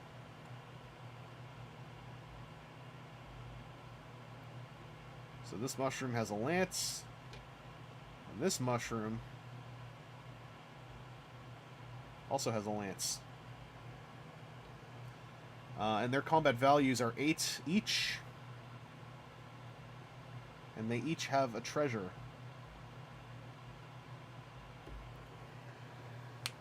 Ooh boy. So that's a D10. That's double D10s I'm dealing with. Holy moly. Holy moly.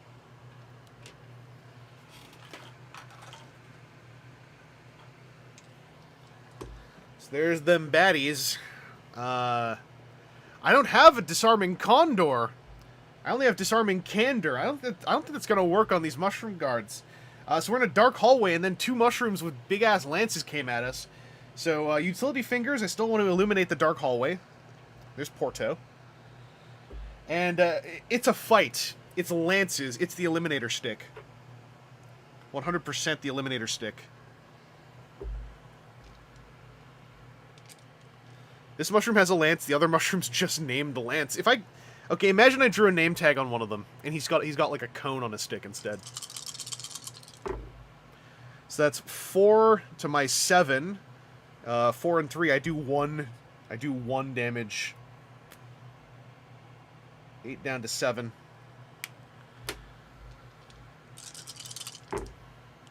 What is this?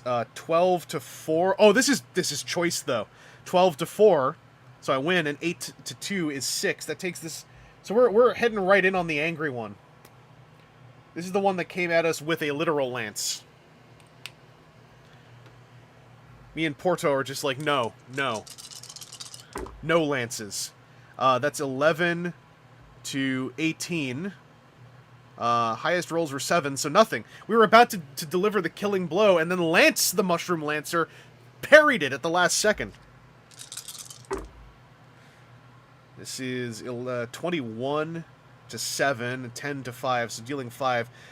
So we finally deal the killing blow to the lance-armed Mushroom Lancer, but now we're left with an angered... Hang on. A very angry Mushroom Lancer named Lance. That is a bad roll. That is 4 versus 7. Highest roll is 2, so I lose 2 resolve. I'm down to 11.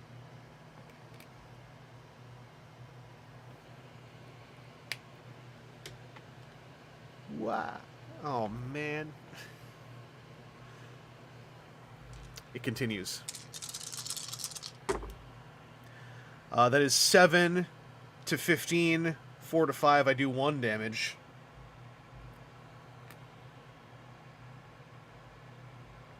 Chair watch. We're under 1.5k till the chairs. Okay, chair has not yet been unlocked. That's Desaurus chair watch, by the way. This is 7 to 13. 6 to 8. I do 2 damage. Takes him down to 5.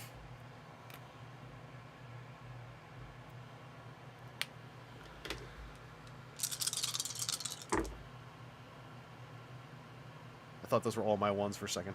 That's still a bad roll. 6 to 4, but I won somehow, but tied with 3s, so nothing happens. In that case, we just got lost in the... Everyone got lost in the dark. Everyone. Knee stuff posted emojis. Why is that hidden? Why is that hidden? 10 to my 14. 6 to 7. I only do 1. Glancing blow.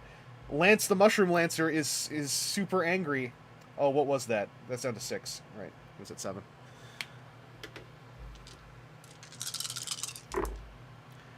We got a 10 to 10. It's a tie, so it's a D8 to a D10. 4 to 8 though. We do 4 damage. So we had a clash. Everyone went sprawling back. Lance the Mushroom Lancer came charging back in with an anime roar, and then Porto threw out a what do you call it? Like a counter anime roar, and cross countered. I haven't won yet, but that was a moment. G-lancing blow. So we've got... It's 12 to 12. Once again, it's Porto versus their biggest die. Porto! 5 to 1! We take him down. I get 2 treasures. Up to 6 treasure. We're still in the dark hallway, but Porto came through at the end once again. 1 cross counter. And we're like, let's finish him off. Lance dodge rolls out of the way, Dark Souls style, stands up. Porto is face to face with him as he stands up. Cross counter number 2. Takes him right down. Alright. So we got to see where we're at in the story from number 46 now. Up to 49. Uh-oh. It's another D8. It is a junior musketeer.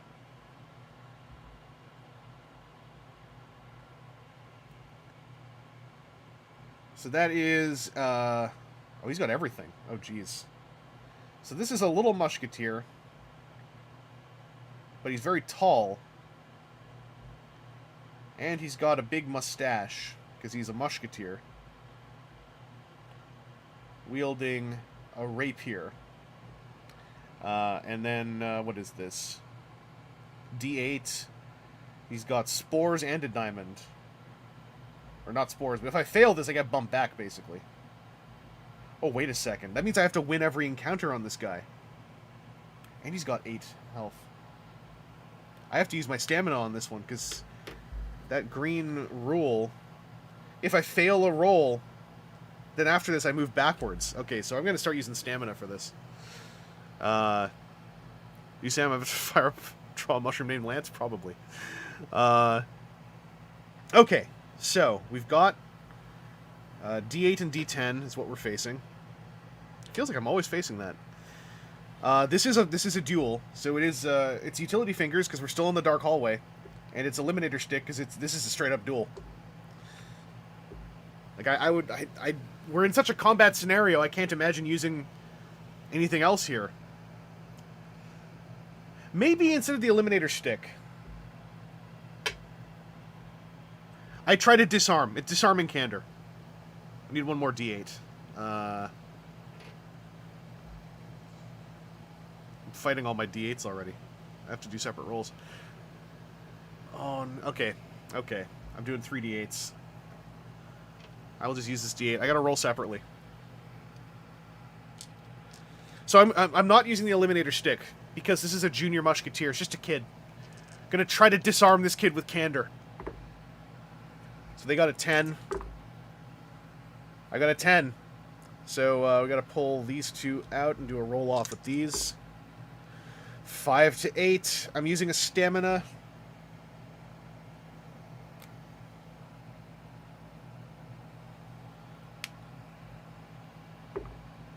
Five to 8.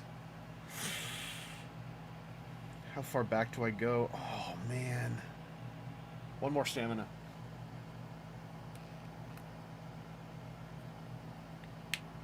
I need to at least tie this off. Tie it off! Okay. What happens if we double tie? Alright, so we roll again. Okay. 8 and 8. We roll again. 7 into... That's my 7! Okay, so I do 5.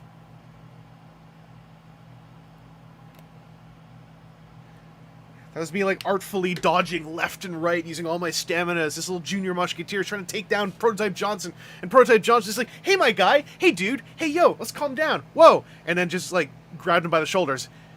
Hey, my brother! And then the little musketeer is like, no one's ever called me Aniki before! So combat continues. Oh, wait a second. Wait a second. I messed this up, because I have to do these separately. I have to do these separately. Okay. 14. To 12. Gotta use a stamina! Going to 11 to reroll a die. I'll reroll this one. Ah! That's the same result. Using a stamina. I don't want to do this. I don't want to do dirty this poor kid. That was 8. Okay, so we got that one, but it's 8 to 8, so there's still no results off of this. This musketeer rolls a 9. We roll higher than 9. That's 16. 5 to 6. Only do 1 though. Bring him down to 2. Don't make us unleash our true power, young one! 13. 13 to 11. Stamina down to 9.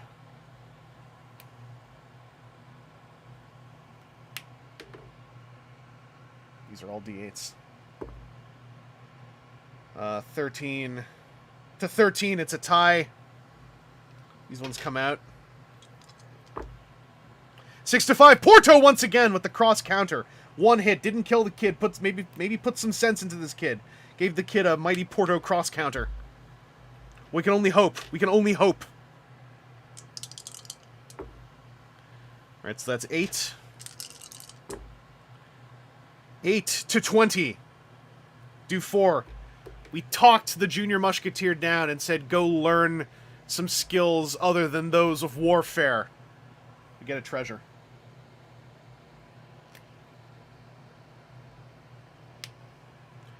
That's encounter 49 dealt with.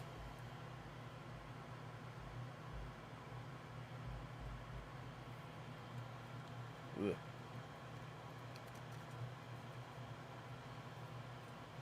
I got some on the back of this actual card. Don't tell anybody. So from 49, we're moving another D6 forward. 49 to 53. That's the very end of the track. We still have one more encounter here.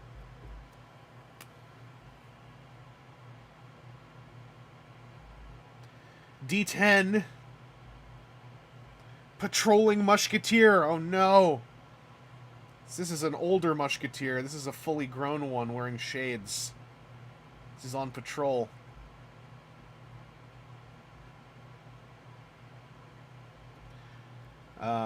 He has a treasure, though, and will not send us back if we fail any rolls, which is good. D10 to D10. That's brutal.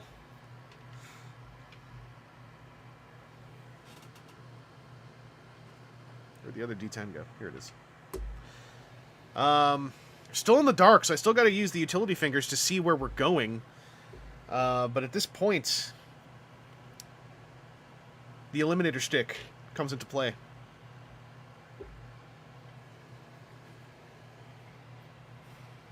They announced a Transformers game at the Game Awards. What? That's 17 to 11. I'd take 4. I gotta use a stamina. Go down to 8 stamina. Reroll.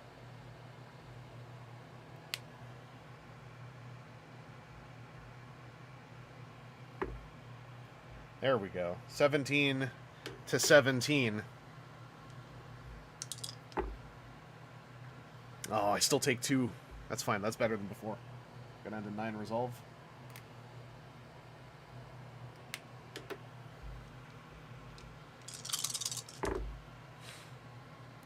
$13 to 16. Okay, thank goodness. But I rolled a 9 and I have an 8, so no damage. 4 to 11. But 7 to 3 is 4 damage. I forgot to write down. It starts with 10, so it goes from 10 to 6.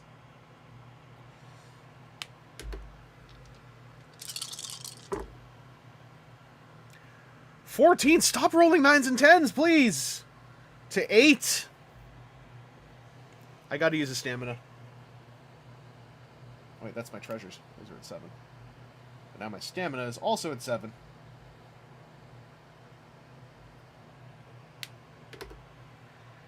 Alright, which one do I want to reroll? The D10, right? Yeah, the D10. Oh, thank goodness, that's a 9. So that's 16 to 14, but 9 to their 10. I don't do any damage, I just don't get hit. 9 to 14, 9 to their 8. I do 1 damage. This patrolling musketeer is a veteran. It's just like, I know your tricks. I know you talk down that kid, but you're not going to talk me down. I'm no kid. I'm the patrolling musketeer. 11 to 24. But they're all 8s, and you rolled a 10. I do no damage. This guy must know Porto.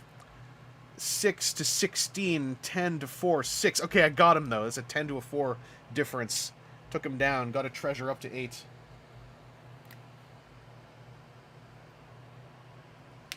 And I don't have to roll because that was the end of the story track, I think. Oh, no, it's...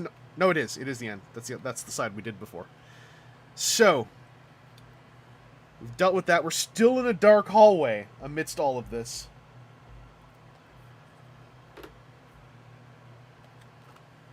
We're on to the penultimate page of the story.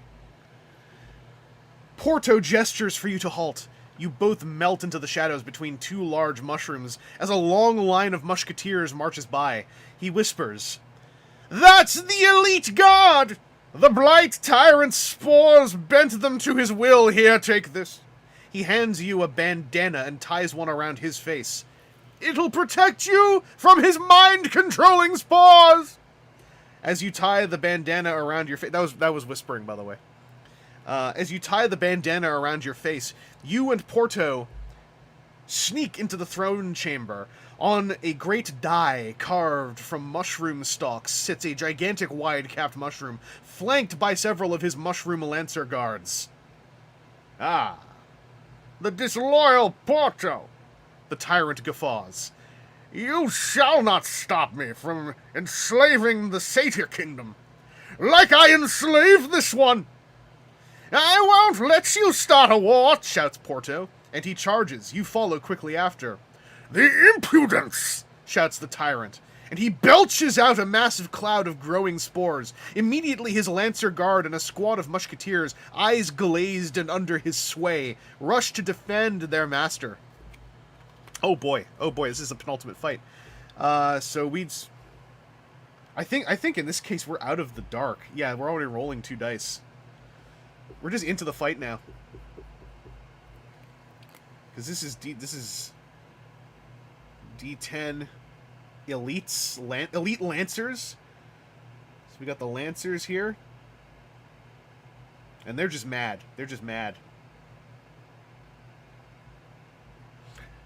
And they're 8 and 8. And then we got D12 musketeers. And these ones are totally like swords crossed.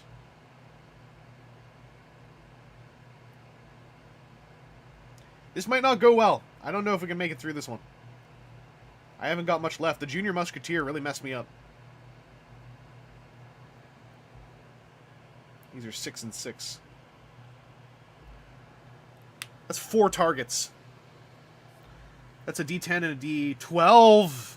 I'm rolling against a D12. I don't like this at all. Owen Garrett, Kono D10! I think we got Porto. I think it's time. We're Prototype Johnson. Combat mode. Absolute training. And the Eliminator Stick. It's not a gameplay trailer, just a reveal. Oh, wait, that's the Reactivate. That's the Transformers game that, like, had 1 million leaks over the last couple weeks.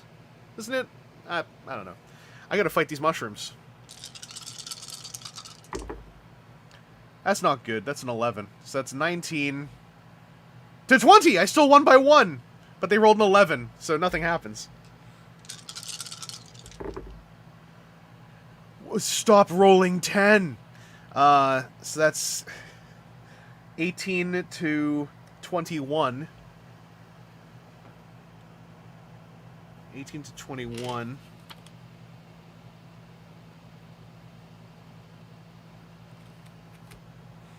Oh, that's fine though. It's 11 to 11. It's the same rule that way, right?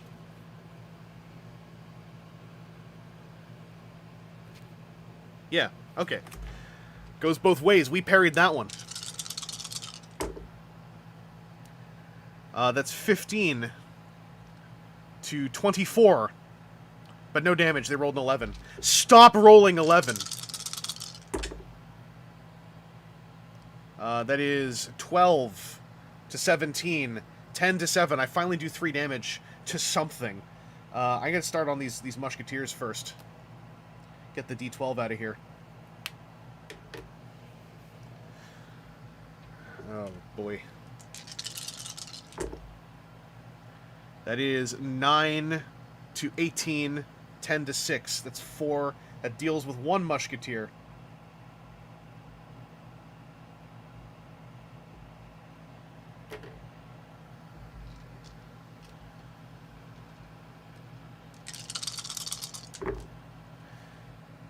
They rolled an 18.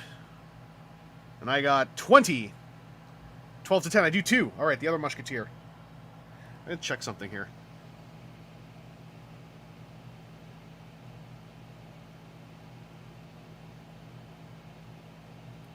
I think I understand this still. But anyway, that's 2, so it brings you down to 4.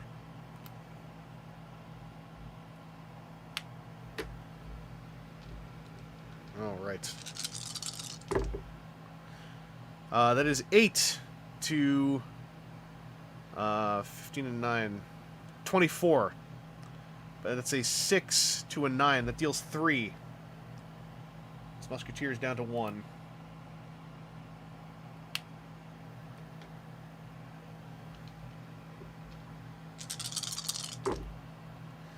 16 to 5. I need to spend a stamina. That could almost kill me.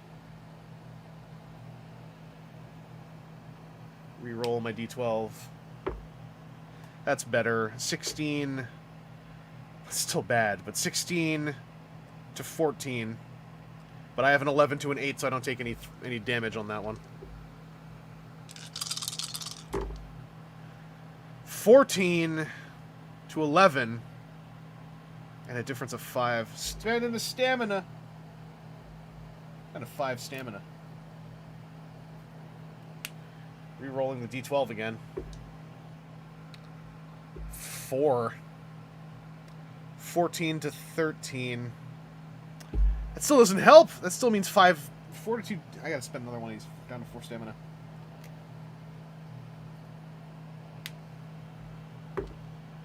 This was a 6. 7. Okay, so 17. I don't do any damage, but at least I don't take any this time. Aussie, I'm basically fighting them like all simultaneously, and there's no rules that I could find actually about wiping out enemies. So I think I have to... The story is I'm still fighting a D10 and a D12 until I take down all 4. It's just that's how many life bars there are. So it's 12 to 21. 11 to 6, I deal 5. So I'll take 5 off of this one. One of those Lancers is coming for us. They heard about what we did to Lance and the other one, who wasn't named Lance. That's 16 to 8. That's an 8 to a 5. I deal 3. Takes down one of the Lancers. Now we're fighting a Lancer and a Musketeer. And this whole time, the grand villain, the Tyrant, is just guffawing and belching spores everywhere as we go. This is 9 to 14. 7 to 6. I only deal 1.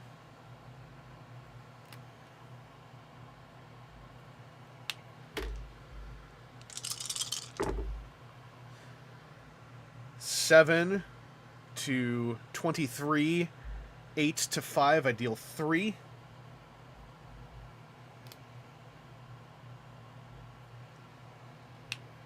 Got a 4 health and a 1 health left to deal with. 9 to 12. 7 to 5. I deal 2.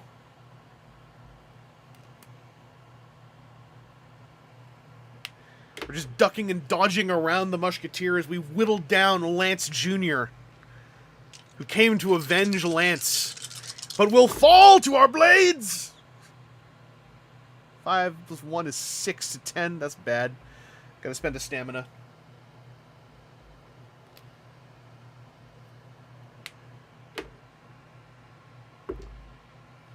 That's worse. That's worse. I gotta spend a stamina. Remember when I was talking about how the stamina is useless earlier on? That's better. Alright, so 10 to 14. 10 to 8, I deal 2.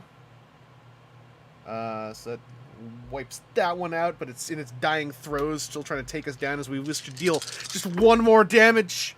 14. Oh wait, okay, 14 to 18. But no damage, it's a 12. I can't actually hurt them. 14 again to 6. Spending my penultimate stamina.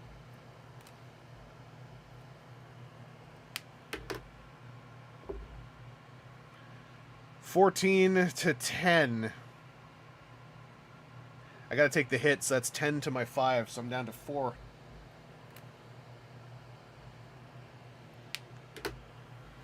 We have to take them down.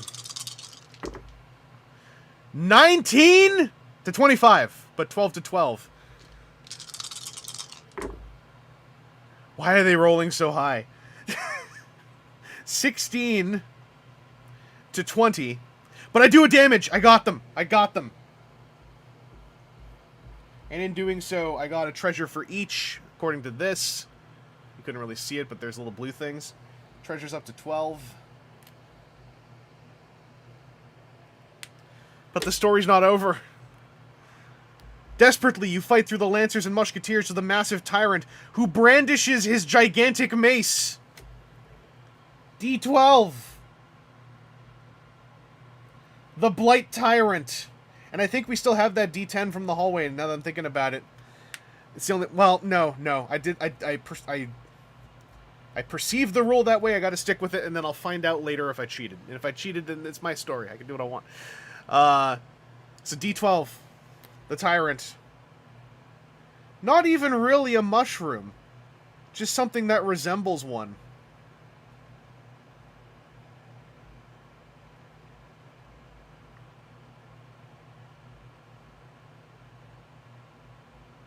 Mace and his... Hang on, his... Because he's otherworldly. It's Uncanny Valley.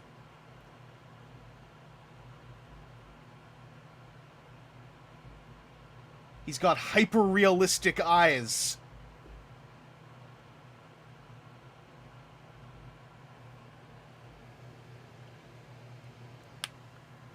And is 16 health.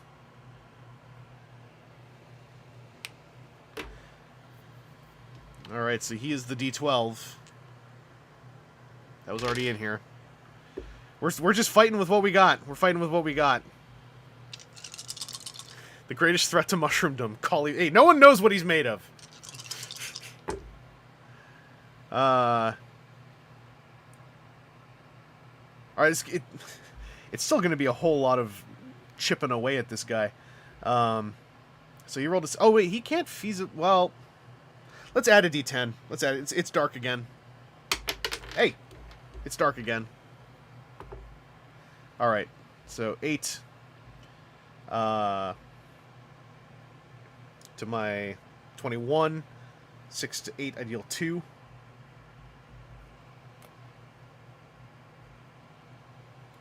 I just couldn't imagine having a D10 added to both those other dice in that fight. That seemed undoable, but... Ah! Oh, there they are. I dropped something. And I found a health counter from another game that I had dropped. So, what is this? Right, I need the D10 back in here. The Blight Tyrant hit the light switch! The Fiend! Thank you, Owen Garrett, for the narrative. I bumped the camera. It's fine. 7 to 13, 8 to 4. I deal 4 big damage to the Blight Tyrant, despite the darkness. As his mace just swings and smashes the floor next to me. That's a 19 to 21. But he rolled a 12, so I don't hurt him. It's a 3. So that's 16 to 8, 8 to 5. I deal 3. And a 7. The Blight Tyrant is like, you can never defeat the destiny of my broccoli flower heritage! It's a 7. To my 15, 7 to 5, I deal 2. It's down to 5. The Blight Tyrant... He's starting to bleed, but he's just bleeding hyper-realistic human blood.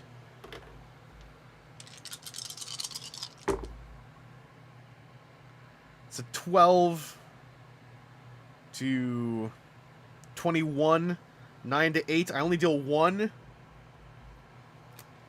It's the Blight Tyrant. Doesn't just... the Blight Tyrant no longer looks at Prototype Johnson and Porto. The Blight Tyrant looks at you and says, you have not seen the last of me. I know you're there.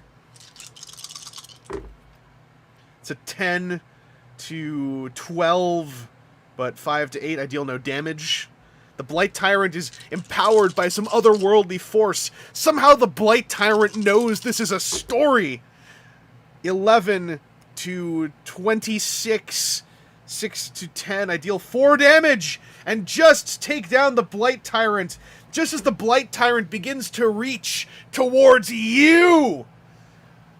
And according to this card, I also get 3 treasure. Puts me at 15 treasure.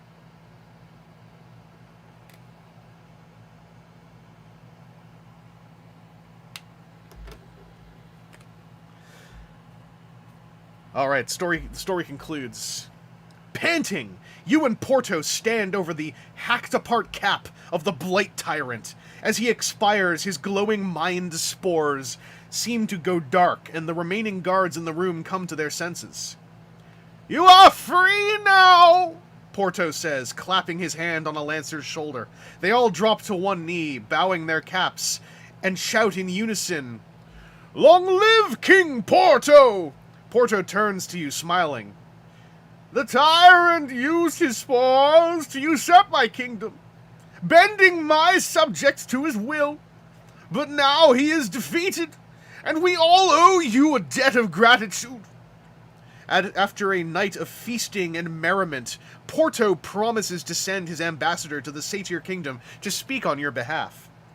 "You should be in their good graces soon enough," Porto laughs. "But first, tell me everything you said to them. Perhaps I could tell you where you went wrong. Ellipses." And that is the story of Among I, the Fungi, starring Prototype Johnson. That's a fun little game.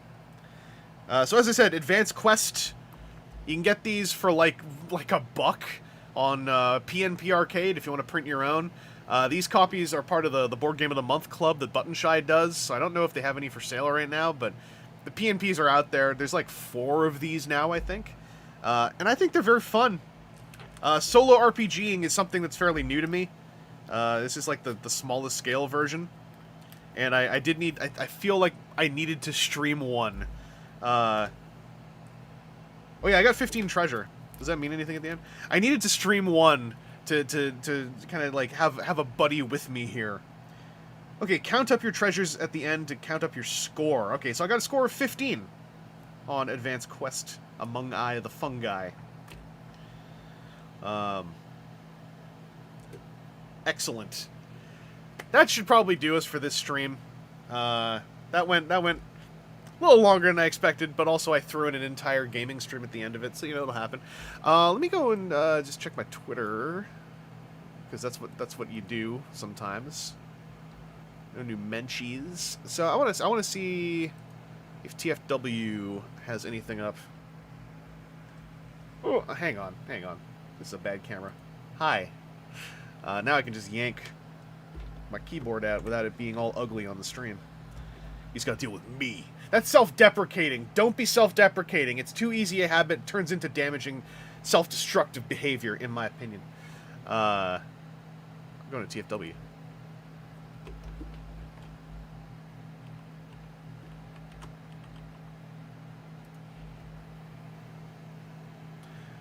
Transformers Reactive, announced, releasing on PC and consoles, formerly known as Transformers Rise. Okay, you know what we can do? You know what we can do to cap this off?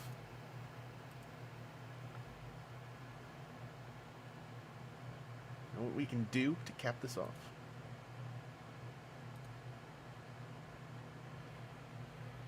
Oh, hang on. Hang on a sec. Hang on a sec. Studio mode! I want to add a window capture. I don't want you guys to have to see the ugly version of it.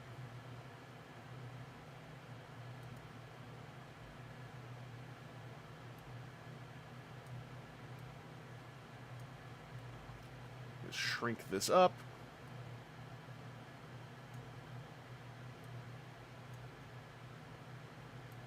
Almost there. I'm almost there.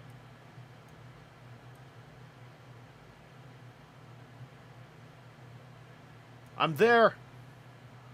Transition. It's me. Let's just check this out.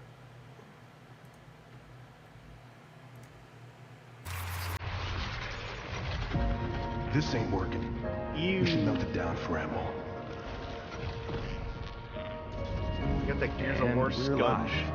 Sequencing at 17%. Loading memory.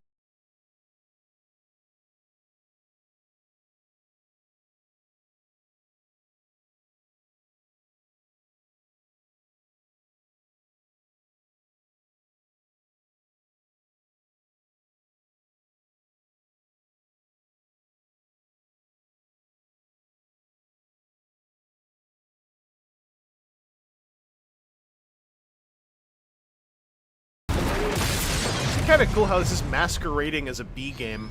All right. Let's get lucky. Oh, he's tall though!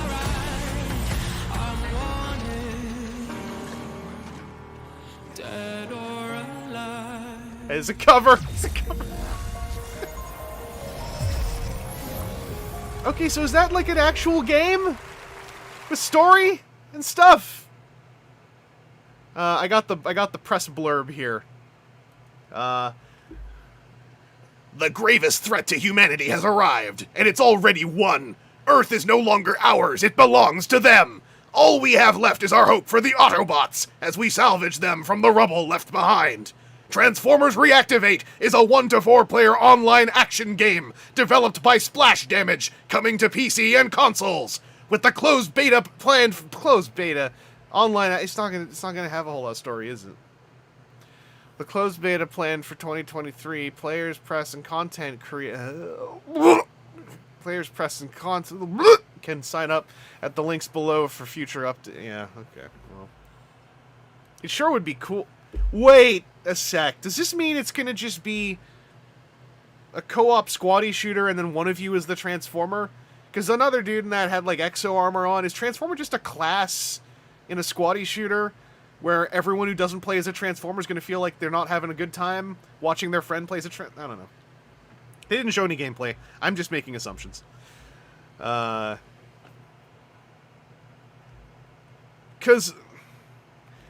that looked like there could be a really cool narrative story element to a game if you play as a Transformer who was brought back to life by a team of humans in a post-apocalypse, and you get to know them and grow with them and play through a constructed story. But I mean, maybe that's in there. Like, there's room for that to be in there.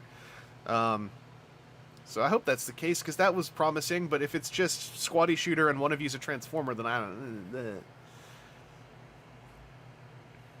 And they wrote content creator, and that. I mean, everyone does. I lost that fight, but still, you can see me say I lost that fight if you follow my Tumblr, where I answered that question that was put into my Tumblr ask box 7 years prior or something, maybe 6 years prior.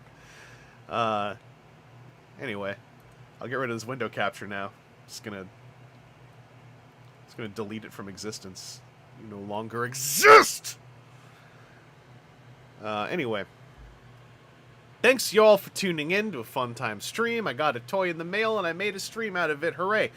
I would like to do that more often, because I was realizing, looking at the state and patterns of the Transformers internet, that it's a sort of normal thing to get new Transformers in the mail and go like, I'm going to stream opening them up.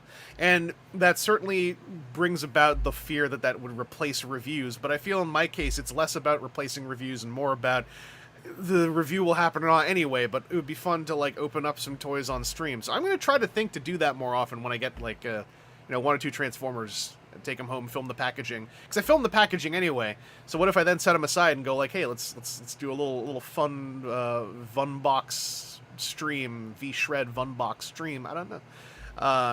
Dynamo Dave, you're welcome for the stream. But yeah, I would like to do that. New Sammy, that's what I should do for finally opening the Wreck and Rule stuff. Oh yeah, I got 2 of those. I opened them already. Oh no, but I never got the others because spending money. I'm looking at the chat, by the way, when I look over here. Pinky P's, nice break from finals stress. I'm always up to offer the realm of participatory procrastination. John Thomas Jones, briefly seeing your face. Yeah, I've been trying to do this more often on streams because I just don't have a place to put my face in a lot of videos. And I don't feel like hiding really. Mostly, I was always wanting to hide the clutter behind me. But now that I've done streaming with this clutter behind me a couple times, I'm like, whatever, it's been seen. And like, it's just a pile of clutter that's behind me. It's charming. If you're wondering what some of it is, that's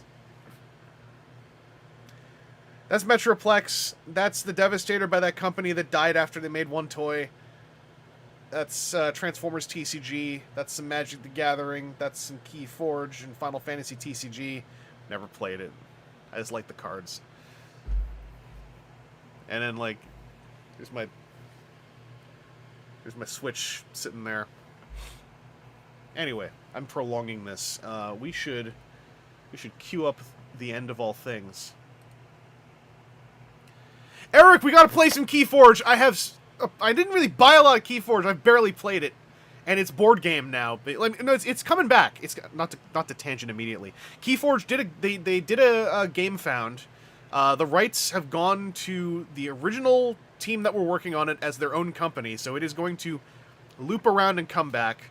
It will probably still be low-key, but they've got a bunch of, like, PvE soloable encounters done it through print and play, and I got a bunch of decks, and you can basically board game Keyforge by just saying, like, we're going to randomize, you take this deck, this deck, let's play.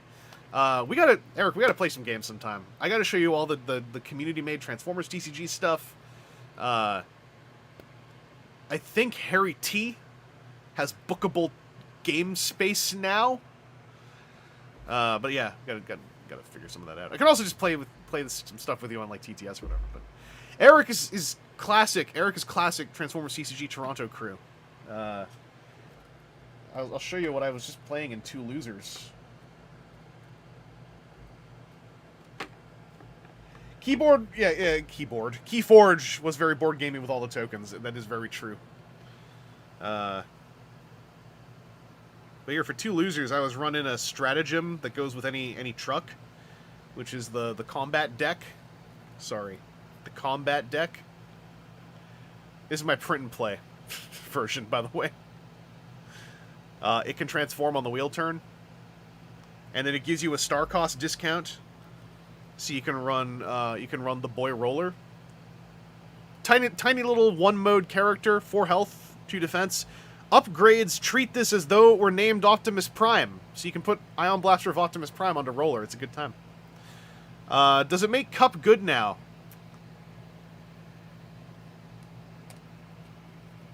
There's some really good stuff with the community cards that I got to show you sometime. A lot of great things in there. Oh, really cool stuff. Really cool stuff. What was the question? Combat trailer? I just showed you that one. I just showed you that one. It's all good. Ronnie Lane, no worries being late. There's always a VOD. But I gotta get the end of all things going here. So, until next time, take it easy. Stay safe out there. It's still scary. I'm sorry to, like, bring up the dour part, but I want to say it in a chipper way so we all just feel like we can face the terror with courage and good cheer, as one Grimlock at least halfway said. V Santar Hartono. Well, you got a whole ass VOD you can watch then. You can watch this a la carte. So it's all good. But yeah. Until next time, I hope you have a pleasant day. The sensitivity of my jaw control has been tweaked there, but it's all good now. Take care and stay